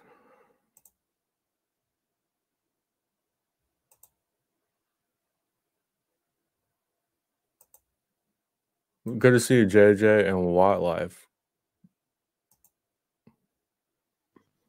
Much love, JJ. I just have to Yeah. say that. Much love. I hope you're doing well. Trying to see if you can get a response. Now, if that happened to him, or if they were trying to wake him up or whatever, maybe he was shook up, came to briefly, and then flatlined again. I don't know. But given the chain of events, it's interesting to consider. Again, I don't know, but just throwing it out there. So now I'm inside the light and I'm looking around. Everything is light. And it's like I was inside of a light bulb. Everything was light. And so I could tell I was changing because I wasn't asking questions like I was in the first two parts. So now I'm in the light and I'm changing. I wasn't as curious no more, you know? And so what did you just say? Now I'm in the light and I was changing. Light and I'm changing. I wasn't as curious no more. I wasn't as curious no more. Big words right here. You know? And so the light in front of me started changing into a fog. It was a fog. And I was looking at the fog and then it started thinning out. And as the fog started thinning out, I could see a blue sky. I'm looking at a blue sky. And I'm like, okay. So as I'm being nosy as to what's happening with the fog. So he's getting more disconnected with his human form. He's in the light, not caring as much. This tends to fall in line with some memory wipe activity or some part of it. And, you know, Brian clearly admits that, you know, certain memories would come back or certain memories were lost or scattered, but overall he's got a hell of a recollection. So I do not want to take that from him, but interesting, right? Yeah. And the fog, you know, the fog could be a representation, right? Foggy memory.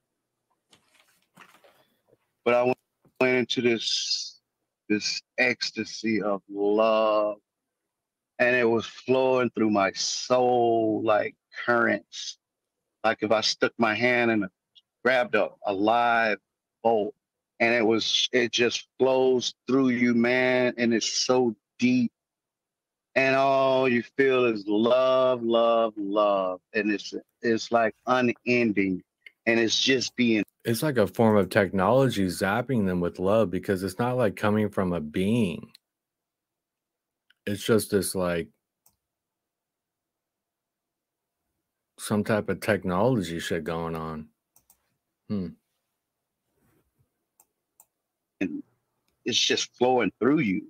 Unending love, love, love, love, just flowing through you. Yeah, I mean, this is part of the distraction. Like unending, and it's just being it's just flowing through you. Best I could describe it is like if I took you and stuck you under the Niagara Falls at the bottom with all that force coming down on you. That's how that love was just running through me. Just that's the best way I can try and describe that, because it just takes you. I was taken. I never forget that. Was the best feeling out of them. I was taken. I was taken. I was taken. Come on. Interesting words. I was taken. I never forget that. Was the best feeling out of the whole NDE experience, was that love. The best feeling. We hear this time and time and time again. Remember, the light is a drug dealer. The light is the one giving away free samples on the corner, trying to get you addicted. And, you know, boom, you go to it, you comply, you consent, you allow yourself to get lost in the shuffle of the belief systems of the matrix that are being sold here.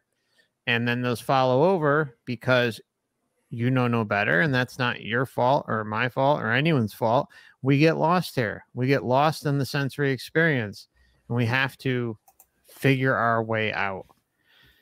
And that involves relinquishing attachments. It involves not falling for the love bomb and feeling like we need it, or allowing religions and different spiritual beliefs to take us over. And all those spiritual beliefs seem to conveniently end up in worship of something exterior to ourselves, not us taking control of ourselves and sticking up for ourselves, but instead just handing over our sovereignty and our essence to something exterior to us because of belief systems learned here and in past lives. But we're talking about this current incarnation because this is the one that we're more aware of, or if not only aware of. And so as all that was flowing through me, I saw the words forgiveness, I saw the words love, and then I saw the word peace.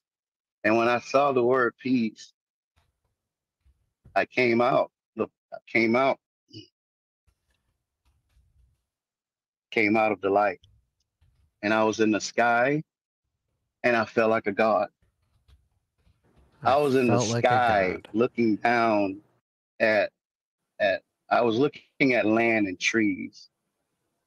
And man, I tell you, I wasn't Brian anymore. Okay, so to me, how there's this jump, right? From the light to saying, oh, you know, I was a god. I was looking down. I was looking down at Earth, the trees, this and that. There's a gap here. There's a gap in the story that we're missing. We're not getting all the information. You know, it's the no fault of Brian, but I feel that something is missing. The other interesting point is that there really is no entity communication. Excuse me, sorry. Dog was barking. There is no entity communication brought up throughout almost the entire experience that Brian goes over, which is very unique. I mean, well, I wouldn't say very unique, but it's unique enough. So just take that into consideration as we move along. I didn't say, whoa, I'm up here in the sky. Check this out. All of that was gone. I completely changed into something else. And I was very, very powerful, and I knew it. I knew I was powerful. I had no more earth thoughts. Everything earthly was gone. I never thought nothing about no earth. It was gone. I had the greatest peace. My mind thought about nothing about unless what I was looking at. No car notes, no heart attack. I didn't even remember no heart attack, no pain. I didn't even remember no heart attack. His earthly life is diminishing, or if not bordering on non-existence, because he's discovered his true essence. but he's still within the belief system of the Matrix and being dragged along for the show every step of the way. That's the difference, right? The difference is between knowing that you're a true essence being, a sovereign true essence being, creator, capable of doing your own thing, taking care of your own self, and going your own way, versus allowing belief systems and attachments learned on Earth to then carry over. Like we're just saying, I know I'm repeating myself, but it's interesting to see this in Didn't even remember real no time. heart attack, no pain. Everything Earth was gone. And as I was up there floating in the sky looking down, I came down out of the sky real slow, no rush. And I went to these pine trees, and I started at the tops of the pine trees, looking at the needles, because the needles were so green, real green. And so I started floating down, and I was looking at the needles. When I tell you, you know what a pine tree looks like with all the needles on it. I could see all of them. I could see every needle, every individual single needle. Nothing escaped me. And I floated all the way down looking at all the needles on the tree. Man, that stuff was incredible. So I got down to the bottom, the tree went into the ground. And I floated backwards. And I looked down because the trees were up on like a cliff. So that was a big drop off. And the walls of the dirt or whatever was the same color of the walls that was inside the cave. It was orange color, orange rock color. And when I looked below me, I was floating over this garden. This garden was huge. The flowers were huge. It was just one flower was like the size of your dinner table at home.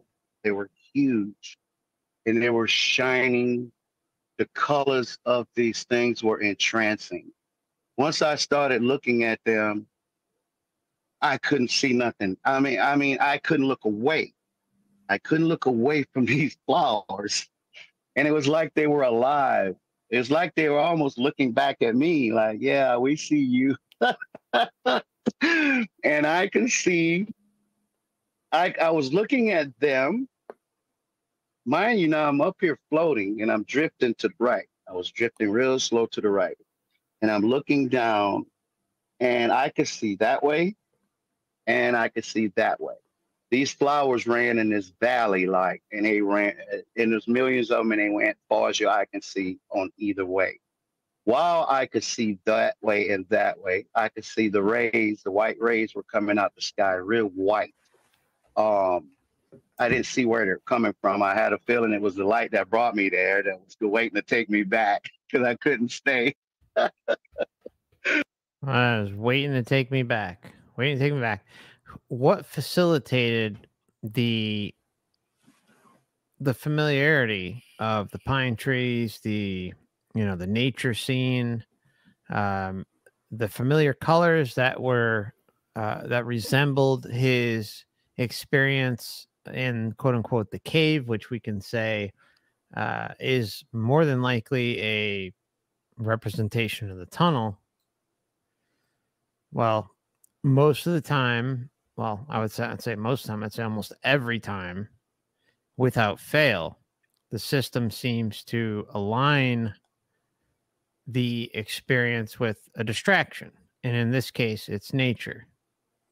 Not family back on Earth, not friends back on Earth, not the pets, not mom, not dad, not grandma, grandpa, who's back on Earth and may need your help, or your child.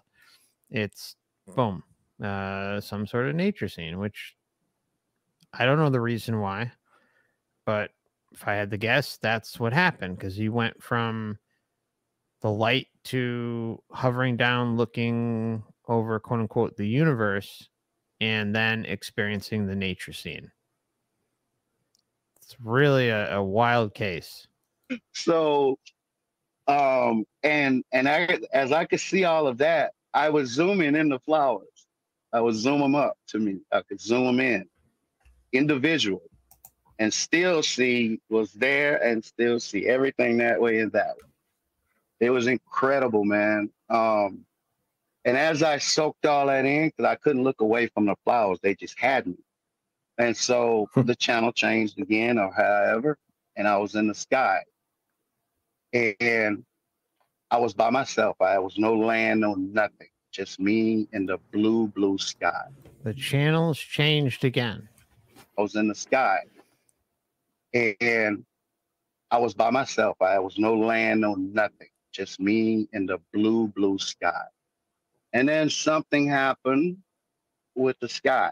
It's like you're looking at a blue sky and something shift or open or something. And then that was these 4 lights. White, super bright lights. And as I watched these lights, they started, either I was going to them or they were coming to me because they were getting bigger. And halfway there,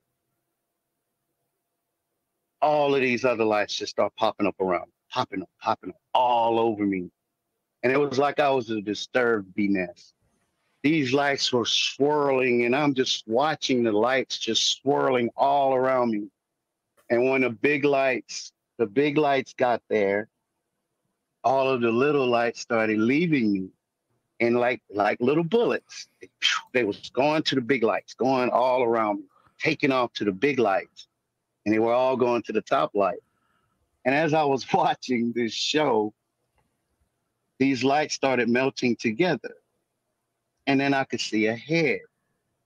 Then they was filling him in. And then a neck, then it went out to the shoulders and down. And you could tell he was either holding his hands because his elbows came to a point. Inside he light. You can't see hands or nothing. And man, when they filled him in, and I looked at him, his head was down. He had his chin on his chest. And man, he raised his head and started looking at me. I wasn't afraid of nothing because I was in that. I got really excited after I opened my eyes on the floor. I'm like, check this out. So he lifted his head and he started looking at me. And then on the side of his head and on the top, there was little wave of lights. Lights were waving on each side of his head and at the top, like this. Yeah, it's when I heard this for the first time, all I thought was hologram. And I think almost without fail, these experiences are just a holographic illusion that the Matrix puts forth in an effort to keep us here. So it's really it's one of these cases that'll just make your head spin. Check this out. So he lifted his head and he started looking at me.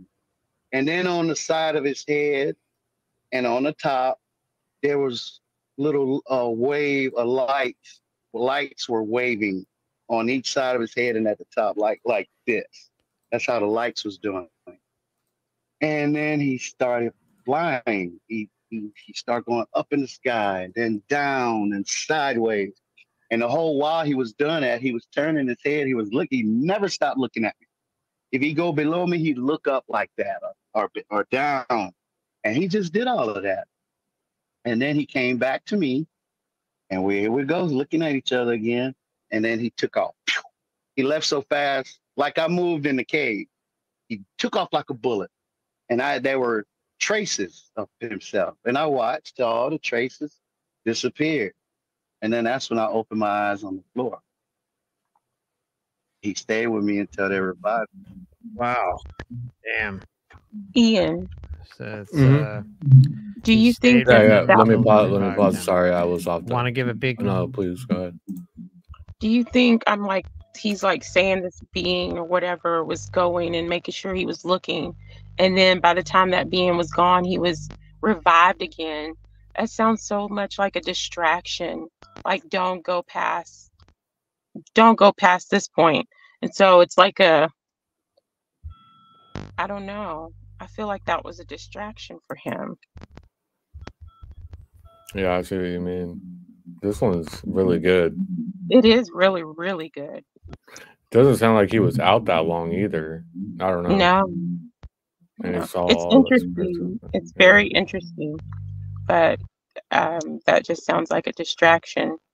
At least for me, Right. because you're looking this way and you're looking that way. Diversion. You're looking this way, you're looking that way, and then the next thing you know, you're back again. I don't know. Just a thought. Yeah. Okay, let's see.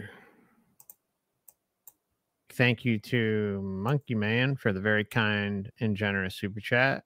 Very much appreciated. Says Merry Christmas. Much happy holidays to you, my friend. Thank you. And thank you again for your longtime support of the channel. I appreciate you very much. That's a lot of information you were able to bring back. I know originally you stated that you may not be able to remember much, but it sounds like you brought man, I quite a forgot bit back. lot of it. Yep. That's what he looked like right here. So that image behind you is the image that you saw. Yes, sir, it is. So let me ask a few questions. I have several questions, actually. So go ahead, my brother. You had verification the minute you opened your eyes up. You said they were pumping your chest, and when they saw your eyes open, they moved back. Yes, you startled them because they said you were dead. So you got the verification right then and there when you opened your eyes that you were actually dead. And I never even knew it. The whole time I was there, not one inkling crossed my mind saying I had died. I thought I was dreaming. Now, while you were having this experience, which we now know is a near-death experience, you said scenes were shifting. There were different scenes. You started out in a cave.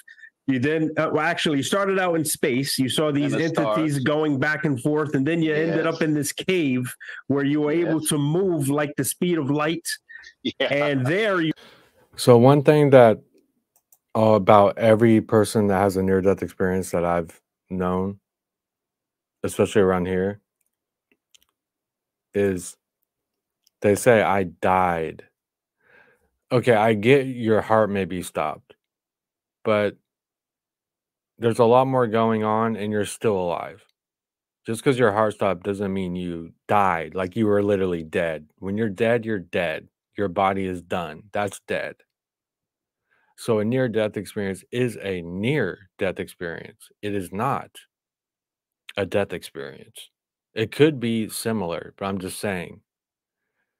So if the guy actually died instead of having a near-death experience, it would have been probably a totally different shebang. So, but most people that have them, they just think that, well, whatever I had on my near-death, that's what it's going to, that's just like it was if I died. But I'll point that out. You saw entities, and from there you went into this bright light and you felt this immense love, this immense, I guess, pleasure when wherever you were. And at any given time that you say to yourself, I'm not dreaming because this just feels too real. Oh, no. I mean, you know, when you say die, that's a real big word. But I never, not one time, when I first hit the stars, I said, okay, I fell out the chair, I'm asleep. And then when I moved like a bullet and I'm seeing this invisible, I'm thinking he was my guide because he never moved from the door. And he's just there and we looking at each other and he was like, Brian's going to figure it out how to move himself. And I figured it out. I just thought it. And off I went. I figured it out. I just thought it. Intention. Intention's everything. So don't doubt your abilities. We all have them. The Matrix just likes to twist and distort them to its advantage. And that's exactly my next question. You seem to have this motor control. You said you were up in the air in this aerial position looking down. You said you yourself felt like a god. Man. Did you have the motor control? Could you? It's kind of like a lot of people when they go through extreme events of being like stabbed or whatever, and then they have their near-death experience. It's almost like a mechanism for you to separate from your body while you're going through so much pain, you know? It seems like when you reach a certain point with whatever event, you kind of leave your body, and it kind of, you know, it's like a, I don't know, kind of helps you out, I guess, in a way.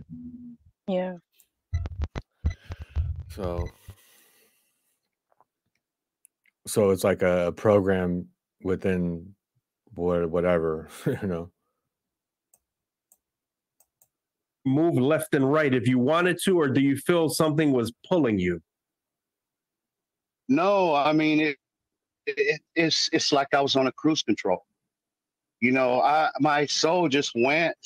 I wasn't thinking. I wasn't even there no more.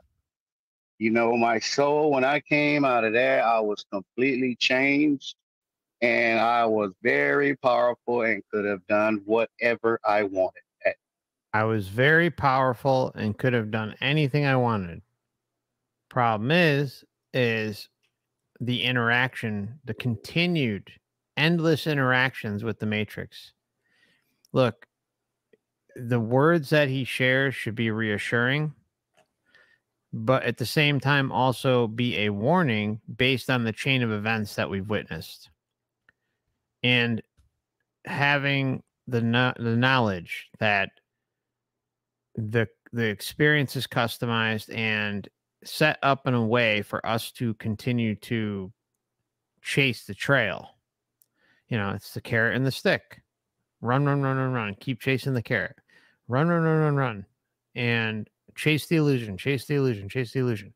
Meanwhile, he's sitting there. We're all sitting here with creator being abilities and can use our intention to do whatever the hell we want.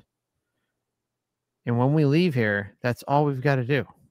But we also got to shield ourselves, protect ourselves, and make sure that we don't fall into the same old deception over and over again and end up reincarnating. Or, you know, it's not even just about reincarnation, my friends. Really got to drive that point home. It's not just about reincarnation back to Earth. It's also about just being in the overall system that is linked to this.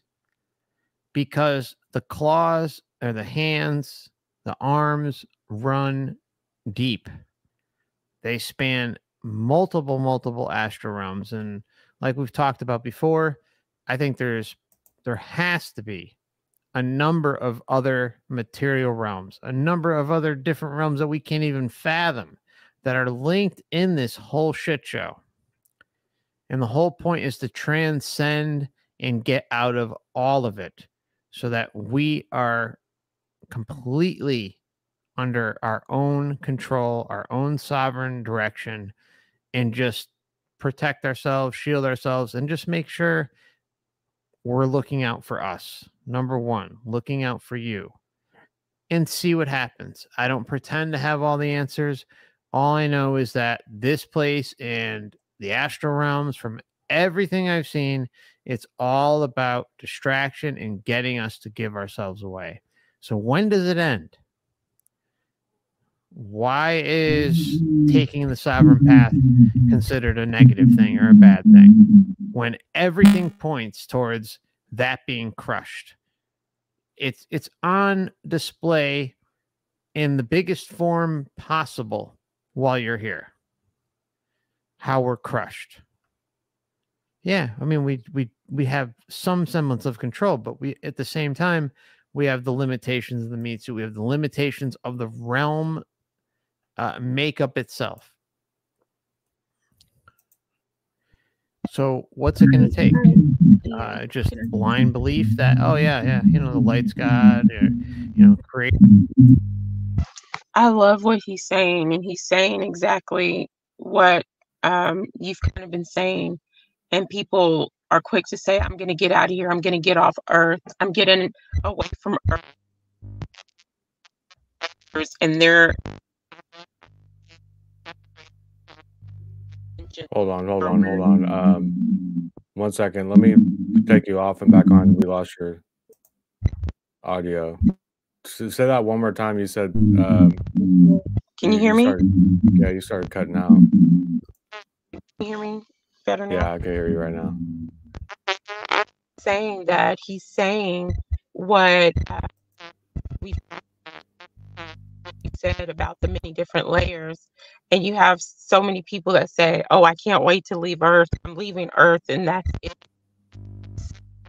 And like he's saying, don't yourself from the Earth, and also the ethers, the outer layers of what we call 4D, but also beyond that in the system, because you can end up saying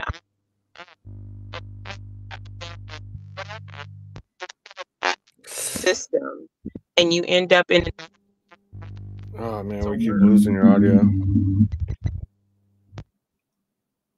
We started losing you the last. Let me. Yeah. I'm gonna come off. I'm gonna go off and come back on. Okay. Yeah, it works. That always works. Yep. Okay. Right. I'll see you in a second. Yep.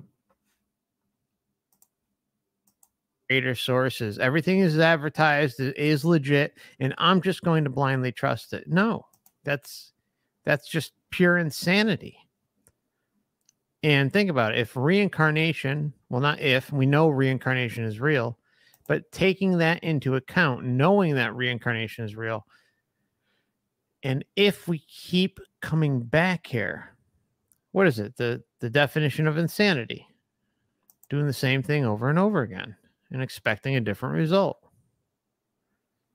The problem is there's a tool involved with all this, and that's called the memory wipe, where we come here not knowing where we came from, why we are here, where we are going, rinse and repeat, rinse and repeat, rinse and repeat. It's the same thing over and over again.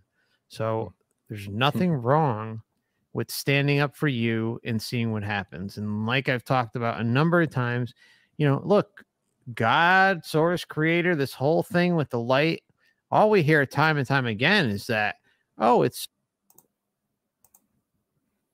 okay. So you said when you was talking about, you broke up about halfway through what you're saying. Oh man, I'm trying to remember what I said. Well, that he's awareness of beyond this 3-4D or. Yeah, but basically what he's saying, don't just say people are like, I'm just going to leave Earth and not think beyond Earth and not thinking beyond the ether layer here, but there are other, like he's saying, material worlds that are probably like connected to these systems, and you may end up in another world worse off than this. Like, that's all I was saying. I can't remember what I was trying to say. That's actually a really good point. And like, I've heard that before, but it just hit me. That's hella true. Yeah. Mm-hmm. If we could just end up here like this, then obviously we could end up somewhere else like that. Right? So yeah. That's a great point. Excellent point.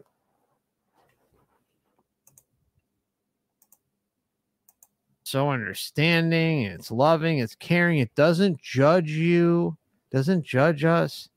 All right, so if that's the case, then it's surely not gonna mind me and you and everybody here taking a sovereign direction with their afterlife, right? And based on past life regressions, like when you don't want to come, like when you're in the middle of lives, a lot of times you're like waiting in like a waiting center with souls. And then a group of, no joke, then a group of beings will come up to you, and then they'll even have a meeting or schedule a meeting. And then it's like, okay, now you giving you your life script. And if you deny it, you go back with the rest of the souls too. And the way it's described is different by people, but it's the same kind of scenario. You're in like this waiting center. No, I've heard it. I've heard some people with the near-death experience say it's kind of like being somebody described it as being in a train station. Like you're waiting in like these terminals or whatever for your next life and things like that. And I've heard that. I've actually many years ago, I listened to somebody who said this, and they didn't want to come back, but they got booted all the way back to the end of the terminal or something, I guess, to wait until you changed your mind, I guess.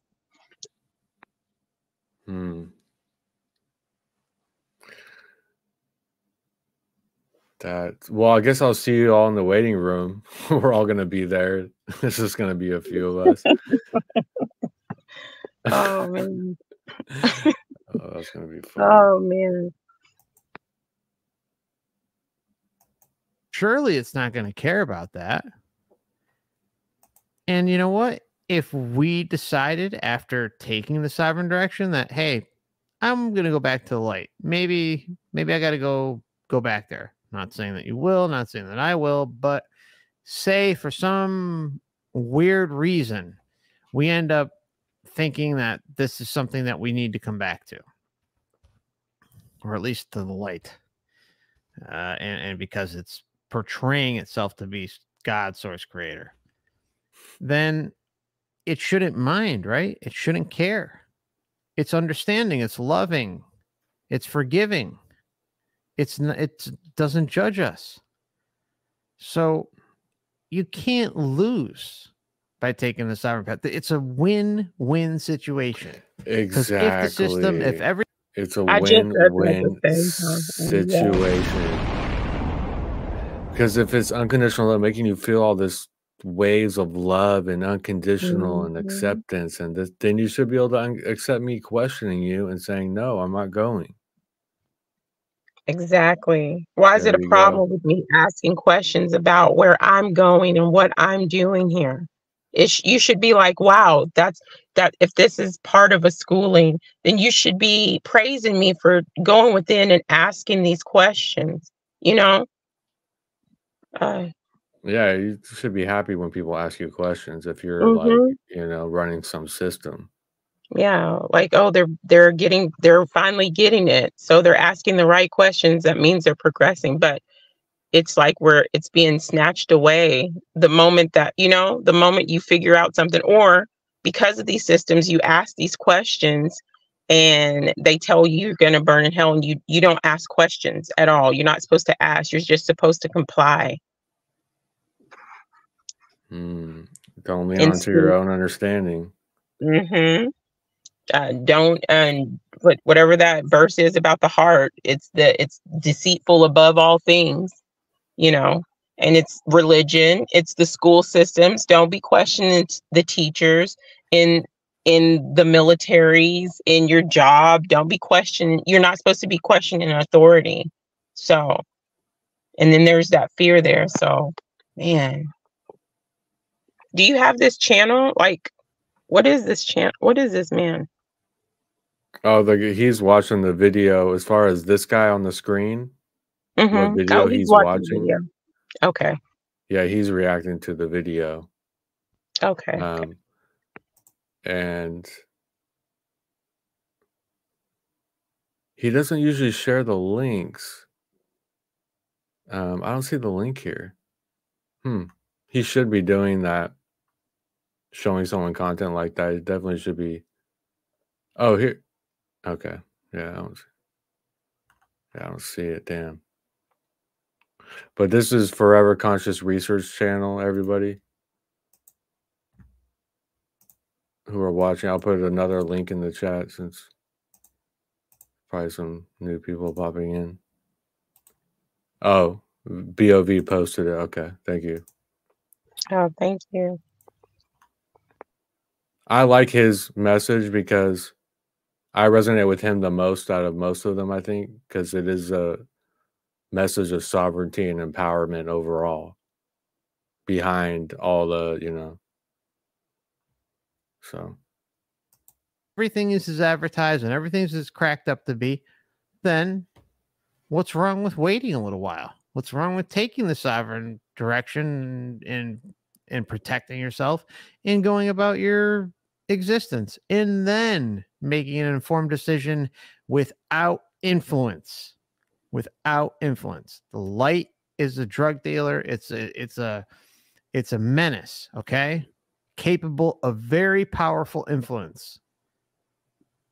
So the question is you just going to rely that everything is okay?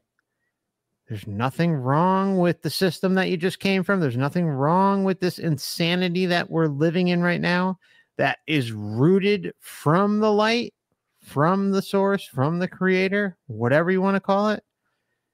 There's a big problem there.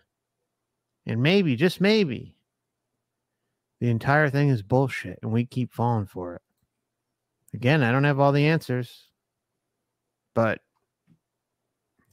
there's sure hell, there's a lot of implications, a lot of evidence to support that we're in one big freak show.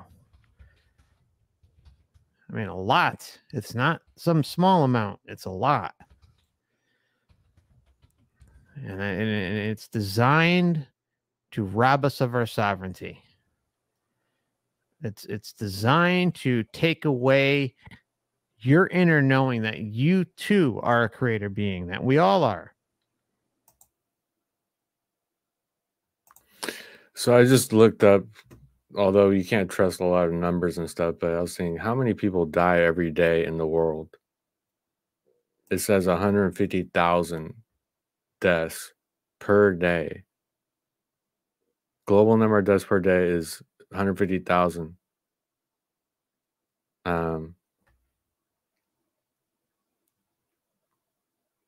134 million births, 61 million deaths, 71 million more people.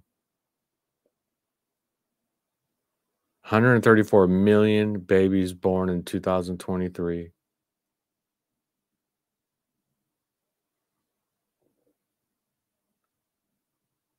Interesting. 61 million deaths. Wow. That's a lot of settings to set up. 150,000 a day minimum. That's a lot. It's interesting, right? Because in Brian's case, it's like, oh, all of a sudden, after he flew down the cave, or AKA the tunnel, and went to had his experience, there was like a come to moment where he realized his intention had tremendous power, where he could do anything, just like you just said, right? We'll back it up a little bit. I know that's a good question. Can we even trust that they would do that? But don't you remember getting out of high school and like learn in your 20s, like, man, I wish I could go back to high school and know what I know now. You know what I mean? Yeah. I don't know. They would probably throw some tempting stuff out there, for people like me. I would say I wouldn't trust it because it's already deceiving. So why would I think I'm not being deceived? And manipulation, why do you want me? I don't know. I don't trust him. Because why didn't I retain it from my other life? Yeah, I always say, let me just think about it for a while. I'll go wherever, the waiting room.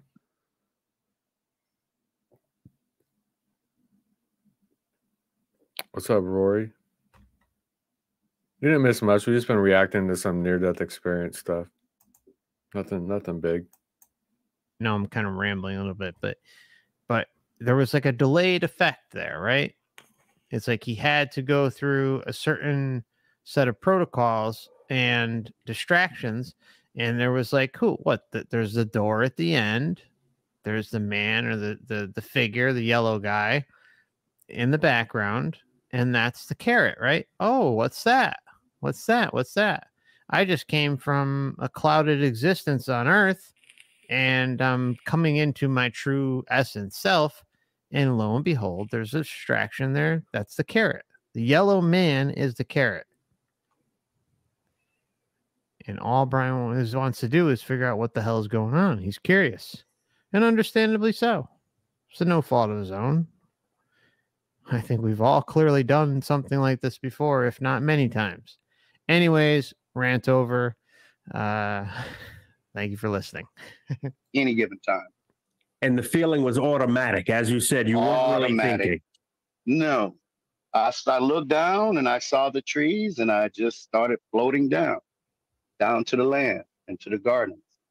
Another heightened sensory ability you seem to have while you were over there was this visual 360 ability. Oh, yeah. You could see, and we're not talking just peripheral side view, you could see everywhere around you while zooming into these plants and parts of pine trees that you were looking at. Yes. Yes. I mean, it was like I mean, it's like you have a bunch of TV screens in front of you, and each one showing something different. But imagine all that in one. You know, I could see all that going on, no problem. I just don't remember seeing what made the rays come out the sky, what was causing the light from that place. I know it was no sun. They don't do suns there. The light is natural. Yeah. Right? More natural than natural, spiritually natural, I guess we could say. Yes. So then, as far as you can recall, you saw this light show happening, these smaller lights, and then there was a bigger light that formed, which was the silhouette of some sort of male figure or male entity, very similar to the picture behind you that you just showed the audience. Out of all of this time that you were there, was there any type of communication? Many near-death experiencers talk about telepathic or telepathy in terms of communication. Did anyone say anything to you? Did you say anything back to it? No, that happened in my hospital bed. So there was no conversation. It was just visual. Nothing. And feeling. Feeling. It was like I was on a tour because the channel kept changing. And that brings up, I guess, to the next one. So let's talk about that. I know you said you died 3 times. Was this your first? Was this your first death? Yes, that was the first one. And I think she told me, with all the commotion, me just dropping dead, she said I was probably gone at least 4 to 5 minutes. 4 to 5 or 45? No, 4 to 5 minutes. Oh, no, 4 to 5 minutes. 4 to 5 minutes. Okay, yes, so this was very brief, but it probably felt like you were there for an eternity. When I asked her, when I came back, I said, how long was I dead? She said, I thought she was going to say an hour. Man, because it was the time. Man, she said 4 minutes. I might have been up there in the stars in the first part, and that might have been 4 minutes, or that with the cave a little bit. But man, look all what I saw, and all the time, and all what happened. And she said 4 minutes. I could not believe it. I couldn't believe it. Yes, many near-death experiencers consistently say that time on that side is much different than our earthly time here. Yes. Yeah. Oh, so the guy interviewing with Real Spiritual Talk. I guess his talk show. Yes. Oh, yes. It's like the time don't move. So like the time doesn't move. With that said, why don't you take us into your second death experience, if you could? Okay. All right. So what I'm going to do is I do have to take a quick break. Only going to be about 5 minutes, but we'll be right back. And so I just went to his channel here.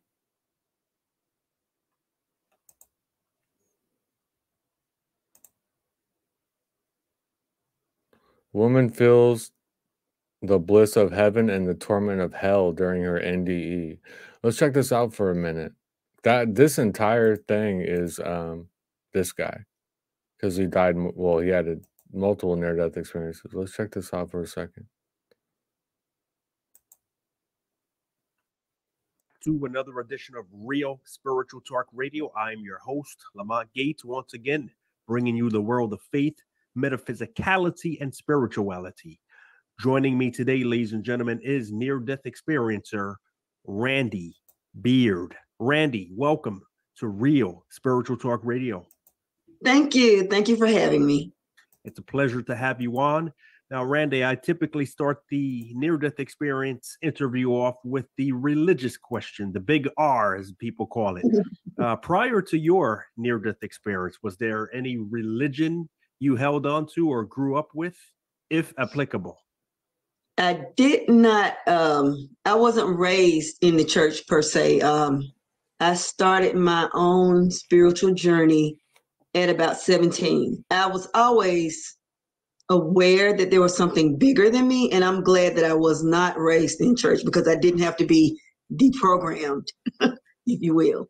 But I started my own quest at about 17. So by the time that I had the NDE, most people call them near-death experiences. I refer to mine as next dimension experiences. That is the way I reference them. But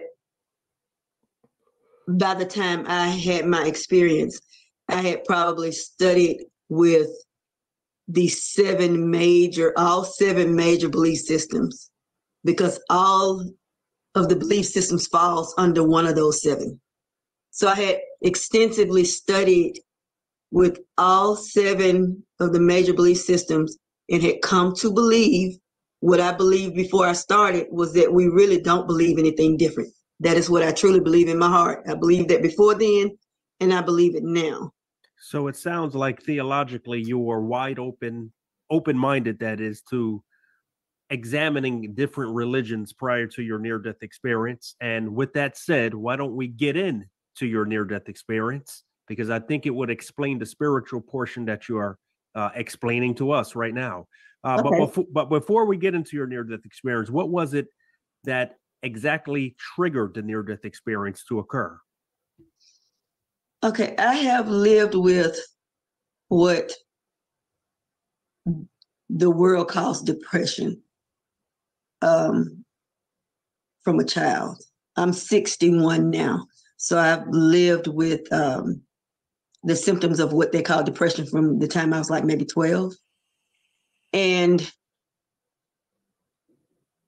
even though it's always been really important to me to try to live the beliefs that are attached to most organized religion, I had just gotten so fed up with just being sad all the time and carrying all this weight around that I had already attempted suicide a number of times, but my NDE was the result of suicide.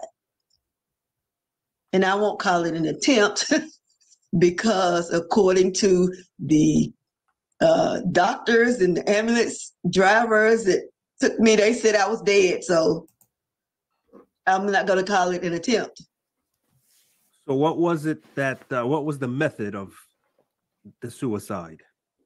I took a bottle of one of my antidepressants.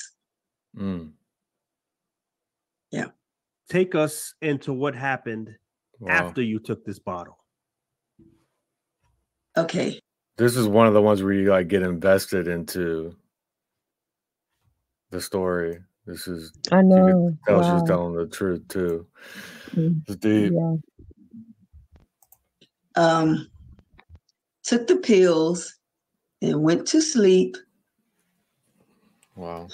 Let me back up a little bit. When I did it, I was at a place in my belief system where I was like, there is no hell, because the way that it is explained in organized religion, my sense of logic and common sense would not allow me to swallow that. I'm like, there's no way my physical body could just burn forever. So I'm going to hope that I'm going to just die and cease to exist and I won't know anything. So when I took the pills, I'm like, okay, I'm going to just end my pain and I won't be depressed anymore. But when I took the pills, I'm not sure exactly how long it was from the time I took the pills and went to sleep.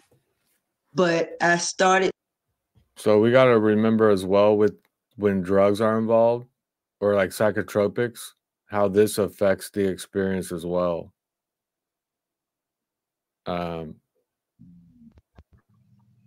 So bear that in mind when we hear something with substances. We got to see if there's some connection with their experience. At some point, I was aware that my body was struggling. I could feel what would have been a seizure to somebody that was looking at me in my body. Just felt like I could feel my heart beating fast, but it didn't feel like physical pain.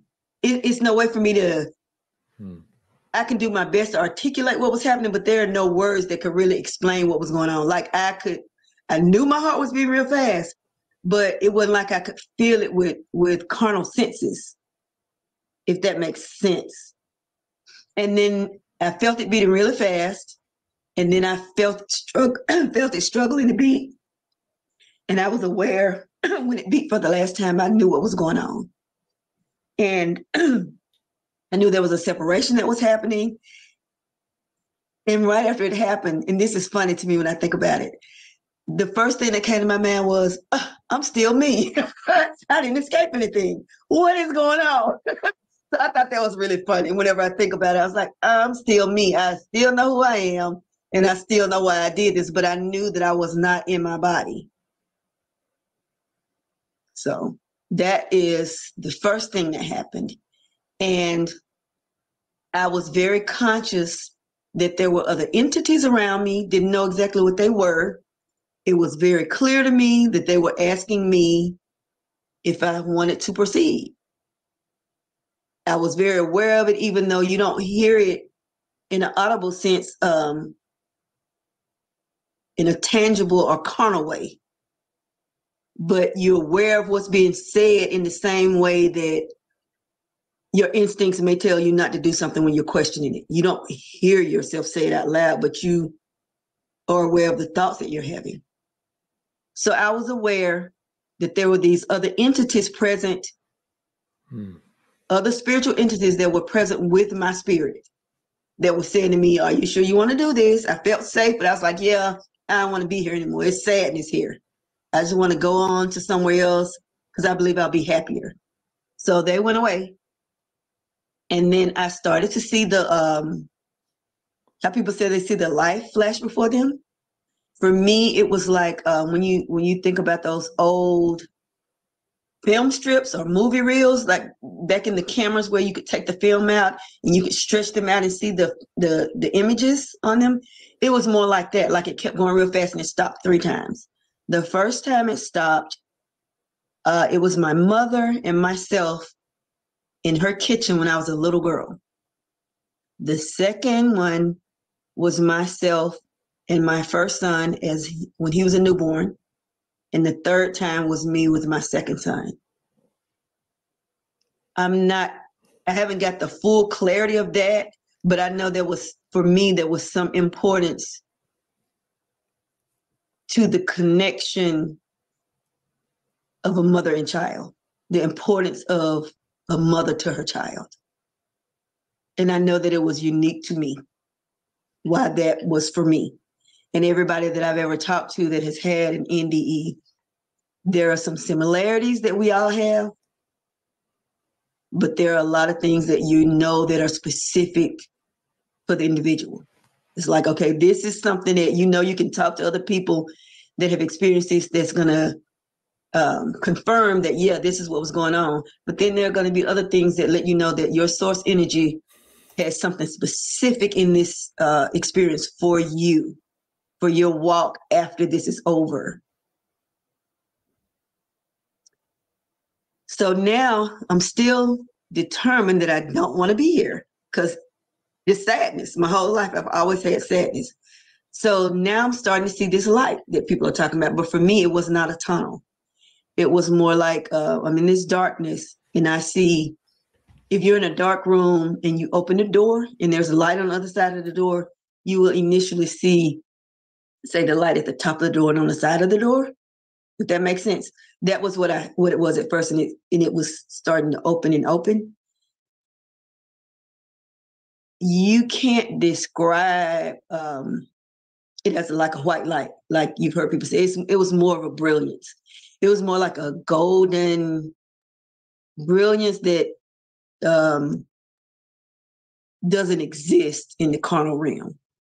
That hue doesn't exist. And now actually, this is a first. This is an evil thing. I don't think that our carnal eyes could handle it. I don't think we could handle it. And that's my first time ever saying that. So I guess I needed to say it for whatever the reason. So I don't think, have we ever seen a near-death experience where they started questioning it? Where they're telling us, like, one that's not just going with the flow and describe, not one. I've never seen one. I Not have one. not seen one where they were like, yeah, started questioning them. And there should be at least one out there of thousands and thousands. That's something And that's struck me right now. And I've read, not just, listened to them, but I've read so many read them. And then I've read like books with so many near-death experiences. And I've never, ever, ever seen or heard anybody like question or push back. Like, Yeah, isn't that interesting? Wow.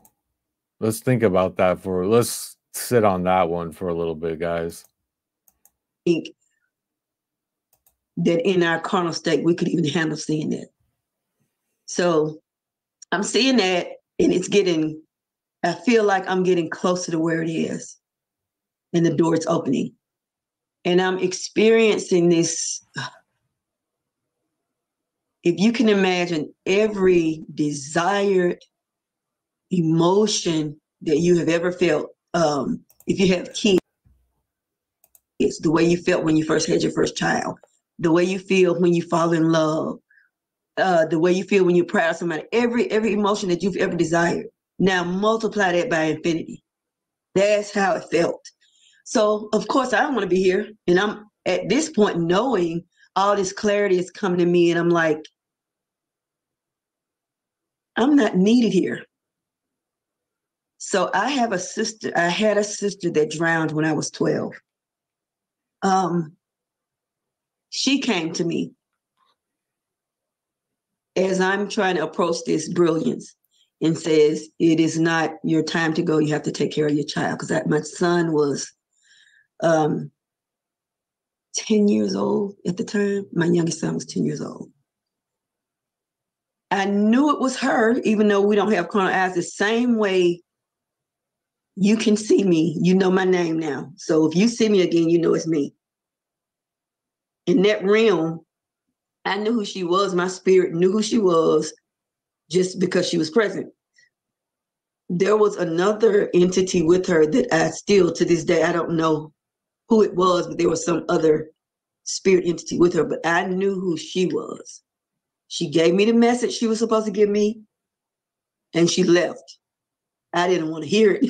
I was like, no, I don't want to be here. I already know that I'm not really taking care of my son. I understood at that point that I'm not needed here.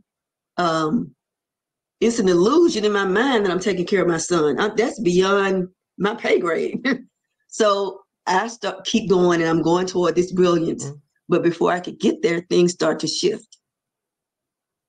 And it goes back to darkness. But I can hear this sound that sounds like a tornado. I don't know if you have ever heard that, but it's almost like a roaring wind type thing. And even though it's darkness, if you close your eyes in a dark room, you can still see kind of specks, even with your eyes closed. But it was like I was inside of a tornado. Like it's dark, but I can feel and sense something around me. And it was like I could kind of sense these purple whirlings in the funnel. And it sounded like wind. So now those beautiful feelings that I was feeling are starting to diminish. And I'm starting to feel fear and anger and jealousy and heartbreak and what it feels like when somebody dies or you have your heart broken. All of the undesired feelings now multiply that by infinity. It's just horrible. So the thing that felt like a tornado, where the door seemed like it was in front of me, even though there's no space actually, because all this stuff that I'm experiencing, it seemed like a lifetime and a second all at once. I can't explain it. But even when I think back on it and when it was happening, it seemed like it was happening so fast, but it also seemed like it was happening so slow, all at the same time. So the door, okay, whenever I'm sharing this, I get excited because I know that after I hang up, I'm going to have this period of clarity. Whenever I share this story, I'm going to hang up, and for some hours. So she started saying no, and then all of a sudden she's in some tornado and starting to feel all these. This is kind of new for me too. I'm gonna just get some deep clarity about what I'm sharing with you. It almost feels like a gift for me sharing this. I get a gift afterwards. So the brilliance appeared to be in front of me like a door, but the opposite almost felt like it was beneath me. Like it started out around me, and then it seemed like it was underneath me, like a vortex, a funnel type thing. And I could feel the energy of other spirits coming from that space. And I could tell they would. It almost makes me feel uncomfortable to say this because it will sound like it is in those books, but it wasn't quite like that. I could tell that there were entities there in that space that were torturing, that were in a state of, we don't want to be here. I could feel the emotions of those other entities that were, I don't know whether they were trapped or whatever, but they were there, and I could feel all this pain coming from them that was like deeper than the glimpse I was given, if that makes sense. Because the way I describe it is I was given, how can I say this? I was struggling before the overdose with all of the confusion from all these organized belief systems that were supposed to be giving me some relief from this pain. How people would go to these buildings and call them churches, and I'm supposed to be getting a get out of hell free card now. So it's not happening. So what is going on? That is what I was experiencing when I overdosed. When I took those pills, I was like, I'm sick of this. What is going on? Not knowing that I had this gift and I was experiencing all this pain because I was allowing the energy that I was feeling from other people to rest on me because I was trying to solve their problems. And I shouldn't have been. I should have been a conduit, but I didn't know how to function in it. So, okay, I do a lot of sidebars when I get here because I'm just kind of letting it flow free. I'm not trying to confine it. Okay, so that happened, and I was like, I don't want to be here. So I'm now doing the get me out of here. So I was allowed to come back. So I'm going to pause right there and give you a chance to ask questions in case I missed something and I'm not aware of it right now, because there was a lot more that happened, but I'm just kind of going as I feel like I'm supposed to. So it sounds like you overdosed, you disconnected from your body, you came in, you heard these entities who were speaking to you, I guess, telepathically. You said it wasn't audible, but you felt it like within. Many near-death experiencers talk about a telepathic communication when they're on that side versus this one. They asked you the question, are you sure about this? You wanted to proceed. They disappeared. You came towards this brilliance, and you said it was a type of light that absolutely couldn't be seen anywhere on Earth, even though kind of like looking at the sun. But in this case, you were able to look at it without, your eyes hurting you because you had no eyes. Right. Because you had no eyes, obviously. And you were feeling all this pleasure. And even before that, you got this life review, what many would call a life review, that you saw on appear to you as strips. And within the strips, you saw parental to child relationships. And from there, you then went into the brilliance, and you saw your sister, I believe, who drowned, who told you that it wasn't your time. But something you said very interestingly, you said you knew that you weren't needed there. Now, when you said you knew you weren't needed there, are you talking about in this heavenly realm that you were in? No, here on earth. Okay. That all of the thoughts that we have about how important we are, no. Okay. It's not. But obviously, yes, but I was just going to say, but obviously, between these strips, between your knowledge that you had a child on earth and between the message that your sister provided to you, it seems to me that it was telling you that you did belong there, even though innately you didn't feel that you belonged there. Well, I feel like I belong here, but I don't feel like I'm needed. Okay. I feel like I belong, but I don't think anything is going to stop if I'm not here. I know it's not. So I don't think that if I didn't come back, that it was going to, that my son's life was going to end.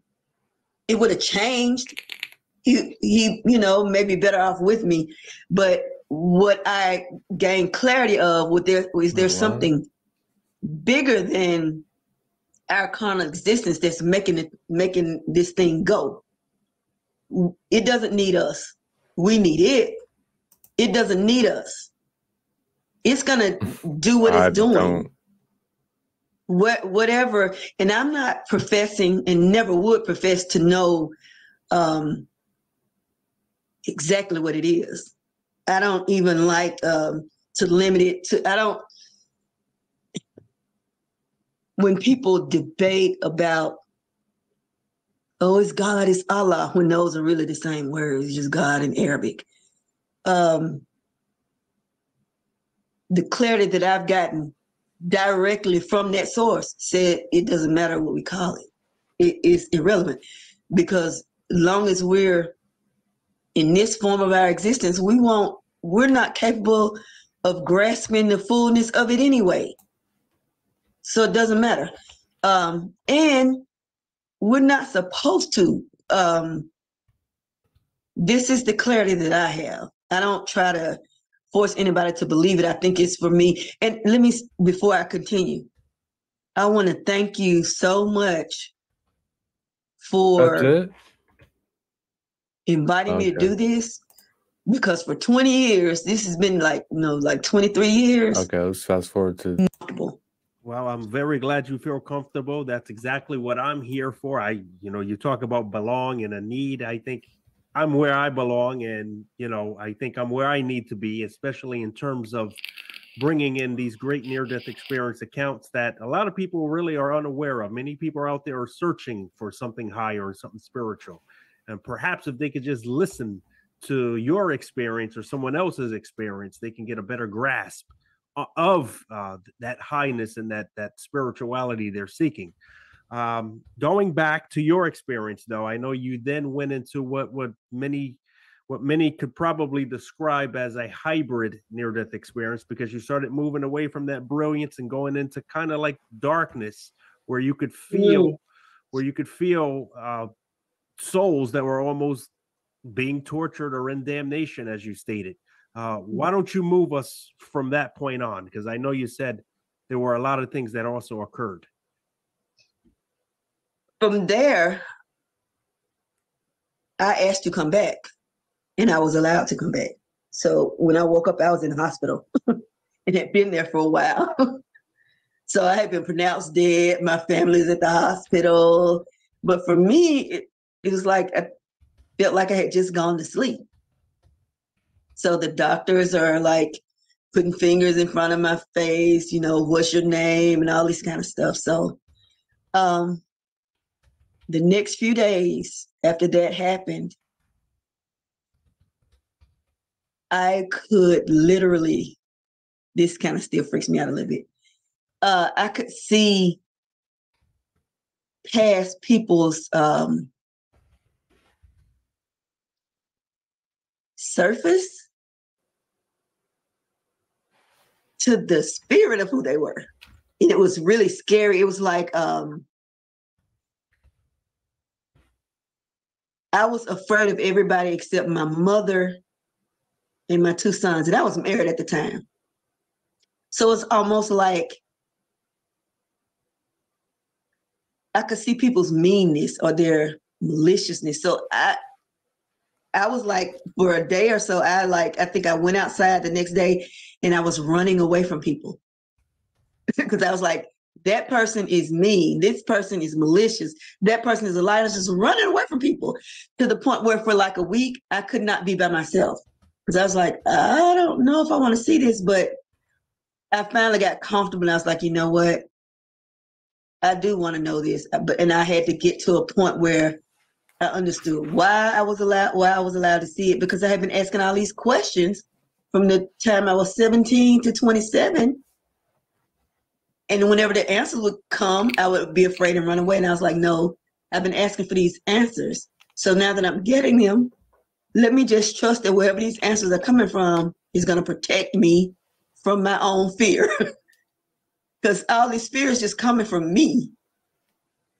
So yeah, for like maybe a little under a week, I was just afraid of people until I can still, even now, kind of, it's not hard for me to be around people and just kind of see past the surface, but I have no judgment for people because I view people differently now.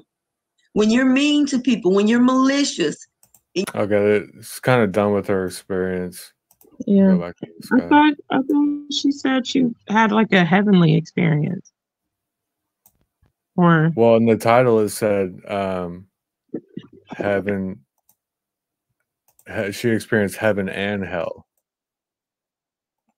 In the title of the interview. That's what kind of caught my eye. Actually, I was gonna pull this up real quick because looks like he has a lot of. Yeah, it's all near-death experiences. He has 78 interviews.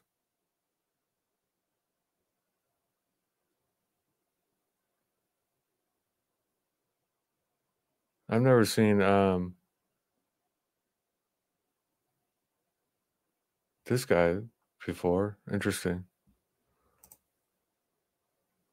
I'll find a good one because they're not long. Getting to number 2.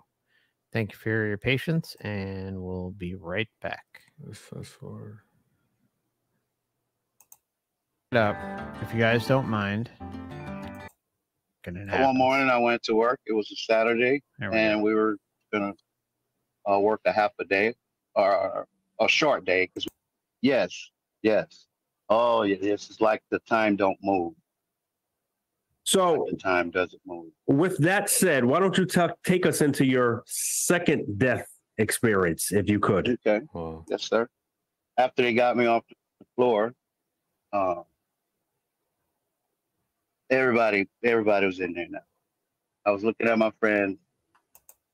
When I look up at them, here I am sitting here dying, and they couldn't do nothing about it. They couldn't help me or nothing. But you know the thing about it, Lamont, they were feeling sorry for me. And after what I saw, I was feeling sorry for this whole world. I mean, they looking at me like, and I'm looking at them, and I'm like, man, if y'all only knew what I just saw. And I felt sorry for the whole world. I felt sorry for the whole world. And I felt sorry for the whole world on how people think.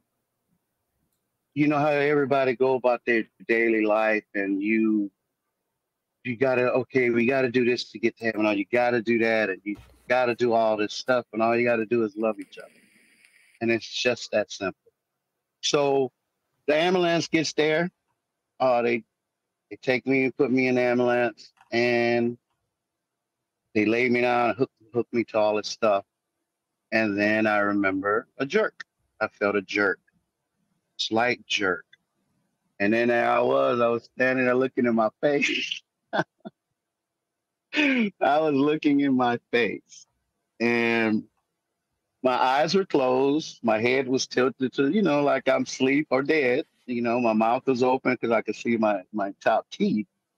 Now, keep in mind, this is experience 2, right? Not what we had just kind of gone over in the first part. So this is kind of like an extended part of what he's experiencing. So he's looking down. We have confirmation he's outside the body, looking down at his physical body in the lower earth astral. I'm asleep or dead. My mouth was open because I could see my top teeth. And I didn't know what I was. I did not know what I was looking at. I had no clue of what I was looking at.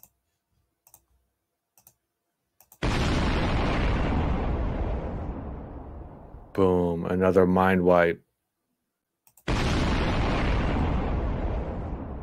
You should know exactly what you're looking at. There should not be any question. A state of confusion when you leave the body. I thought as of my body as an it. I didn't want to get near it. I didn't want to touch it. I didn't want to have nothing to do with it. And as I looked in my face a while, that's when I took off again. And this time I didn't go through the light and all the other stuff. Because when I left the second time, I was just like myself when I came back from the first time.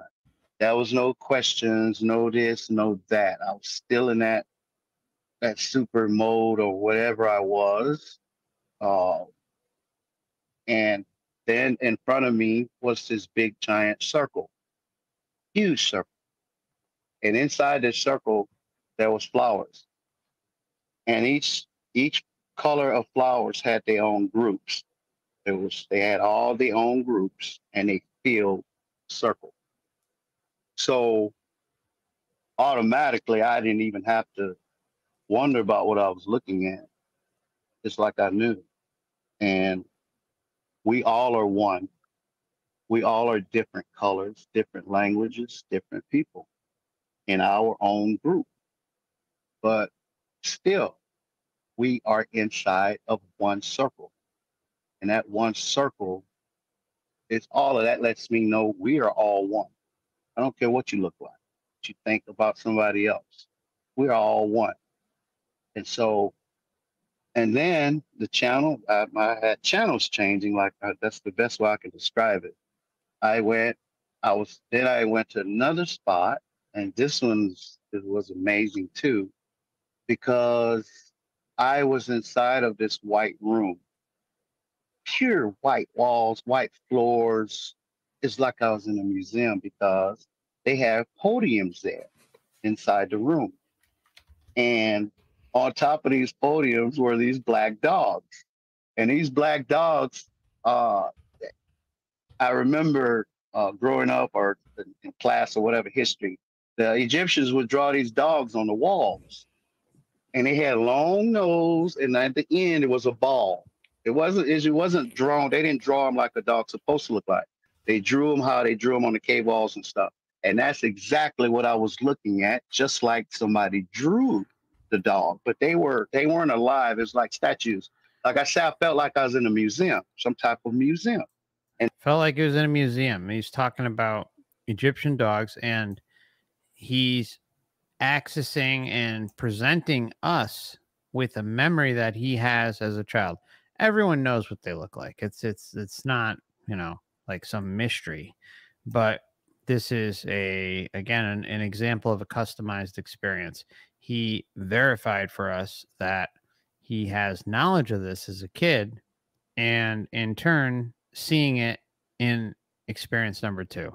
They had these animals in this pure white room on display. And then from there, the channel changed, and I was back in the sky amongst the stars. And I was looking down at the earth, or what I thought to be the earth, because it was blue. I mean, that blue was so deep blue that it glowed. And around the earth was this mist. It looked like a mist. Just the same mist that was that was in the light with me. That the walls turned to the mist. That it was like that, and it was so beautiful, man. And as I was looking at it, it was like the size of an orange, because I was on an angle here. It was here, and I'm looking down at it, and it was so beautiful, man.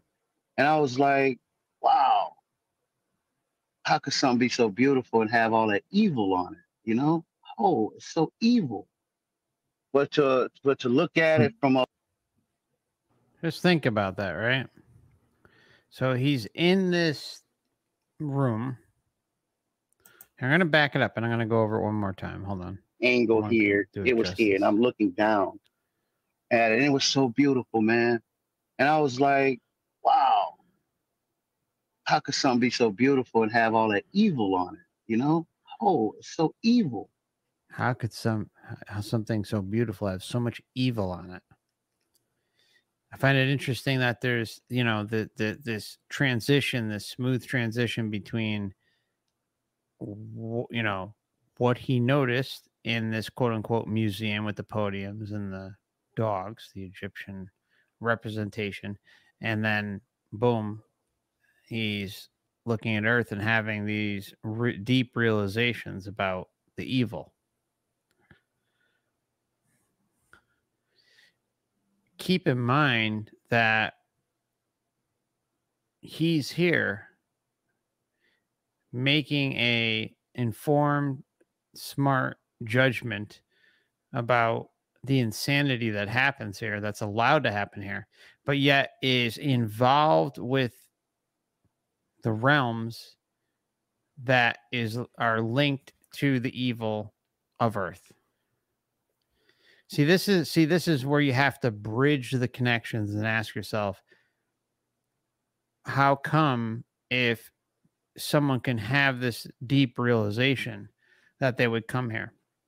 And this isn't the first time. Like, we see it in NDEs, we see it in pre-birth memories, we see it in after-death communication sometimes, life between lives, where these realizations, not shared death experiences, I'm sorry, breakthrough trip reports, things like that, right? Where these realizations are either known or rediscovered and realized on a very deep level. And yet, here we are, right? We're all here. We all made a decision. Who knows how many of us have that lucid realization in the moment? But the one thing's for sure: life between lives, pre-birth memories, pre-birth planning, NDEers don't want to come back. They say it all the time. I don't want to come back. I didn't want to come back. Pre-birthers, you know, over and over, I don't want to come. I didn't want to come. I didn't want to come. I didn't want to come. Or I didn't want to come back. Either one of the two. It's the same phrase over and over again. They're saying this because they know when they get here, not only do they lose their memory, but they have to deal with the repercussions of reincarnating or incarnating here for the first time, perhaps, you know, for the select few that have just gotten here. But yet there is this realization from an outside of the body perspective that is so far removed from the earth realm that they realize how fucked up it is here. So with that knowledge, how come there is this disconnect? How many say they don't want to come back? How many say they don't want to come here? Over and over and over and over again. So again, with that knowledge, that inner knowing, that realization, how come they can't prevent it? And I think there is only one answer. I'm not saying it's 100% the answer, but I really think there's only one answer. We keep falling for it. We keep getting lost and falling into the sensory experience lifetime after lifetime, being memory wiped, not realizing this or that.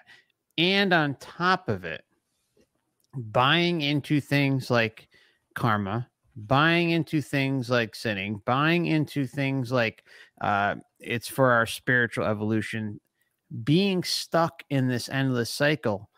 But with the aid of the Matrix and vast amounts of entities and soul groups and, you know, we can say loved ones, friends, family, pets, whatever, gods, teachers, ascended masters, council of elders, on and on and on. It's the same thing over and over, presenting itself in clear patterns, undeniable patterns.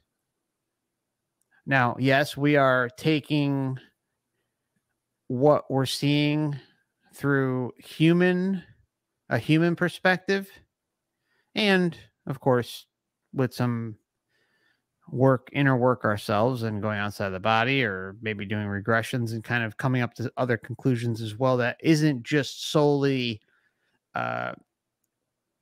relying upon just the data. It's like where to the point where you can actually go and get some sort of confirmation about some of this, right? Not necessarily all of it, because remember, we're working on a limited perception. We're working on a limited frequency. I don't like using that word, but that's what it is, right? There's only so much we can do while within the Matrix system, while in the body, or while outside of the body, entertaining the Matrix system and all of the distractions and illusions and fuckery that comes with it. So, I mean, it's deep. It's really deep, but I think there is more than enough there to warrant, I won't say 100% conclusion, but damn near close. Damn near close. We're not just talking about, 5, 10, 20 people. We're talking about thousands, if not hundreds of thousands, if not millions. Okay. And I'm sure if we really wanted to get something together where we could get like a huge data team together, a bunch of people who are dedicated to just processing data and picking out keywords and all that stuff, that we would have a massive database of evidence. But in reality, I mean, like, how much more evidence do you need? It's showing the same thing over and over and over again. It's showing clear-cut mechanisms on how this place functions, how it works, how it gets its rocks off. All right. It's showing the same thing. So there comes a point where you have to just say, okay, the patterns aren't lying. They're not lying. They're telling a story. They're telling us the algorithm of how this place functions, works, and deceives. Anyways, let's move on. Sorry for the ramble. But to look at it from up there, looking down at it, it was beautiful. It was beautiful. And I had other stuff flashing in front of me. Those I can't remember. There was a lot of different other stuff that I was seeing. And then I opened my eyes back in the ambulance. And they was all just looking at me. But when I came out my body, I couldn't see them. I was just, my whole thing was my face and what I was that I didn't want to touch. And so they were looking at me and I said, what happened? And they said that we have to shock you again. I said, okay. So then, should I keep going? So helicopters coming. Oh, go ahead. Yeah, well, listen, the more you talk, the more questions that just keeps popping into my mind. It was so huge, man. And I love every minute of it. And I would, if I had to do it again, I would. So this time around, it sounds like you popped out of your body, and it sounded like an out-of-body experience. Although you weren't too high, it seems like you were pressed right upon your face. That you could see your face, you could see the body laid out that looked as if it was asleep or as if it had died. Yes, but you were zoomed into your face, and you cared absolutely nothing for it. There was no attachment to this physical body, was it? Lamont knows what's up. No, I didn't even know what I was. let alone want to get back in it. I didn't want to have nothing to do with that body. Oh. You know, it's amazing. We spend so much money on funerals, funeral arrangements, of bringing this person over to see the corpse, and the corpse really doesn't care about, you know, the physical body. Funerals are the biggest waste of money. Whatever you do, you know, obviously do what you want to do, but don't waste money on a freaking funeral. Don't waste money on cremation and done. You know, I mean, seriously. Don't give your hard-earned money away to some funeral home, some parasitic organization that's going to overcharge your children, your wife, your husband, or whoever is handling your affairs when you leave. Save that money. You know, I suggest getting cremation plans done in advance so that your family doesn't have to worry about, and so that you have your wishes fulfilled to the fullest extent, and so that they can enjoy whatever money you're passing on. Should you spend 5-10 grand on a funeral? Hell no. For what? I mean, Christ, you know, the shit I've seen in my family is insane. Like having 2 wakes in one day, 4 hours apiece, 8 hours, or 6 hours and 6 hours, like 6 hours of one day, 6 hours the next day of wake, of just like people throwing their body over the casket, you know, and these big, elaborate, like expensive flower arrangements. And who knows how much you're, you know, just how much you spend on the casket, how much you spend on flowers, how much you're spending on, you know, whatever, right? The meal afterwards or something. It depends. You can go all out and spend all sorts of silly, stupid money on something like this when you have loved ones who are still going to have to deal with this place. They're still going to have to live day to day. So what is it? Do you need to fulfill your, I'm sorry, I'm just going to say it. Do you need to fulfill your ego and have this big grand funeral, or, you know, to the nines and spend silly amounts of money? Or would you rather, you know, hey, cremate me, throw me wherever in the ocean, throw me in a ditch, I don't care, and let me just pass my hard-earned money onto my children or my family, my friends, whoever you're gonna set up inheritance with, right? So that they can actually have a better existence while they're here. May not be great, but still, it's $5,000 or $10,000 that they can have to make it through, right? That's a lot of money. It's a lot of money. Now, you know, perhaps if you're rolling in it till the end of time and, you know, multimillionaire or something, or really racking it in, you know, you want some grand funeral, then whatever. But I still think having humans obsessing over your corpse is not a good thing. It's not. You don't want, you want things low key. You don't want intention of others or attention from others being directed at you when you're leaving. I'm just going to say it. You know, it's just that these are things you need to think about. I'm not saying they're the end all be all, but it's like, why complicate things? Why spend more money when money means nothing at that point, and deprive whoever is inheriting that money from a better existence? I moved into an area, as you stated, scene to scene, and you learned in this particular scene, all these flowers filling this hole, that all are actually one.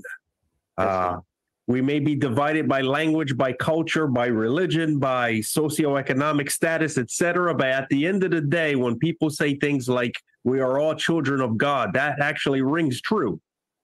Yes, yes. We're all in that circle. And ain't no way you're escaping out of it. It's just, we don't know that. You know, we don't know. So. Yes, because we're too busy dividing ourselves. Too busy fighting. Okay. You didn't say. So listen, look. All right, so that, like the whole dividing ourselves thing. We don't know that.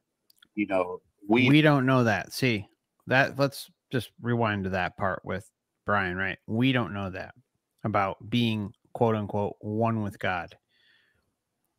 Have to go again a step further and say, well, what if this God, this creator, this source, whether it's phony or real, it's clearly asleep at the switch and has done a wretched job at what it's created. Okay, let's just say it. All right, and anyone who disagrees with that, feel free to leave, because I just don't care anymore. I don't. It's like, if you think that the human body and the human experience is this amazing, incredible, beautiful creation that God did no wrong, and that everything is grand and incredible, and there's no flaws whatsoever, and it's an honor to be in this vessel, then trust me, you're in the wrong channel. But if you think something's wrong, you think something's seriously wrong with this whole experience, doesn't mean you shouldn't still enjoy it and make the best of it, because I always have to say that. I don't ever want anyone to get to the point where this channel or this information or anyone talking about this is bringing you very low, right? The whole point of what I talk about here is to empower everybody and to say, hey, we can be sovereign beings. It's not us, it's being. And there are agendas.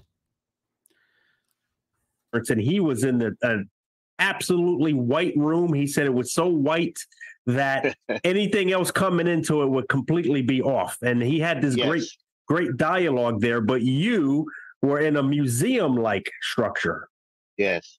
In this white room. And you saw what many would see in a museum that is depicting ancient Egyptian artifacts. You saw these dogs for some reason. Yes. I still don't have a clue of why, but it is what it is.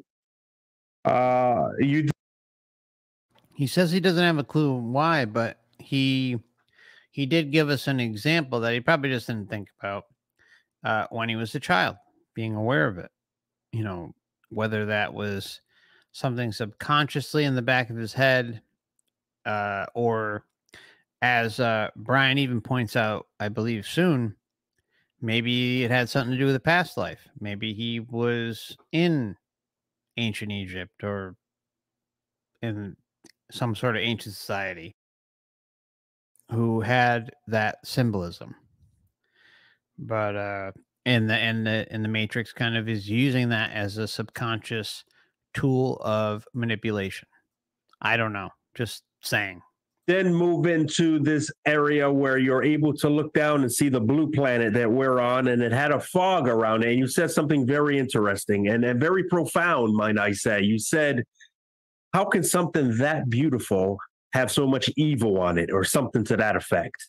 And I guess when you're looking at planet Earth from outside, like an astronaut will probably have the same reasoning. You look at this beautiful world, yet when you're on this world, there's so much suffering and unnecessary evil that's going on in it.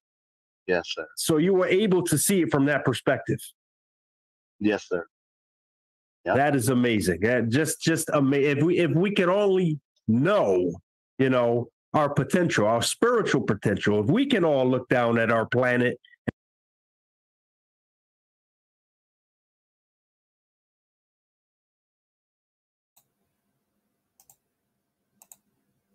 All right. Let me go through the whole process of what happens when you die, and we'll cover those things in it. When you die, you become aware in another virtual reality. So your body dies and you wake up, sort of like we're no longer in Kansas. You're in a different place. And that is called the transition reality, and it's another virtual reality. You tend to have a little anxiety. There's an OOBE, which is an out-of-body experience, but that is really an unfortunate misnomer, because You're not getting out of your body. See, the whole concept of out of your body is body-centered, right? I have this body. My consciousness is in my body. Your consciousness is in your body. You don't even have a... And ask ourselves the questions, what are we doing? What are we doing to ourselves? You know? But, you know, I guess where we are encapsulated in this flesh and this earthly reality is very difficult to see from that perspective. Yes, yes. So take us just on. Like I meant to tell you, when I was looking at my body and didn't know what it was, I thought about when I came back, you know how some people think they're so beautiful, they God's gift to this earth and all of that. Well, when your soul pop out and look at your body, you won't think that way.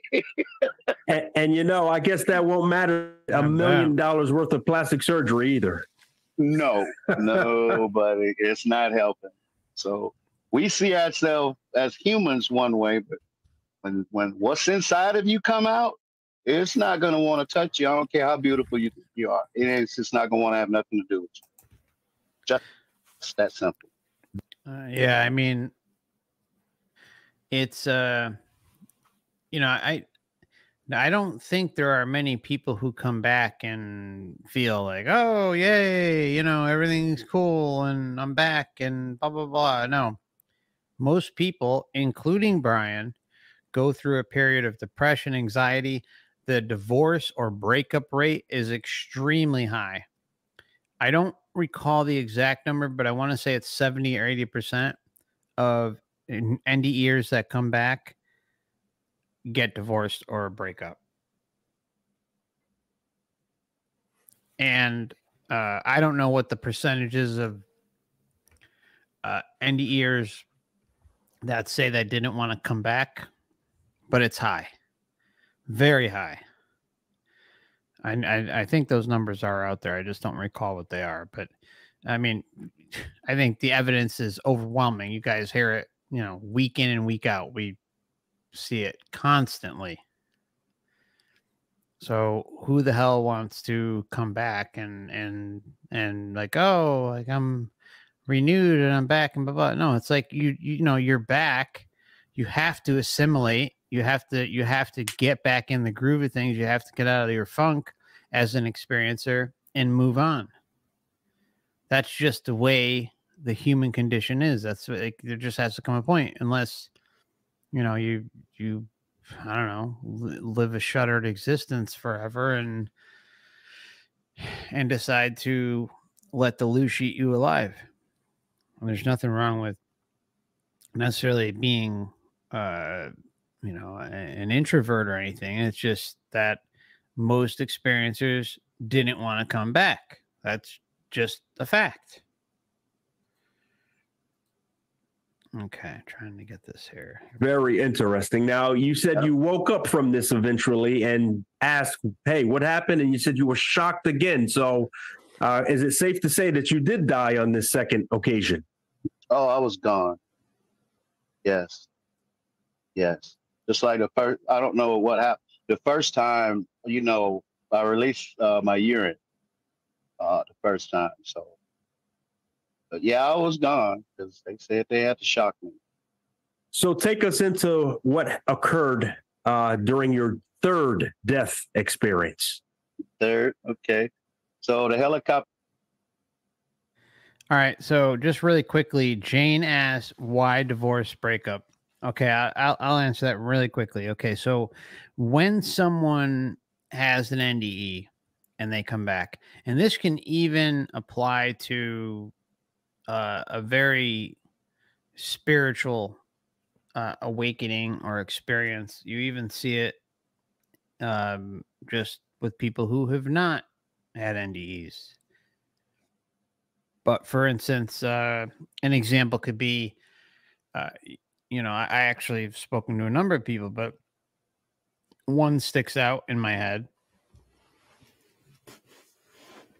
So actually not a number stick out in my head, but one I could point out is there's a friend of mine who was waking up and going through all sorts of, the range of emotions, the dark night of the soul, the euphoria. I mean, swinging every which way, every which direction.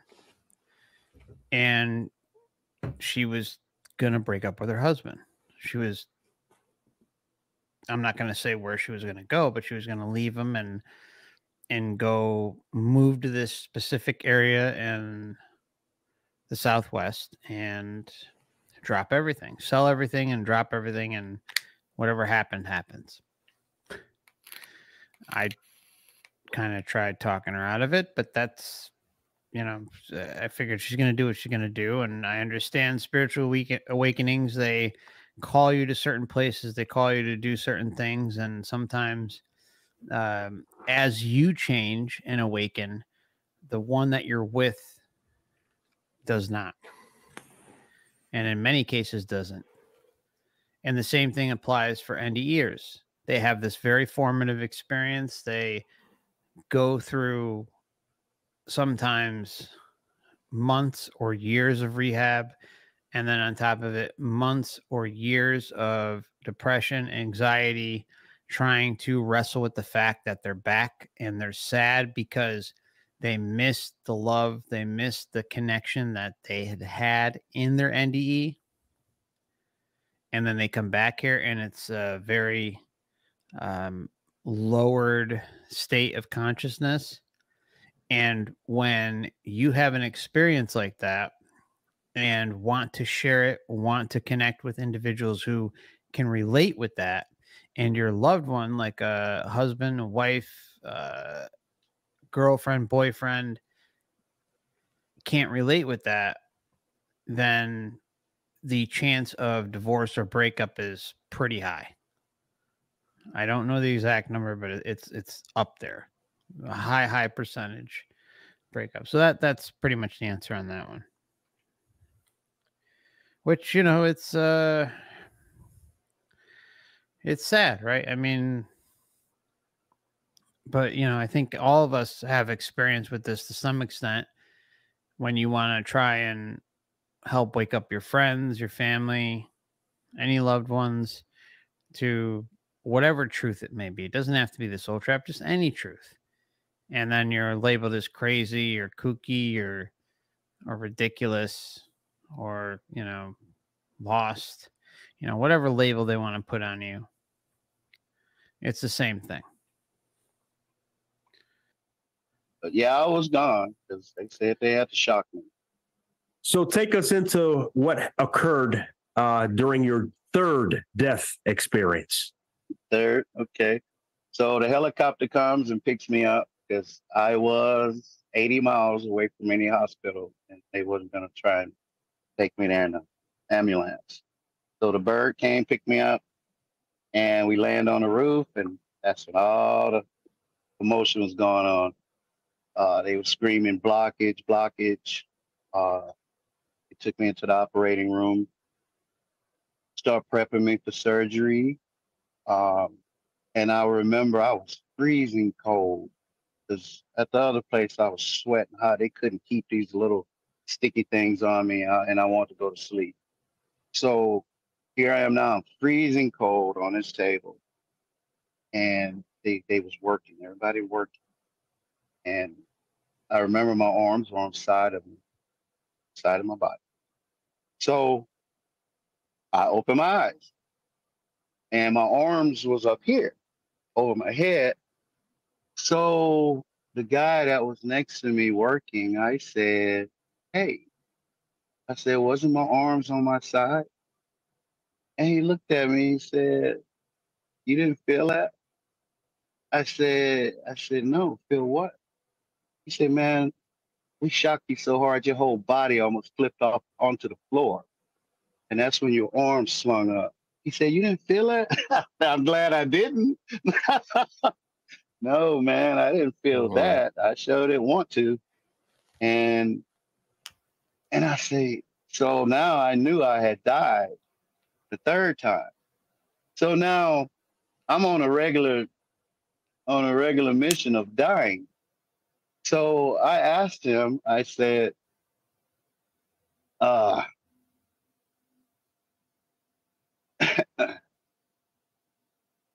said, am I going to die today?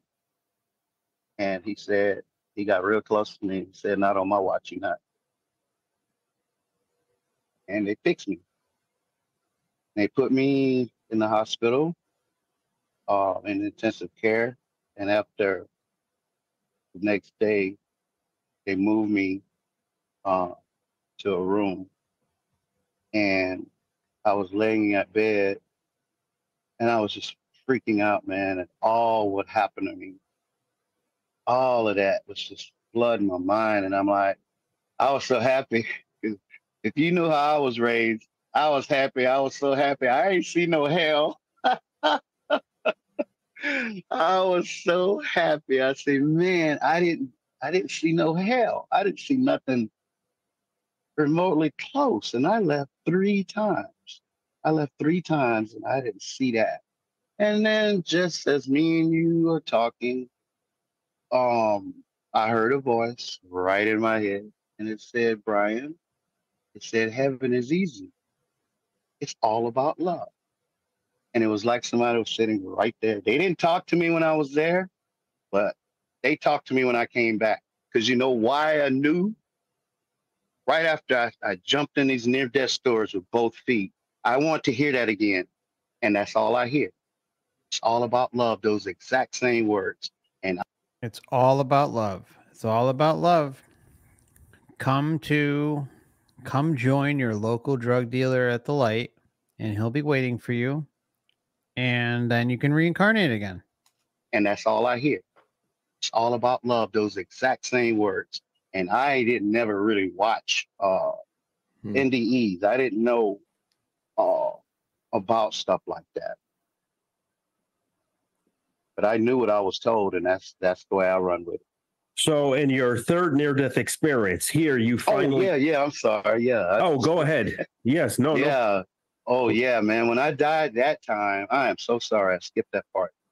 When I died, I was looking at this chair, or I thought it to be a chair.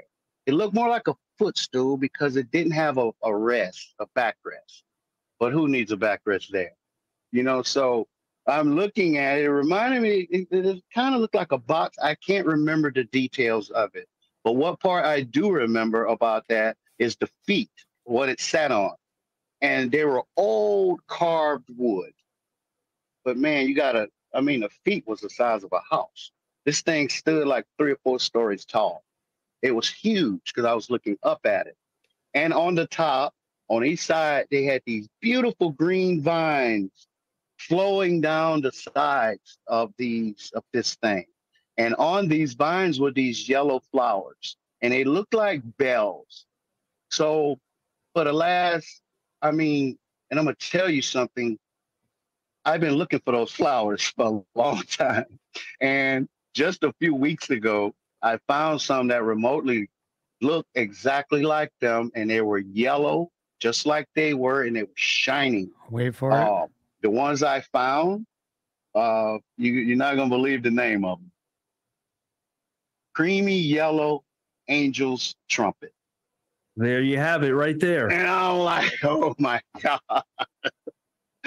Their flower, and then the name, man. I'm like, wow. Couldn't be a coincidence. Couldn't be a coincidence. No, because I wanted to find that flower.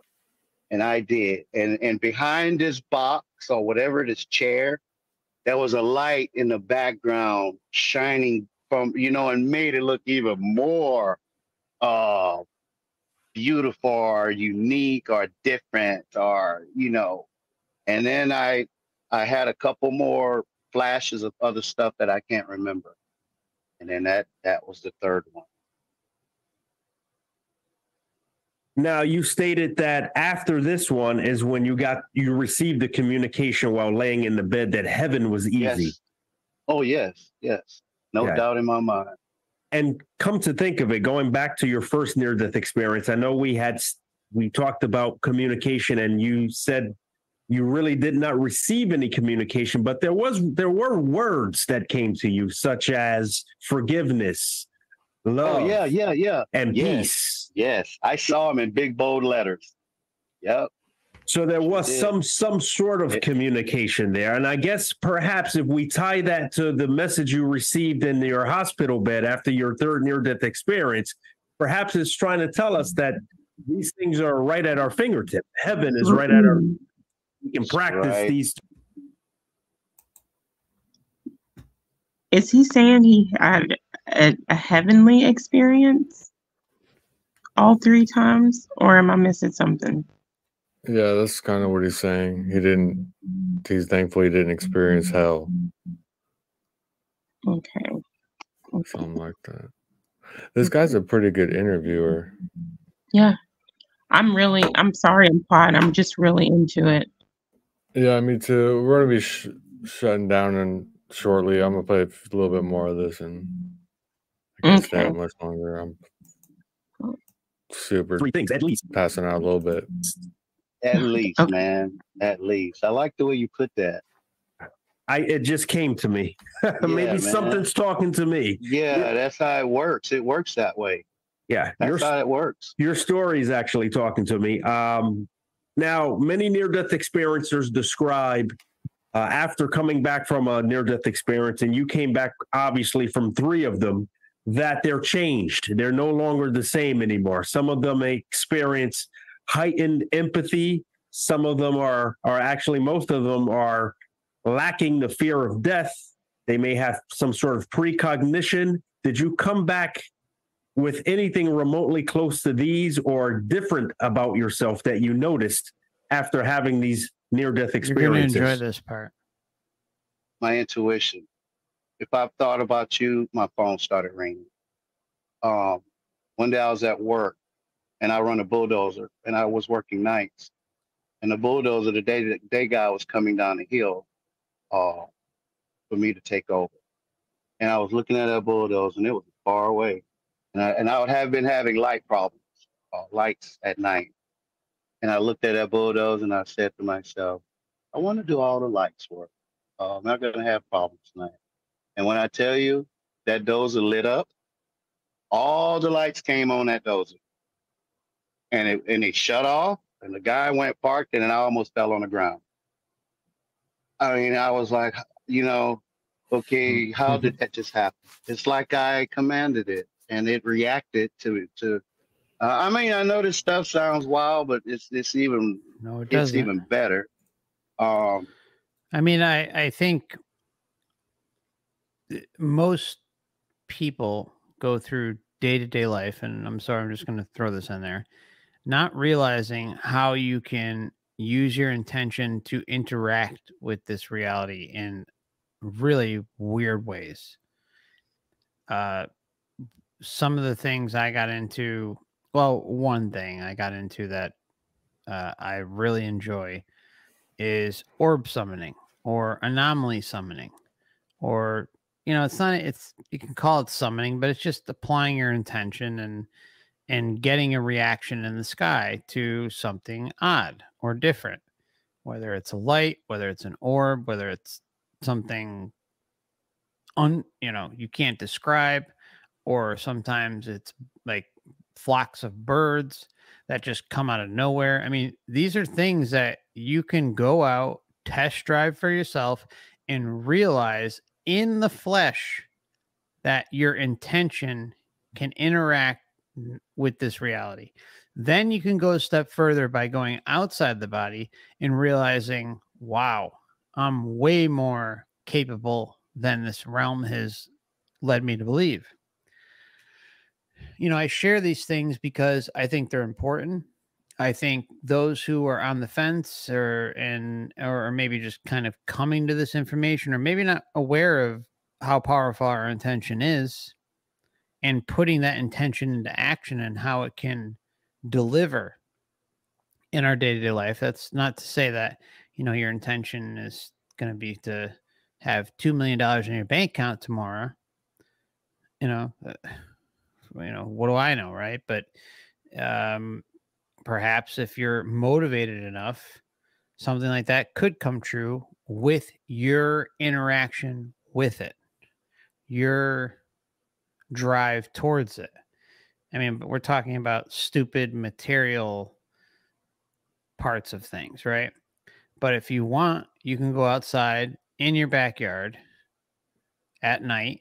I would suggest at night, in the beginning, and experience these things for yourself. Concentrate on an area of the sky that's not when it's not cloudy out, away from the stars, or at least in an area that's a little more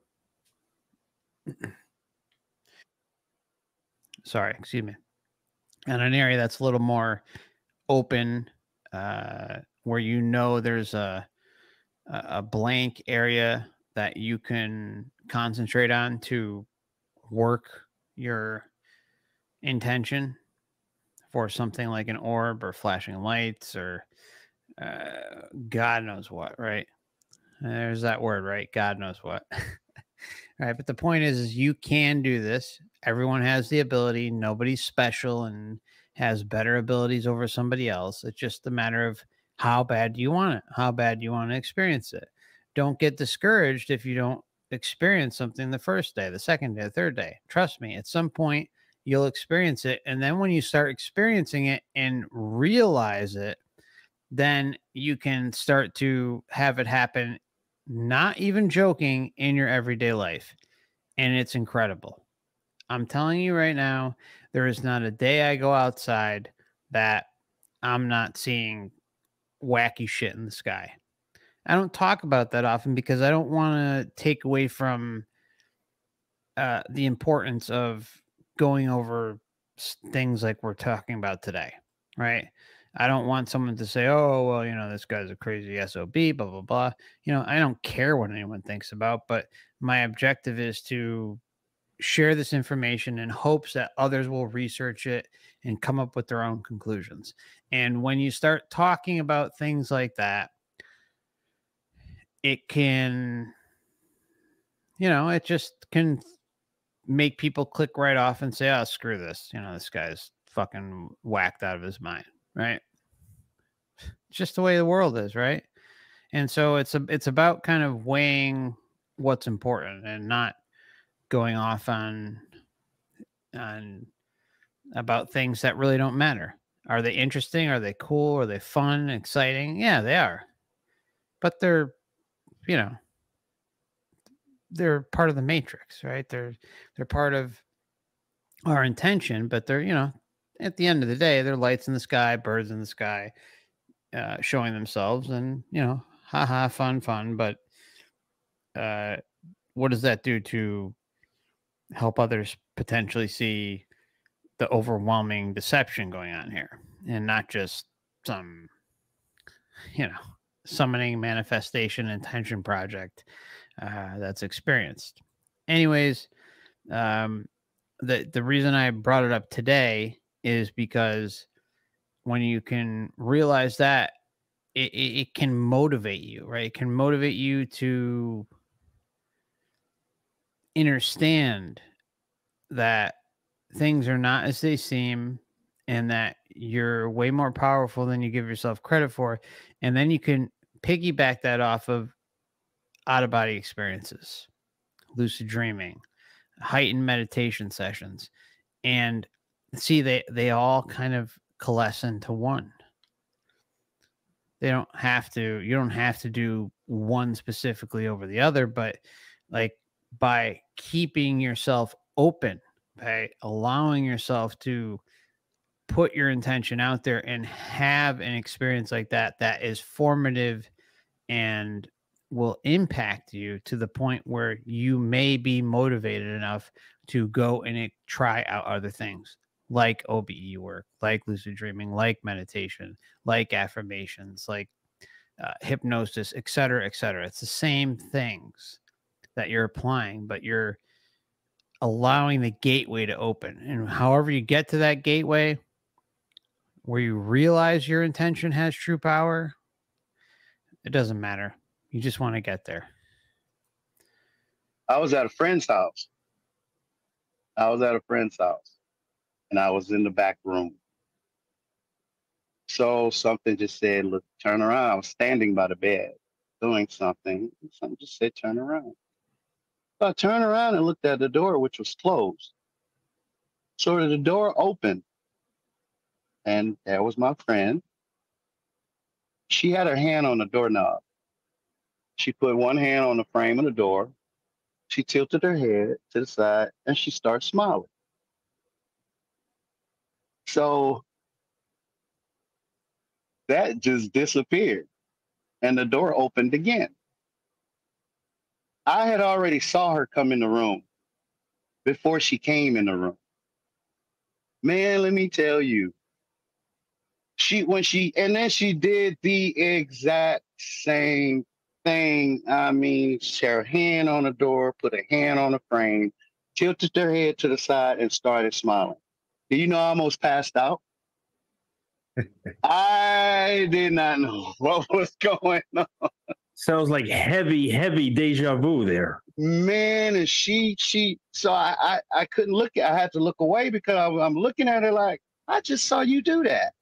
I saw you do that already. But how can I tell her that? You know? So, and then another part, I feel I left my body twice. Because when it happened to me, it felt the same way.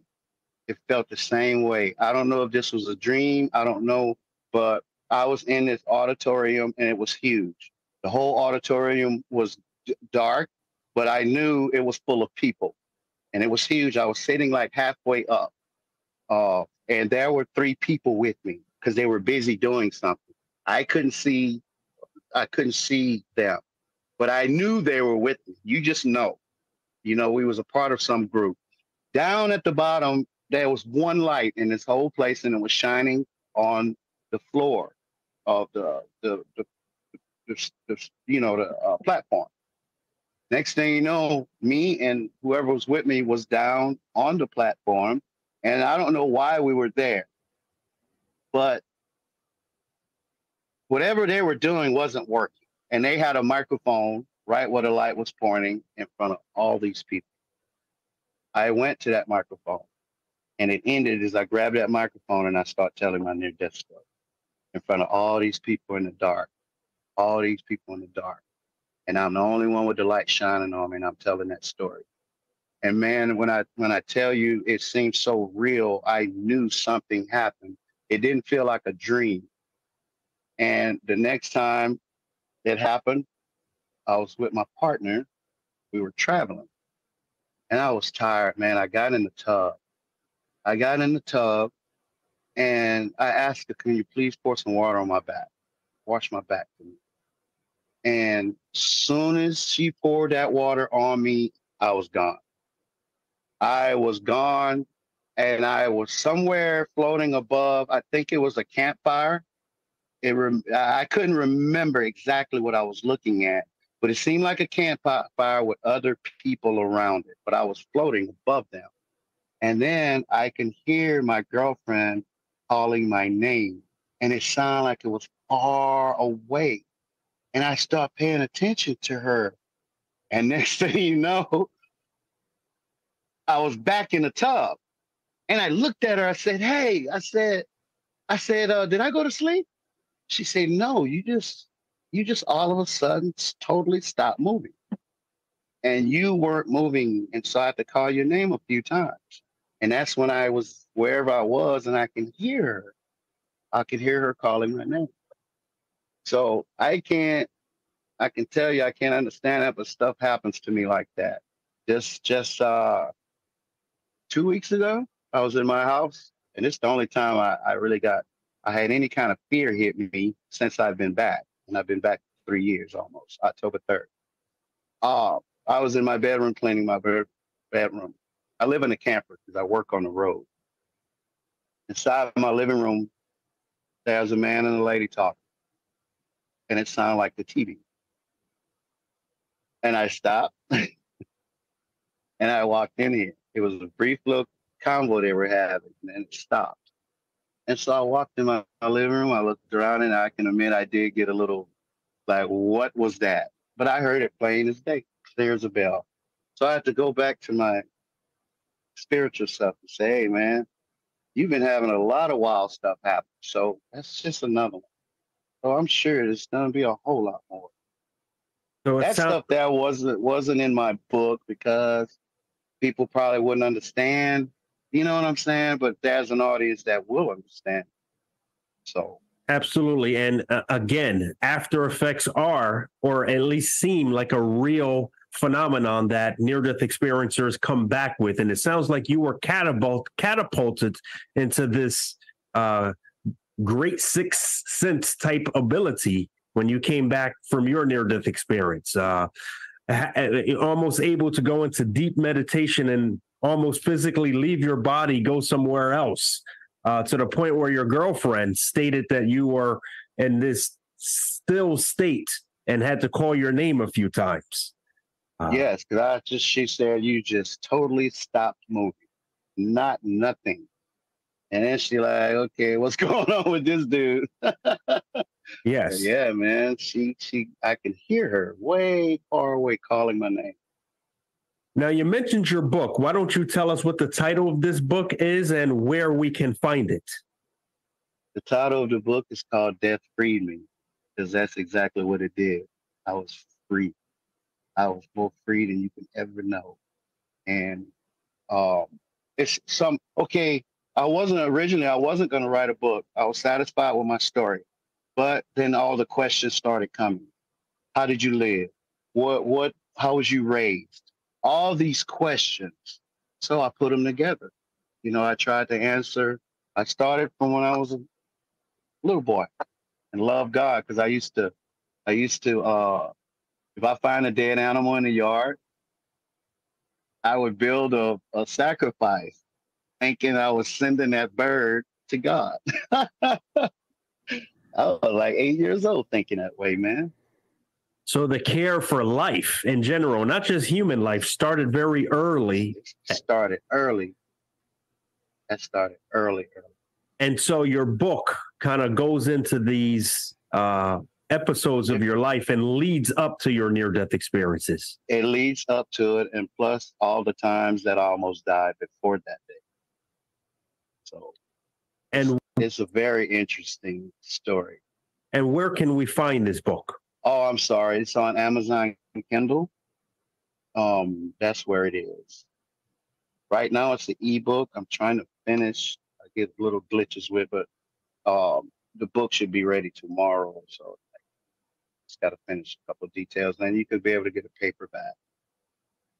Well, Brian, it sounds like you have a lot going for you right now. I'm very glad you wrote the book. Okay, so just want to give a shout out to the source video for the interview tonight. And that would be Real Spiritual Talk Podcast. That's Real Spiritual Talk Podcast. And the experiencer was Brian Jordan. It's been enjoyable. I was going to try to pop up another Q&A. Okay, guys. I've been spaced out the last, I don't know how long.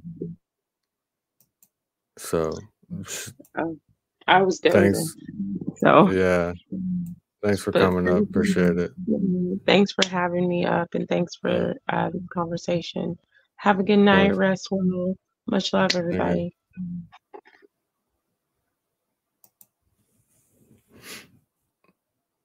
Okay. All right, guys. Much love, everyone. Thanks for tuning in. We'll be back, and maybe we'll do more of these again. Much love, everyone. Have a great night. I'll see you guys. I don't know what happened. I think I passed out last like 20 minutes. So, everybody, thank you. Much love.